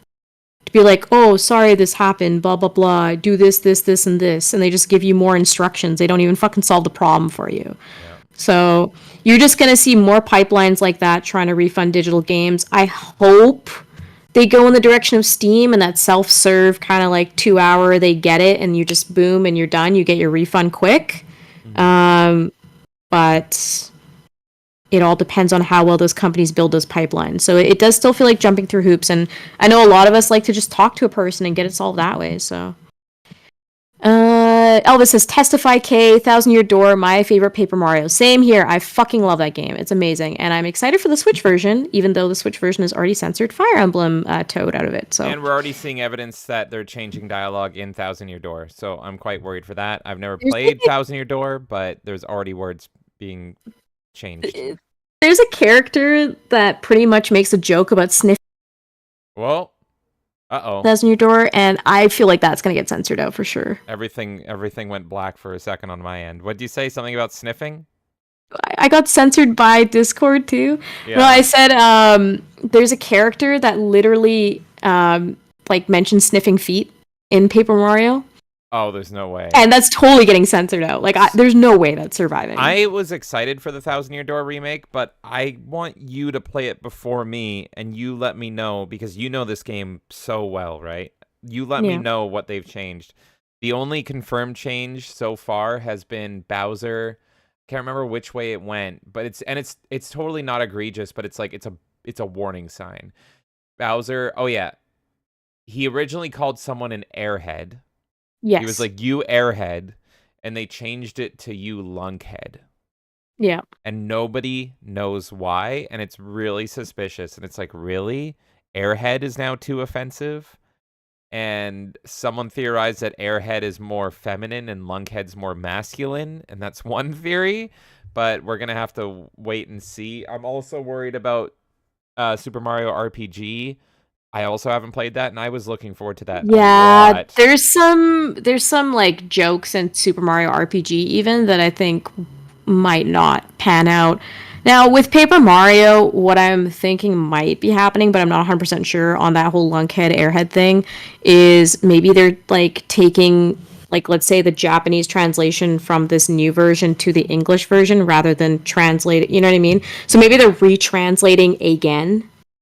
And that's where it's getting lost in translation because it's a different team translating this time. I don't know if they're using the native translations from when they first made that game, or if they have like Treehouse or some shit translating a Japanese copy of the Switch game to the English Switch game. Yeah. So that's where I can see some of this stuff maybe being lost. And like something like that, I'm like, whatever. It's dumb, but I'm not going to not buy the game over that. If it's the one thing, and yeah, I have the proof right here if you guys are curious, but there is the original version where he's saying airhead. And you know what I've noticed? I haven't noticed this with Super Mario RPG, but in some of these comparison shots for Paper Mario, I actually think the original version looks better. But like, look at this. I think so. So here he is. That's how I feel about Super Mario RPG too. What system was it originally on? GameCube? GameCube. So this is the GameCube, him saying airhead to, I don't know if that's a male or a female or what the fuck that is. And then here he is, same shot, saying lunkhead. But you see how like it's kind of brighter and kind of pops better here as well. And it's like the environment is much more detailed and everything, and that's nice. But couldn't we have more detail, but like with this coloring? And I don't know. You would think. I'm getting, picky, but this whole thing is picky. So that is our first, and I think so far only evidence of changing in this game. I don't think Super Mario RPG has any evidence of that yet. No, Super Mario RPG doesn't, but there's like Easter eggs, right? So that's what we won't know until we launch the game, right? Is when they go into these like treasure chests and shit. With Paper Mario, the other confirmed one I do have is that Toad, the Fire Emblem Toad. In the GameCube version, there's a Toad you talk to, and he pretty much mentions Fire Emblem because that's when like Smash Melee came out, and that was like, oh look, there's an Easter egg about Fire Emblem, and we're finally introducing it. And the Game Boy Advance game came out similar time. Yeah. I am gonna also write that off as maybe it's not topical anymore, so maybe they're planning to replace that with a different Easter egg that makes more sense to the Switch rather than the GameCube, and that's what I'm hoping for, giving the benefit of the doubt. But it is something I noticed, and it was an indicator to me that they're changing things. That's all it was to me. It was like, they aren't just taking, here's code from GameCube, put it on Switch, boom. They're going, we're rebuilding this in some way, shape, or form. So that's what that indicator was to me. We will see. There's also a character in Paper Mario that's very sexualized. You might have seen that big purple busty ghost. Big busty cloud. I'm wondering if they're going to desexualize her. I have a gut feeling on that one. Yeah, I don't see... Yeah. I saw her and I was immediately sold on the game. Good freaking lord. And she's very flirtatious. She's very, very flirtatious. I'm wondering how that will be impacted as well. What do you think, chat? Do you think this character is going to be included in a modern remake of this game? Just fucking look at her. She'll be there, but they might add like a bit more to her outfit, and they might change some of her dialogue to make her a little less, like... in your face flirtatious. Think the lips aren't going to be as thick. I think her cloud busts right here are going to be brought way down. That's my theory. I don't think we've seen her yet. But yeah, I don't remember seeing her yet. I have a bad feeling about this. But yeah, I don't know. You got to play it before me, and we're going to find out. I do want to say on our topic for digital versus physical, you've been freaking killing it, but yeah, I'm part of the problem because I was originally all physical all the way, baby, and then Steam, Lord Gaben got me back in the day about, I want to say around 2010 when I got into Steam, but Steam were like the only ones doing it right, digital then, and they were so freaking good at it, and everyone's copied Steam since. They were doing deep dish discounts. I remember the time that I got addicted to Steam, and it was over Duke Nukem Forever because they were having a Steam sale, and I was like, oh man, I wish I could get the fucking DLC is so cheap here. I wish I bought it on Steam instead. And then I was like, wait a minute, rebuying the game and the DLC is cheaper than the DLC over on Xbox, and I'm like, fuck, I'm in. And then 1,300 games later.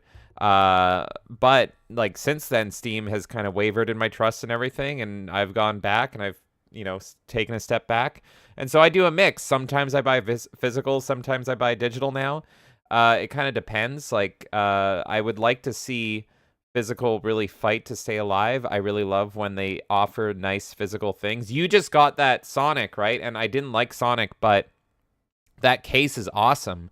You were debating about like, oh, do I even keep this game? But I was like, that case is so freaking nice. So I appreciate companies, I appreciate Sonic Superstars going out of their way just to offer something for physical, even if it is just a flip case. And they offered that they offered a pre-order bonus as well. So in this case, I do appreciate pre-order bonuses when it comes to keeping physical alive. So anything these retailers can do to push it. Yeah, and that's nicer than the game. That's freaking I awesome. love this thing. So, yeah, so I am 100% like, I love physical. Video games are the only thing I go digital for, actually. Like, I've bought maybe one digital movie in my life because I couldn't find it anywhere else. But I still buy Blu-rays. I bought albums. I bought CDs for the longest time, and I stopped just because I was no longer... Wasn't that a Godzilla thing on your PS3 or something? Yeah, that's the one. Godzilla Final Yeah. Wars, because it was not for sale in like North America or something. So I'm like, fuck, where else am I gonna get it? I love this movie, one of my favorite movies ever. So yeah, with video games, yeah, digital has been a double-edged sword. It's offered us a lot, but that's what they do, folks. They find the good, and that's where Xbox fucked up in 2013, is it was just forcing it on you. That's why everyone went backlash on it. It was all negative. They're like, we're going digital, and we're going to royally fuck you in the ass for it. And it was like, we don't want this. For them to succeed, they need to be the devil you know and the devil you like, and so they're going to find ways to weasel their way in. Steam found its way into my heart by being like, we're cheap as fuck. And I'm like, I'm in. And then... that's all the other consoles have caught up in that regard. PlayStation, Xbox, they have pretty comparable sales to Steam. We've been playing Ghostbusters. It's the same price on every single system digitally, but back in the 360 PS3 era, that would have absolutely not been the case. It would have only been Steam doing that. Actually, with the physical release of Ghostbusters, at least for the Switch, it's going to be $40. Yeah, so So that's I don't their know full if that's price. that's the full price, and then digitally they had a sale, I guess. Yes, so Because the physical for the Switch comes out on Halloween, actually. It's not out yet. Yeah, let me see right now. It is 25% off. Oh, that is actually way more. Full price on Steam for Ghostbusters is $25. On sale for $20. Yeah. So, yeah, that's how they get you, though. That's how they get you. And so that's why it makes it so hard to resist. It's like, well, I love physical and I love collecting, but I only have so much space and it's much more expensive, and digital is just easy, convenient, right here. So it's really tough to fight, and you got to pick your battles. But I love physical, and I would like to see more retailers and outlets offer stuff to keep physical alive, like that Sonic thing. I think you also got a Mario pre-order bonus or something, like a little keychain. Yeah, it was kind of lame that it was a keychain. Yeah, but like anything you can do, but then that all ups the cost. So it's an inevitable fight, and it sucks to see it. But yeah. Well, what prevails is the cheaper option, and we know what the Always. cheaper option is, right? Yeah. So that's the thing. Yeah, 100%. Spartacus also brought up that games are being sold to you as a whole, but now games are sold to you in pieces. Mm-hmm. So I think one major thing we've probably noticed is day one patches, right? This was not a thing before. And now all these companies are like, oh, we can just do this and give you a patch later in a week, we'll fix it. Don't worry about it. Yeah. I mean, look at Adam playing Spider-Man with no day one patch. I got the day one patch, and Spider-Man's great, and he's over there playing this horrible version of it. But yeah, no, almost unless you're playing a Nintendo game, it seems like every single game that comes out, whether it's indie, AA, or AAA, you need that day one patch, or it just doesn't fucking work. It's insane. Yeah. Yeah. And it's you can't launch a game anymore and just be like, yeah, it's good on launch ever. No, It feels like. it's only Nintendo. Actually, did we have to update for Sonic Superstars or Mario Wonder? Because it was a Switch. Sonic had a massive update. Yeah. Mario had 0 updates. Because I was gonna say with the Switch, I notice it way less. Like whenever I buy a PS5 game or an Xbox Series X game, I'm always updating. It's always. only if it's Without first party fail. Nintendo. Only if it's first But party yeah, Nintendo. I've noticed with Switch games once in a while, I'm like, oh, I can just play it. Yeah, Nice. no, Like, not for Sonic. Believe it or not, there was a massive patch to Sonic, and it was still that bad. it's terrible. It's terrible. Kendon says, oh, but hey, games nowadays are better quality. Enter Gollum and Kong, which, by the way, we played Gollum already on our channel. Thanks to Jonathan Davis, who bought a copy for us. And so we did a stream of that. It was insanity. And guess what? No. We also have Kong. Why do we have Kong, James? Because of Jonathan Davis. Because of Jonathan Davis. So Jonathan Davis has also bought us the Kong Skull Island, I think it's called. I don't fucking remember the name. And it's going to be a shit show, and we will be playing that game on this channel Here's because... my prediction. Yes. I think I'm going to like Kong better than Gollum. That's insane. Because I'm a bigger fan of the property. I'm a King Kong Because you're fan. a bigger fan of floating JPEGs, right? I like giant monkeys. I'm a big King Kong fan. The original King Kong from like the 30s, I absolutely love that movie, and I even like the Peter Jackson one. So I like the idea of playing Giant Monkey Man more than I like playing Gollum. I think I'll like it better. But Yeah. either way, I'm gonna be miserable. So our rule on this channel is we never expect you guys to buy us games ever, so don't ever feel obligated. You're also welcome to suggest games to us in our Discord. We're not expecting you to buy those. But if you do buy us a game, which Jonathan Davis was kind enough to buy Gollum and Kong for us, again, So nice. not expected. It was nice of him, even if it's an absolute shit show of a game, whatever. We give all of those games at least one try if you buy them for us. So you will get at least one stream of it. And that's why we're going to be playing Kong on the channel. And Mortal Kombat. Yes, and Tons of Fun gifted us Mortal Kombat 1. So despite us both not wanting to play Mortal Kombat 1, we will have a Mortal Kombat 1 stream on the channel as well. And here's another prediction. I think I'm going to hate Mortal Kombat 1 more than Gollum or Kong. I can see that happening, yeah. Yeah. Let's see what else we got here. Paul says, I think vinyls show that old media returns. That is such an interesting thing, man. And like, I would love to hear your takes on that, because I've always been a music guy as a fan, and like I'm a big, as you know, a big metalhead. And the vinyl return was crazy, and it's just because vinyl, it's still the best way to hear it, quality. And so they're big and they're clunky and they're hard to find, but like, man, I remember going to my friend's house, and he got Master of Puppets on vinyl, and hearing that for the first time, it was like hearing a new album. It was crazy, the difference in quality you could hear on that, and it was amazing. Here's the problem, though. There's not really any difference for a video game, right? Physical versus, this version or this version or this version when it comes to what storefront it's on. Digital versus physical, cartridge versus disc or something. There's no difference in the video game. It's more about the hardware it's running on. So I don't know if video games are going to have that similar vinyl scenario. I mean, they are always going to have a place for collectors. We haven't really seen it for movies, right? So like, there's people that collect movies for fun. They'll collect Laserdisc, VHS tapes, all that stuff. And Laserdiscs are really freaking cool. But ultimately, at the end of the day, getting 4K is still the latest and best way to see things. Actually, I mean, oh God, that's a whole nother thing. I actually think 4K can ruin some movies. I saw this recently with a cut of Halloween. It was Halloween H2O. which is actually a pretty good film. But someone got it on 4K, and if you get a movie that looks too good, if it looks too good, you'll see all the flaws, and it's like the movie wasn't shot. It was shot in fucking 2002. It wasn't. Well, this is how I feel about The Hobbit. Right? Remember the Hobbit film? It looked like you were watching like a behind the scenes thing because it was like 60 FPS or some shit, right? Yeah, It was like, this looks ugly. But it was shot. That was intentional. The thing It was, but I'm just saying it was terrible. Old movies and pumping them up to 4K, and it's like 4K wasn't a thing. That they did not intend for these people to look like that. Flaws are supposed to be hidden. But anyway, that's off topic. So yeah, anyway, for video games, I don't know if they're going to have a vinyl scenario. I'm trying to think of one right off the top of my head, and I can't. But interesting that you bring it up as a music guy, for sure. I'm going to keep thinking on it. What I can see is kind of what we're already seeing, which is creating these, like, you know, the SNES Classic, the Atari kind of thing, Sega Genesis, these systems where you can play old games in a little box. Like, I can see that continuing to be a trend as well. Yeah. So maybe eventually, like 15 years down the line, you have a PS5 that's preloaded with 50 games. Or something, you know?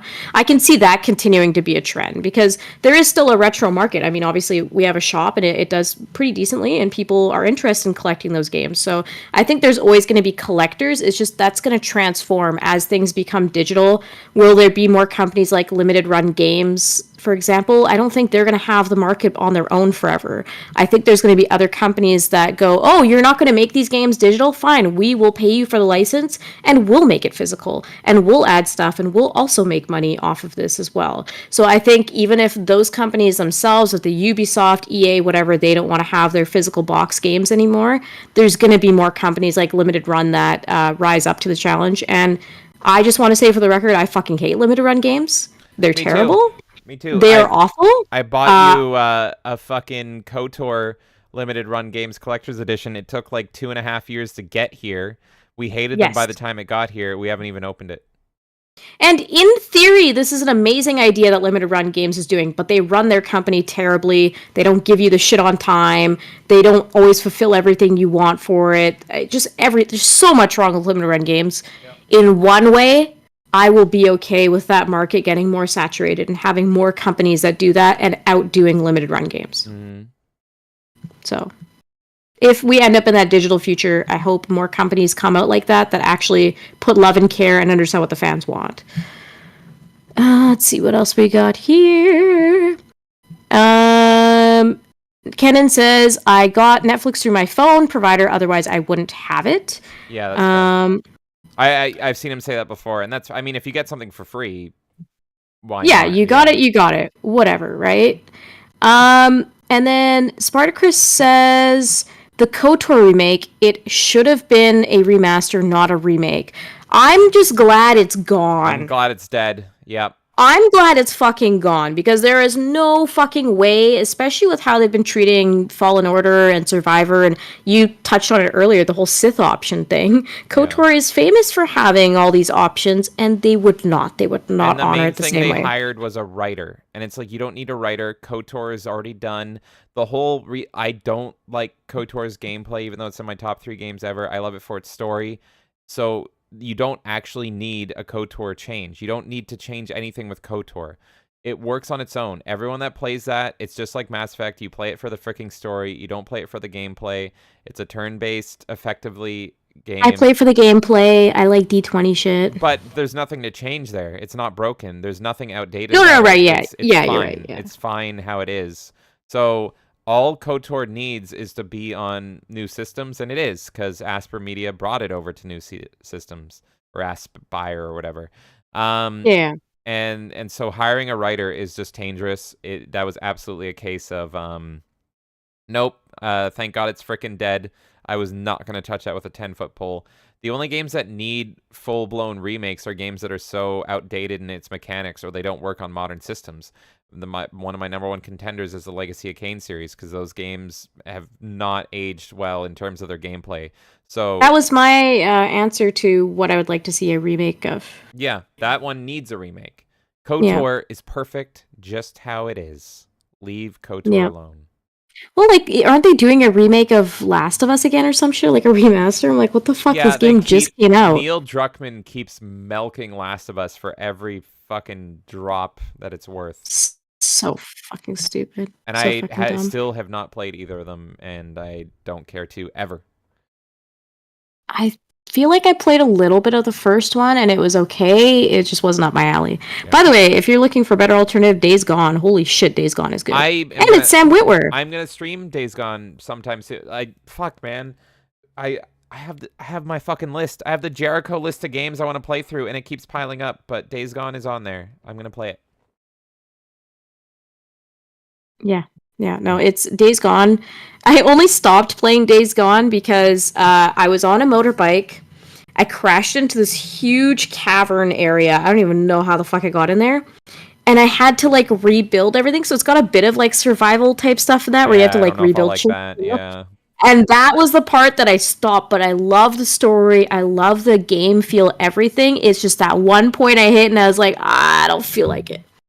So I just haven't gone back into it, but I absolutely love that game. And like I said, Sam Witwer, how can you go wrong? I love Sam Witwer, and I love the writing of the game. Those are the two reasons that I'm going to take a crack at it. I'm at least going to do one stream and see if I like the gameplay enough to go into it. Yeah.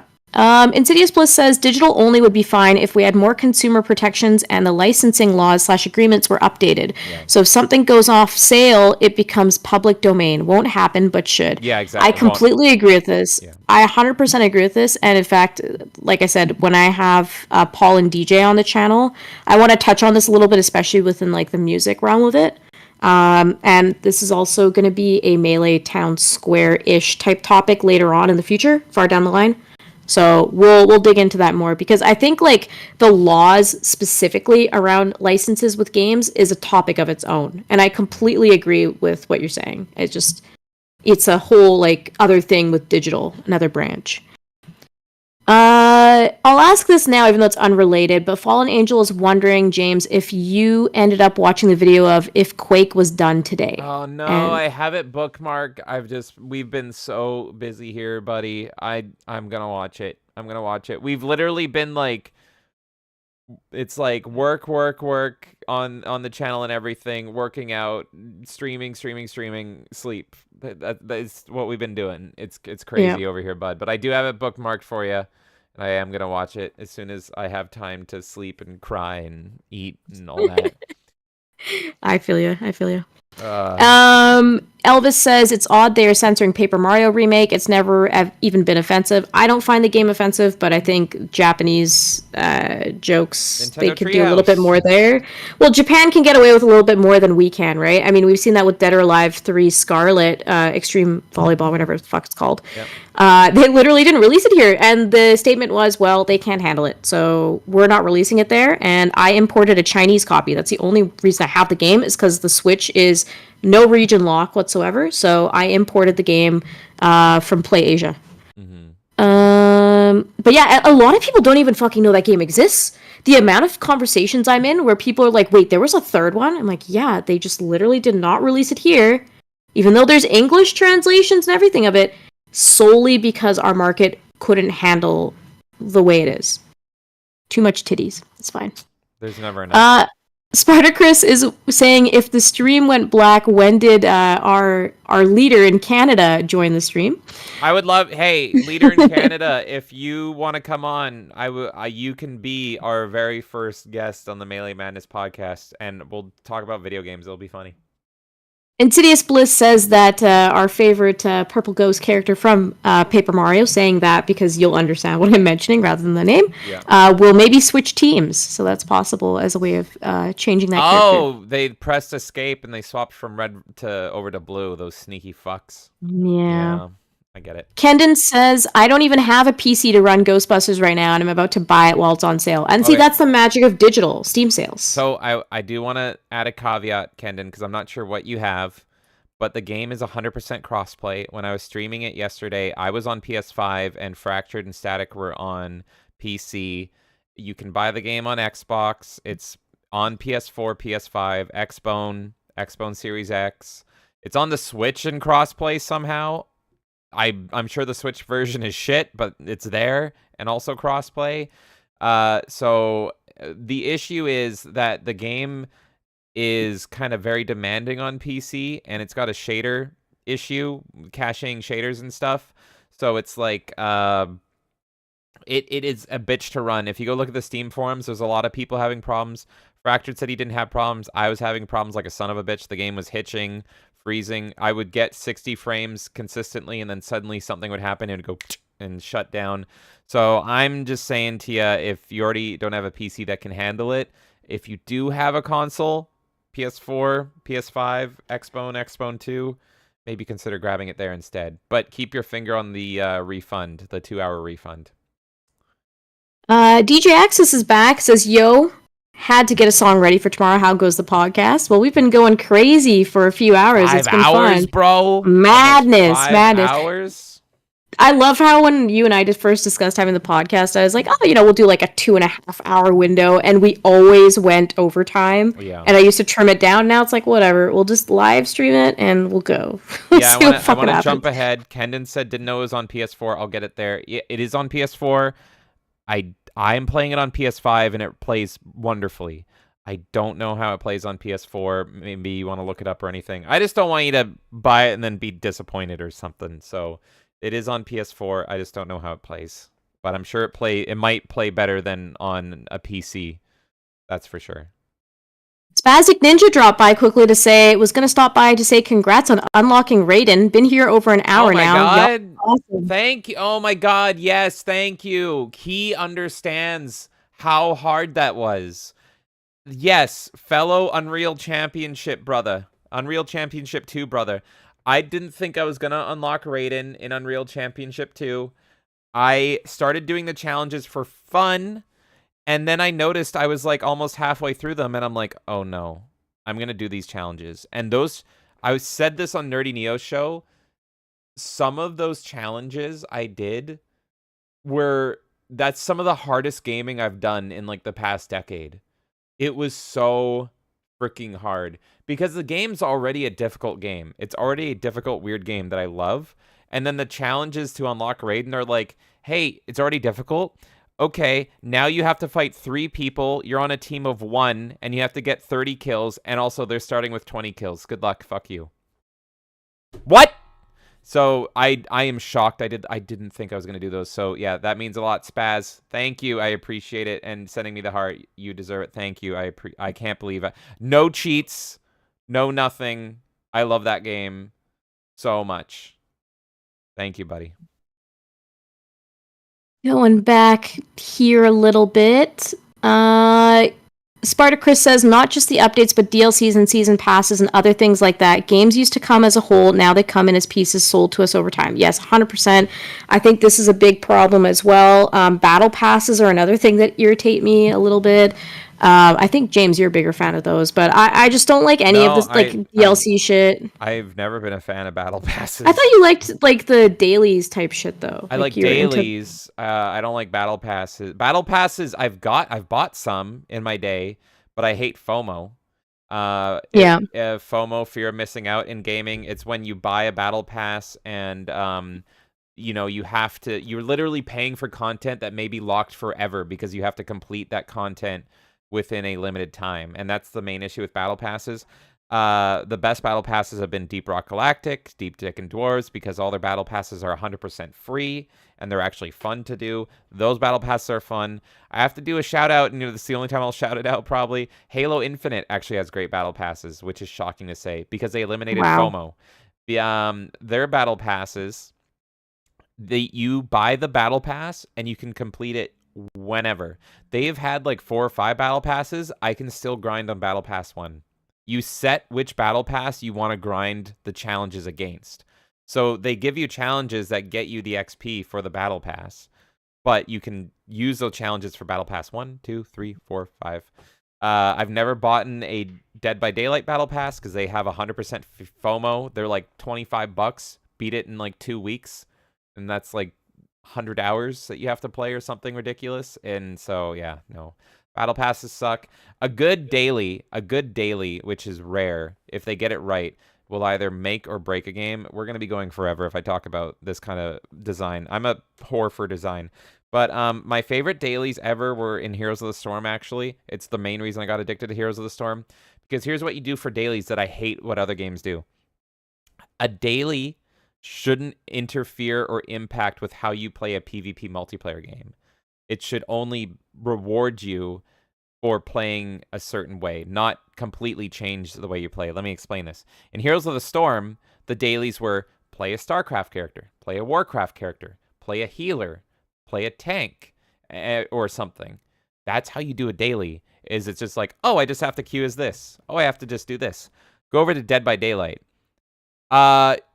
Their dailies will be like, as the killer, you must survive for 2 minutes and then make sure you get hit by 5 planks, and then you have to do this thing that goes completely out of your way of winning the game. And it's like, I have to take notes on this daily. It's going to make it so I have to lose. And then you have things on the Survivor. So the Survivor dailies will be like, you need to go unhook things, or you need to go search for treasure chests or something. And it's like, you're making me play against my team in a team-based game. And now you've broken the game. Fuck you. I hate you.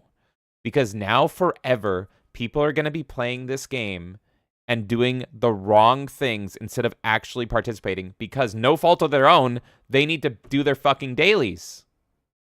You could have had dailies where it's like, play this survivor, play this killer, play as killer for this many hours, survive this many games, kill this many people. That's how you design dailies. I am very terrain focused when it comes to my dailies and everything. So yeah, if you have dailies that interfere with how the game is supposed to be played, fuck your game.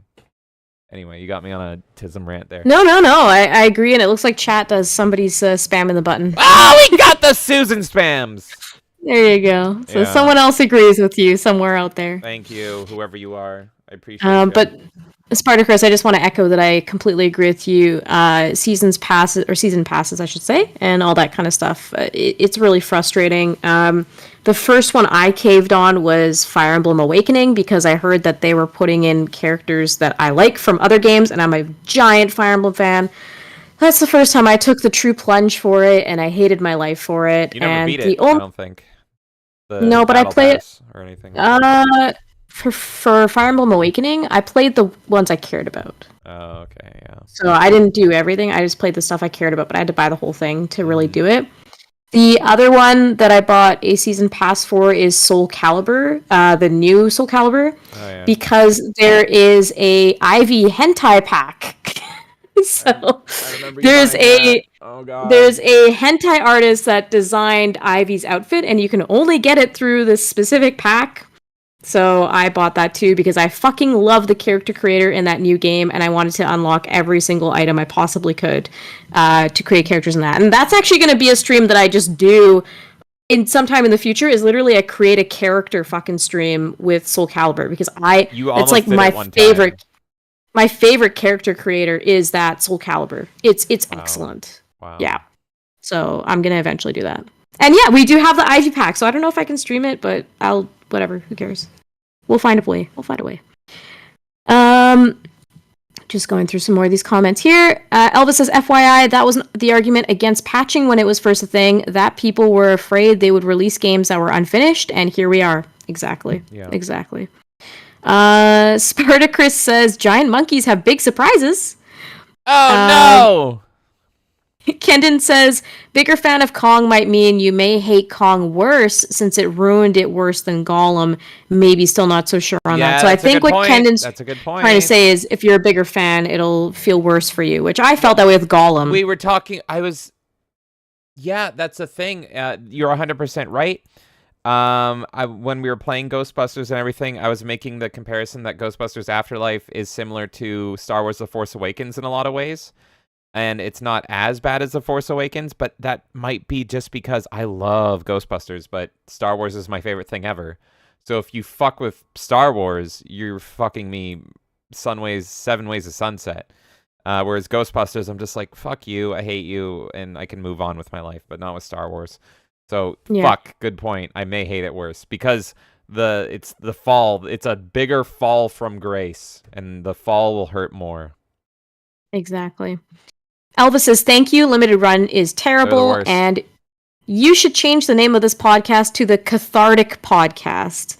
Well, I'm glad that you're finding therapy in our podcast. I've never heard that word described for me before. Cathartic is pretty much saying like it feels. No, I good know what to it means. hear. I know what it means. Okay. I didn't want to sound Okay. that. No, I meant No, that I'm just word. explaining. That word described for me. I see. Okay. We should call it the Insufferable Why Am I Here podcast, but I appreciate it, Elvis. Thank you. I appreciate Yes, I it. appreciate the kindness, and you guys make the conversation interesting too. So I'm really glad that you're all commenting and chatting with us. Yeah. Kendon says, "Agreed, Elvis. They did Carolyn dirty." Yeah, amongst other things. Elvis says, "I was going to get KOTOR 2 on Switch, and they promised to add all the extra content. Then they just quietly stopped talking about it, and are not doing it anymore. I'm glad I didn't get the sequel." Well, this is a whole other thing. That's such a because long, yeah. The short version of it, and I know James and I are both equally passionate on this one. It was a fan mod essentially that they were trying to do with Steam Workshop kind of thing. Yeah. For 2, and so to actually bring it to the Switch, like James and I outright were like, "That's not going to happen anyways." I don't even know why they're promising it to begin with. Yeah. So we weren't surprised when it didn't show up on the Switch, but they did tell people that they were going to try to do that, and they disappointed a lot of people. So They didn't. I say get they why would people try. are They didn't pull a Yoda. They pulled a Yoda. They said they were gonna. That's really the only issue. They didn't say Right, try. yeah, They but- said do. Right. Regardless, they were going to do it. They were going to try it, whatever. They were going to do it. Yeah. And they couldn't. And James and I weren't surprised, but I know a lot of they people couldn't. Yeah, on a consumer standpoint, I completely understand why people are pissed off at that. I like what that company does in general with Star Wars stuff, so I'm forgiving them for it. Yeah. And I same. can play it on Steam easy enough. I can see it as like an honest mistake from them. They thought they could do something that we knew was going to be impossible. We were like, Yeah. as soon as I saw they were going to do that, I was like, no, because that content is literally fan-made content. They pretty much got the scraps of the game that were left on the cutting room floor, and they spent over a decade getting that up and running. You're telling me that you're going to officially add a fan-made mod into a Star Wars, of an official Star Wars game? Yeah, There's there was just no fucking way. There was no way. So I was shocked when they said they were gonna do it, and I was not at all surprised when they had to pull back on that. They should have, like Kay said, they should have tried. They should have said they would try to do it. Because they shouldn't have even mentioned it. It should. My opinion on it is that they should have just surprised people with it if they could have done it. Yeah, and KOTOR 2 is people great been like, on its "Whoa." own, but the restoration mod makes it a masterpiece, and it makes me Yeah, like it the better than- superior version is played on Steam only. Like, there's no other real way to play KOTOR 2, in my opinion. Same. If you ever want to know how to do it, James has a guide on how to get that all set up for the fan mods, so just bug us. Add me on Steam, and my KOTOR 2 review lists all the mods to install, how to install them. It's the easiest game to mod ever. Super freaking easy. Fallen Angel is suggesting Cody for anyone that wants to have everything there for them. DJ says, "I still love how James says milk." Milk! Me too. Milk. Yeah, it's charming. Fallen Angel is saying it's 2 minutes. Make sure to check it out. So make sure to check out that Quake video later. Yep. And was asking me what was not released, which I said Dead or Alive Extreme 3. Spartacus says, "I do have a code somewhere that I was going to give to someone for Xbox, so I have an extra Ghostbusters game." Oh shit! Any Xbox Fallen Angel players? says, "Yeah." Fallen Angel says, "Ah, yes, I love Big Milkers." There you go. You're in the right place. I see you're an Abby fan as well. Respect. We too love Big Milkers here. Yeah. Kendon says, "Didn't know it was on PS4. I'll get it there." Is it last gen too, or is it? It is last gen. Oh, okay. Wow. Okay. Yeah. It'll probably run at like 30 FPS or something, I assume. But I've heard that it it's, won't run well. it's really Kendon. Yeah, just But wait. if console it's locked, it'll work. It'll fucking. It will work. console. Just you know your own PC, right? So just weigh it. Is it going to be better on my PC or is it going to be better on PS4? But I'm pretty sure it's on Exactly. PS4 and Xbox One. DJ says he was working with his resident superfan on something very special that he cannot spoil yet. Oh shit, DJ! Looking forward to it. Fallen Angel says game recommendation Cave Story. It's a game made by a single person for years. Very fun and well made. I think recently he got it on Steam, but you can download it for free, I think. And DJ is confirming that Cave Story is great, and yes, you can download it for free. Yes, Cave Amazing. Story is absolutely great. One of the best indie games of all time. I have beaten it.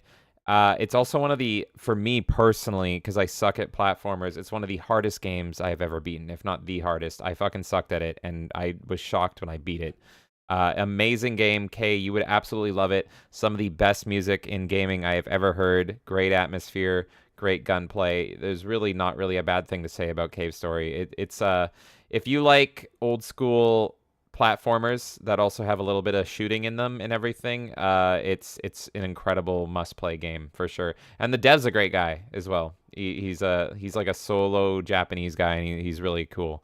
So highly recommend Cave Story. Kay, you need to play it one day. You're gonna fucking. You've never played it, right? I think at one point I purchased it and I never really played it. No. That is stream bait for you. I would love to watch you play Cave Story. You would love it. I would be shocked if you didn't love Cave Story. It's like Okay, it's I like an will. amazing Super Nintendo game released recently. I'm putting that in stream suggestions so I don't forget. Yeah, and I own it on Steam. If you need to play it, I own Cave Story Plus. Really fucking good. Perfect. Okay. Insidious Bliss says, I got Ghostbusters on PC, seems to run fine, but James makes a good point about trying it and making sure. Like we said, you have the 2-hour window, so if you do buy it on PC, just make sure you just try an hour, see if it works, and then if not, return it. James, in his case, had to, and then he ended up buying it on the PS5. I'm going to be buying an Xbox version for us as well, so we'll have it on both consoles, so we can both play together. And because there's so many people that are into Ghostbusters, I see hopping ahead that Kendon's also planning to buy it, but on the PS4, so he can play with us now. Because it's only $20. He says, I'll do it now on PS4 and upgrade to PC when I get there. I will be planning more drop-in events for Ghostbusters for our community, so we just gotta make sure you're now. hanging out in our Discord. Deep Rock Galactic is another one, or Deep Dick and Dwarves, however you want to call it. Yeah, I'm down. I'm very aware that there's a lot of people in the community that love playing those games, so as long as you're in the Melee Games Discord, just stay tuned there, and I'll be sure to let you guys know when we're doing those. But yeah, October was insane for us. You guys know, you've seen us on tons of streams. You've pretty much seen our faces every day. November might be a little busy too, but hopefully we can slow it down a little bit before Christmas season, because we're going to be really busy in December as well. But we'll make sure we get you guys tons of content, and we still want to do at least one community event a month if possible. So that's what my goal is personally, and I'll try to figure out if it's going to be a Ghostbusters drop-in, Deep Rock, whatever it is. But I'm game. we'll for make either. sure there's one. 100%. Let's do it up. Yeah, and right now I think we're all on a Ghostbusters wave. Like even I'm craving it. So Ilphonic needs to pay me. How many freaking people do we sell the game on? Dear Lord. I know, seriously. So yeah, just stay tuned to our Discord, and we will let you know when that's gonna happen. Oh yeah. DJ is laughing at that Quake video, so I think James will enjoy that when he gets to it. Promise. Fallen Angel says play Valkyrie profile. That is on my list. This is a this is a loaded statement that's gonna send James off, but I'm gonna read it. Fallen Angel says the only Star Wars movies are the original 3. The others don't exist. Dude, Fallen Angel. The prequels are so Kino. They're pure Kinoplex, brother. Go check out the prequels again. You're gonna love them. Palpatine is an absolute unit that lays waste to the horrible Jedi, and it's the funniest shit ever. Anakin literally genociding Tusken Raiders. You can't go fucking wrong. They're hilarious and amazing. I can't recommend them enough. And I'm a huge Phantom Menace shill, so Phantom I'm Menace, not even gonna deep dive into Phantom that. Menace has hilarious slavery in it. They're the best. The prequels are amazing. I love all 6 movies. My favorite is episode 4, but I love all 6 of them. Spastic Ninja says, I choose Lightning Fingers every time.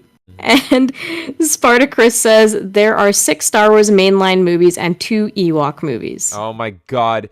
Oh my god, you reminded me. I've never seen those Ewok movies. I've never actually seen those Ewok movies, and I really need to watch those. They're some of the few things that in Star Wars visual media I have not watched yet. Do you know about those? Okay. No, I don't know about them. They No. made 2 live-action Ewok-centered movies, and they're just about the Ewoks. They're about Ewoks and like these little orphan kids, and they look like the worst shit ever. Most people don't even know about them or care to know about them. And they've been in my back pocket, and I'm gonna watch them incredibly drunk. And I just dropped it in community events too. So. oh my god, yeah, I'll pull up photos of them. Yeah, Ewoks, Battle for Endor, and what's the other one? And they just looking at the poster is the reason why I've never watched them, because I fucking hate Ewoks so much. Kendon brought up the Christmas special. I've seen that, but this is separate to that, right? This is not even. This is not the Christmas special. I've seen the Christmas special. These are why can I only find Battle for Endor? What's the fucking other one? Ewok movies. You got me on a tangent. Caravan of Courage. That's it. Oh my fucking god. Yeah. Yeah, okay, here's both posters right here. Tell me, when you look at these posters, you will understand why, as a Star Wars fan, I've never watched them. As a Ewok hater, look at that. Look at these 2 posters. That's really all you need to fucking know. The movie stars Ewoks and weird people. Weird people. It looks more like fucking Krull than it does Star Wars. There's nothing about this that looks appealing. The villains kind of look neat. Like the Battle for Endor villain, he might be good if I pretend it's not Star Wars, but I've seen clips. Yeah. Okay, do you want to watch these with me sometime? Of course, let's do it. I hope all the Ewoks die in a fucking fire. I hope the remains of the Death Star rain down on them and cook their little furry asses. Insidious Bliss says George was originally going to make a Wookiee movie until it turned into the story for the Christmas special. And Spider Chris says they look cool and he's interested in watching with us. So I did drop it in the community events as well. So if it's something we can make possible. Wait, you haven't seen them either, Sparta Chris? Yeah. I know, like, yeah, no, I don't think they were even the theaters. I'm not sure. I think they were like straight to video in the mid to late 80s. They were made for children because it was Ewoks, right? It was after episode 6. They just made these weird Ewok movies. I've seen Star Wars Droids. That was like a Star Wars cartoon starring R2-D2 and C-3PO. I had the VHS of that as a kid. Oh, he says he has watched them. He said I watched them since I was a little kid. Okay, yeah, I think we just haven't watched. that. Yeah, no, I haven't watched Droids since I was a little kid, but yeah, those movies have always looked like fucking nightmares to me. And he's saying they're prequels to Episode 6. And Kendon says, Ewoks and kids. I see why James hasn't watched them. He gets me. Thank you. You understand me so well. Unless there's a fucking scout trooper that just goes one by one and shoots them in the back of the head, I'm not interested. But it's Star Wars. I have to watch everything Star Wars. You have to watch Star Wars, I know. It's been there. It's been looming. I've never even told you about this. This was my dark little secret. Yeah, I had a little black diary hidden with a lock and key, and all it said was, watch the 2 Ewok movies, and I hid it from Kay. And now you've all revealed it to her. Oh, God. What have you done? It's all over now. Insidious Bliss says, I saw the Battle of Endor. It isn't really Star Wars. And DJ thinks he might have seen these before. So, yeah, I mean, regardless, I guess, James, we're watching it regardless. We'll see if we can make it a community thing. Yeah. Kendon says, I mean, Mace Windu is in the prequels, so of course they're great. I hate Mace Windu. He's terrible. If there is... No, I'm not going to make that joke. If there's one Mace Windu hater on Earth, it's me. Yeah. If there's none, I am dead. Fuck Mace Windu. I hate him so much, too. What else we got here?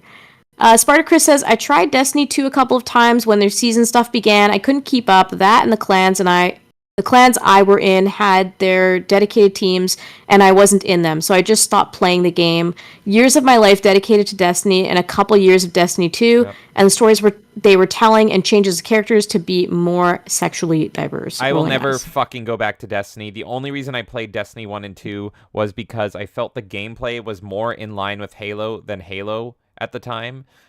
Because it's made by Bungie, they feel like you're playing Halo. And then Marty O'Donnell. I absolutely love Marty O'Donnell. He's my favorite game composer. Him and Drew David Wise. Did I get it right this time? Andrew something. Oh, we always get this David wrong. Wise. It's David It Wise, is, right? right? Yeah. David Wise. Always fucking get this wrong. Yeah. Yes, David Wise. David Wise. Okay. Yeah, David Wise, Marty O'Donnell. Marty O'Donnell and the gameplay were the only reasons I played Destiny. Story I thought was fucking dog shit from the start. Here's the story of Destiny. We don't really have a story, so we're gonna give you elusive bad guy. Maybe we'll fill in the blanks, but we never fill in the blanks. You kill elusive bad guy. What do we do now? Well, he was only the lead up to new elusive bad guy. Whoa! And there's like no motivation ever. It's the fucking worst. Some of the worst storytelling I've ever played in a game through Destiny 1 and 2. There's no semblance of a story. It's all just like filler plot points that they never filled in. It feels like you're playing like an alpha game if you pay attention to the story. Terrible. I don't miss it at all. I will never go back to Destiny. I don't care if it's Destiny 3E. Never going back to Bungie. Never, ever, ever, ever going back to Bungie. I actually didn't mind Halo Infinite. I thought Halo Infinite story-wise was a step in the right direction, and apparently it bombed, and we're never going to get Halo again. And I'm like, but the Halo Infinite was fine-ish. Better than fucking Destiny, actually. Anyway. Who's Marathon by? Is that Bungie? Bungie, yeah. That's what they did before Halo. And aren't they re-releasing it? They're making a new Marathon, but Marathon originally was like Doom, kinda. It was Doom-esque. It was an old game, and they made Oni as well. I never played Oni, but Oni was like Perfect Dark, kinda. But yeah, they're doing a new Marathon, and I'm like, oh, that's neat. Is it gonna be like Doom? And it's like, no, it's like a fucking Battle Royale game. And I'm like, oh, I don't care. Goodbye. I wanted a Doom game. I think it, right? We only had a teaser, but I think they pretty much said it's their take on Battle Royale or something, and I don't like Battle Royale games. I could be wrong. DJ says, "Oh God, Oni, that game is absolutely merciless." So I used to be such a Bungie fanboy that I always wanted to play all of their games, but I decided to hate them instead by the time... DJ wants you to suffer through that, by the way. Oh, really? I love the cover. That's all I fucking know. You want me to show you the cover? I'm adding that to our content recommendations, too. This is the cover of Oni. It literally looks like fucking Perfect Dark. Always been interested in it. I have no idea if the game itself is actually any good, but it sounds like it's shit. But yeah. Oh, Kendon's going to bed. Have a good night, Kendon. We're going to bed too soon here. Thanks for hanging out with us. Yeah. We're probably dropping in about like 15 minutes or so, but we're just wrapping up with you guys. Kendon, thank you for hanging out for so freaking long. He heard Oni and he had to get the fuck out of here. He's like, fuck this shit. No one should suffer this. Yeah, it's looks like it's bad Perfect Dark, kinda. Oh, Kendon, you should also make sure. I mean, I assume the crossplay's fine for older gen too, but you should make sure. Oh God, you're right. For Ghostbusters. You're right. Ghostbusters crossplay PS4. Ghostbusters features full crossplay between PS5, PS4, Series X, XS, okay, perfect. Xbox One, and PC. I just wasn't sure because sometimes the old gen can have issues, right? So you're fine. You're fine. Yeah. As long as you pay for PS Plus as well, you're fine. And I'm looking forward. It sounds like we're going to be doing more Ghostbusters here sometime pretty soon. So I'm looking forward to playing with all you guys again. Like I said, stay tuned to the Discord. That's where I post when I'm organizing all the events for us. So you can find that information there. Few quick hit messages. If anyone knows Star Wars, then it's Lucas, and Lucas had these movies, says Spartacus with a wink. Shit. And Insidious Bliss says, the one person most responsible for the current state and downfall of Star Wars is George Lucas. I agree with him on that. Well, he made the mistake of selling it. Yeah, exactly. He made the mistake. He sold it to the devil. He should have sold it to me. I would have given him a nickel. Exactly. So. Yeah. What else here? Spartacus said they did dub Destiny as Destiny 0 and Destiny 2, where the story really takes off. I feel like the story was disappointing. I liked how Destiny ended, really. I don't remember the ending, because to get the fucking endings, you had to do these bullshit fucking raids, but I was mostly playing Destiny solo. So I constantly set up these stories that had no payoff for me. I hated I don't miss it at all. I don't miss Destiny at all. Fallen Angel says, Kay, since you like RPGs, tell me your favorite SNES RPGs. I was more a Sega Genesis kid, but I love Super Mario RPG. That'd probably be my favorite SNES RPG. What else? There's some Final Fantasies. Earthbound. Yeah, Earthbound would probably be the other one. There's a lot. I can do a whole fucking stream talking about that shit, but my brain is dead 6 hours into this. But definitely, like, Super Mario RPG is always the one that stood out to me that I really loved, personally. And yeah, like James said, Earthbound is probably the other big one for me. I like more, like, Tales games as well. So I'm more like modern JRPGs a little bit. Like, kind of going into, like, PS1, GameCube era. I really like that era of RPGs. And obviously, like, the Final Fantasies 7, 8, 9. I could rant forever on those. My favorite Tales game is DuckTales. Why do you do this? Why do you do this? Spartacus says, Table said he'd like to join in on some Ghostbusters sometime. Absolutely. I have lost count of how many Ghostbusters we got. We have a whole Ghostbusting squad now. This is awesome. Spartacus is taking a hint from you here. Tales from the Dark Side. No, Tales of Symphonia, Tales of Legendia, Tales of Abyss, Tales of Vesperia, Tales of Berseria. There are amazing Tales games. Fuck your DuckTales answer. Tales from Monkey Island. Why do you do this to me? Why do you do this to me? I think I've caught up on chat for all of our channels here. Oh my god. As we do an outro, I just want to remind everyone that I made a post today in our Discord. Spartacus is also trolling me now. Tales of the Jedi. That was a good show. He said not the TV show, but the comics. I really liked the TV show. I really liked it. I just want to let you guys know, so we're doing Melee Town Square again in November. The last one we did was the beginning of October. We did about Halloween.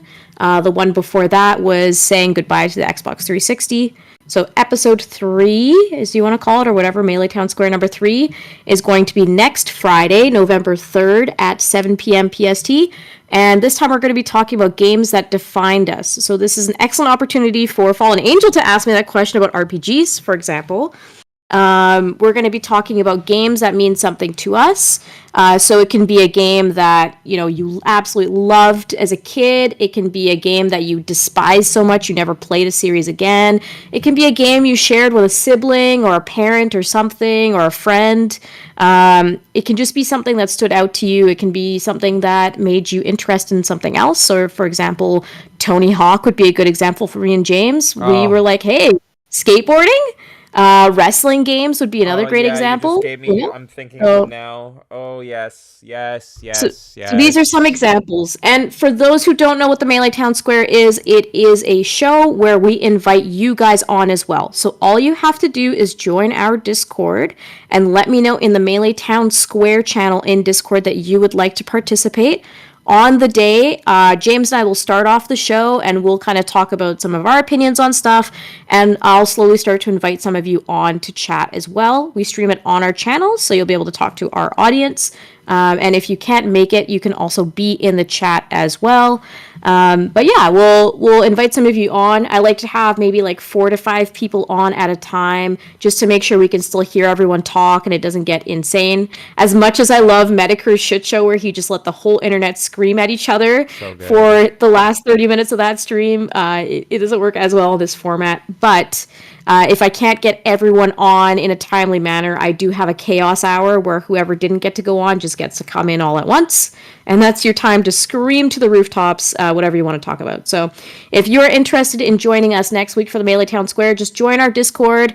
Come hang out. Let me know if you want to be on. If you have a time constraint, I'll try my best to honor it, but we've had quite a few people hop on, especially on the last one. So I'll do my best to schedule you guys in. But it's chaos. It's fun. We have fun with it. We hang out. You can show off your stuff too. So it's not limited to just speaking. You can be like, here's a game off my shelf that means something to me, etc. So I will let James do the rest of the send-off now. But I just wanted to mention the town square because I think those are super fun. And I hope to see some of you there. Perfect. Thank you guys for hanging out. Oh my god. I'm about to hit the music. Was this our longest show? Was the Nintendo one? I don't know, but it was all madness. It was all madness. I love it. I love it. I love everything except for sweet, sweet babies. But John Carpenter is my homeboy. AJ Styles is my homeboy. And all of you are my homeboy. 100%. I'm going to see you all very, very, very soon. Let's hit the music. There's the music. Thank you guys for hanging out for 5.5 hours. Kay, you can talk to. They can still hear you. Oh my God. 5.5 hours, everybody. I want to thank our new follower, latest_1 over on Twitch. Thank you, buddy. I appreciate you. And also all the people that got us to 300 followers over on YouTube. You are freaking awesome. And of course, Thank you so much, everyone. our tippers of the night, DJ Todd Howard, with that tip. Thank you, buddy. I appreciate you. And thank you for saying thank you to 300. That is so awesome. And we're happy to have you here. And our mega mother tipper of the night, Insidious Bliss, with the $50 tip coming in and reminding me I have to shit on Greg Miller. I will always take a tip to shit on Greg Miller. We hate Greg Miller here. Thank you so much, Insidious Bliss. Thank you, DJ Howard, DJ Todd Howard. You guys are freaking awesome. All right, folks. I will see you all very, very, very, very, very soon. And until then, so long, goodbye, good night, and see ya.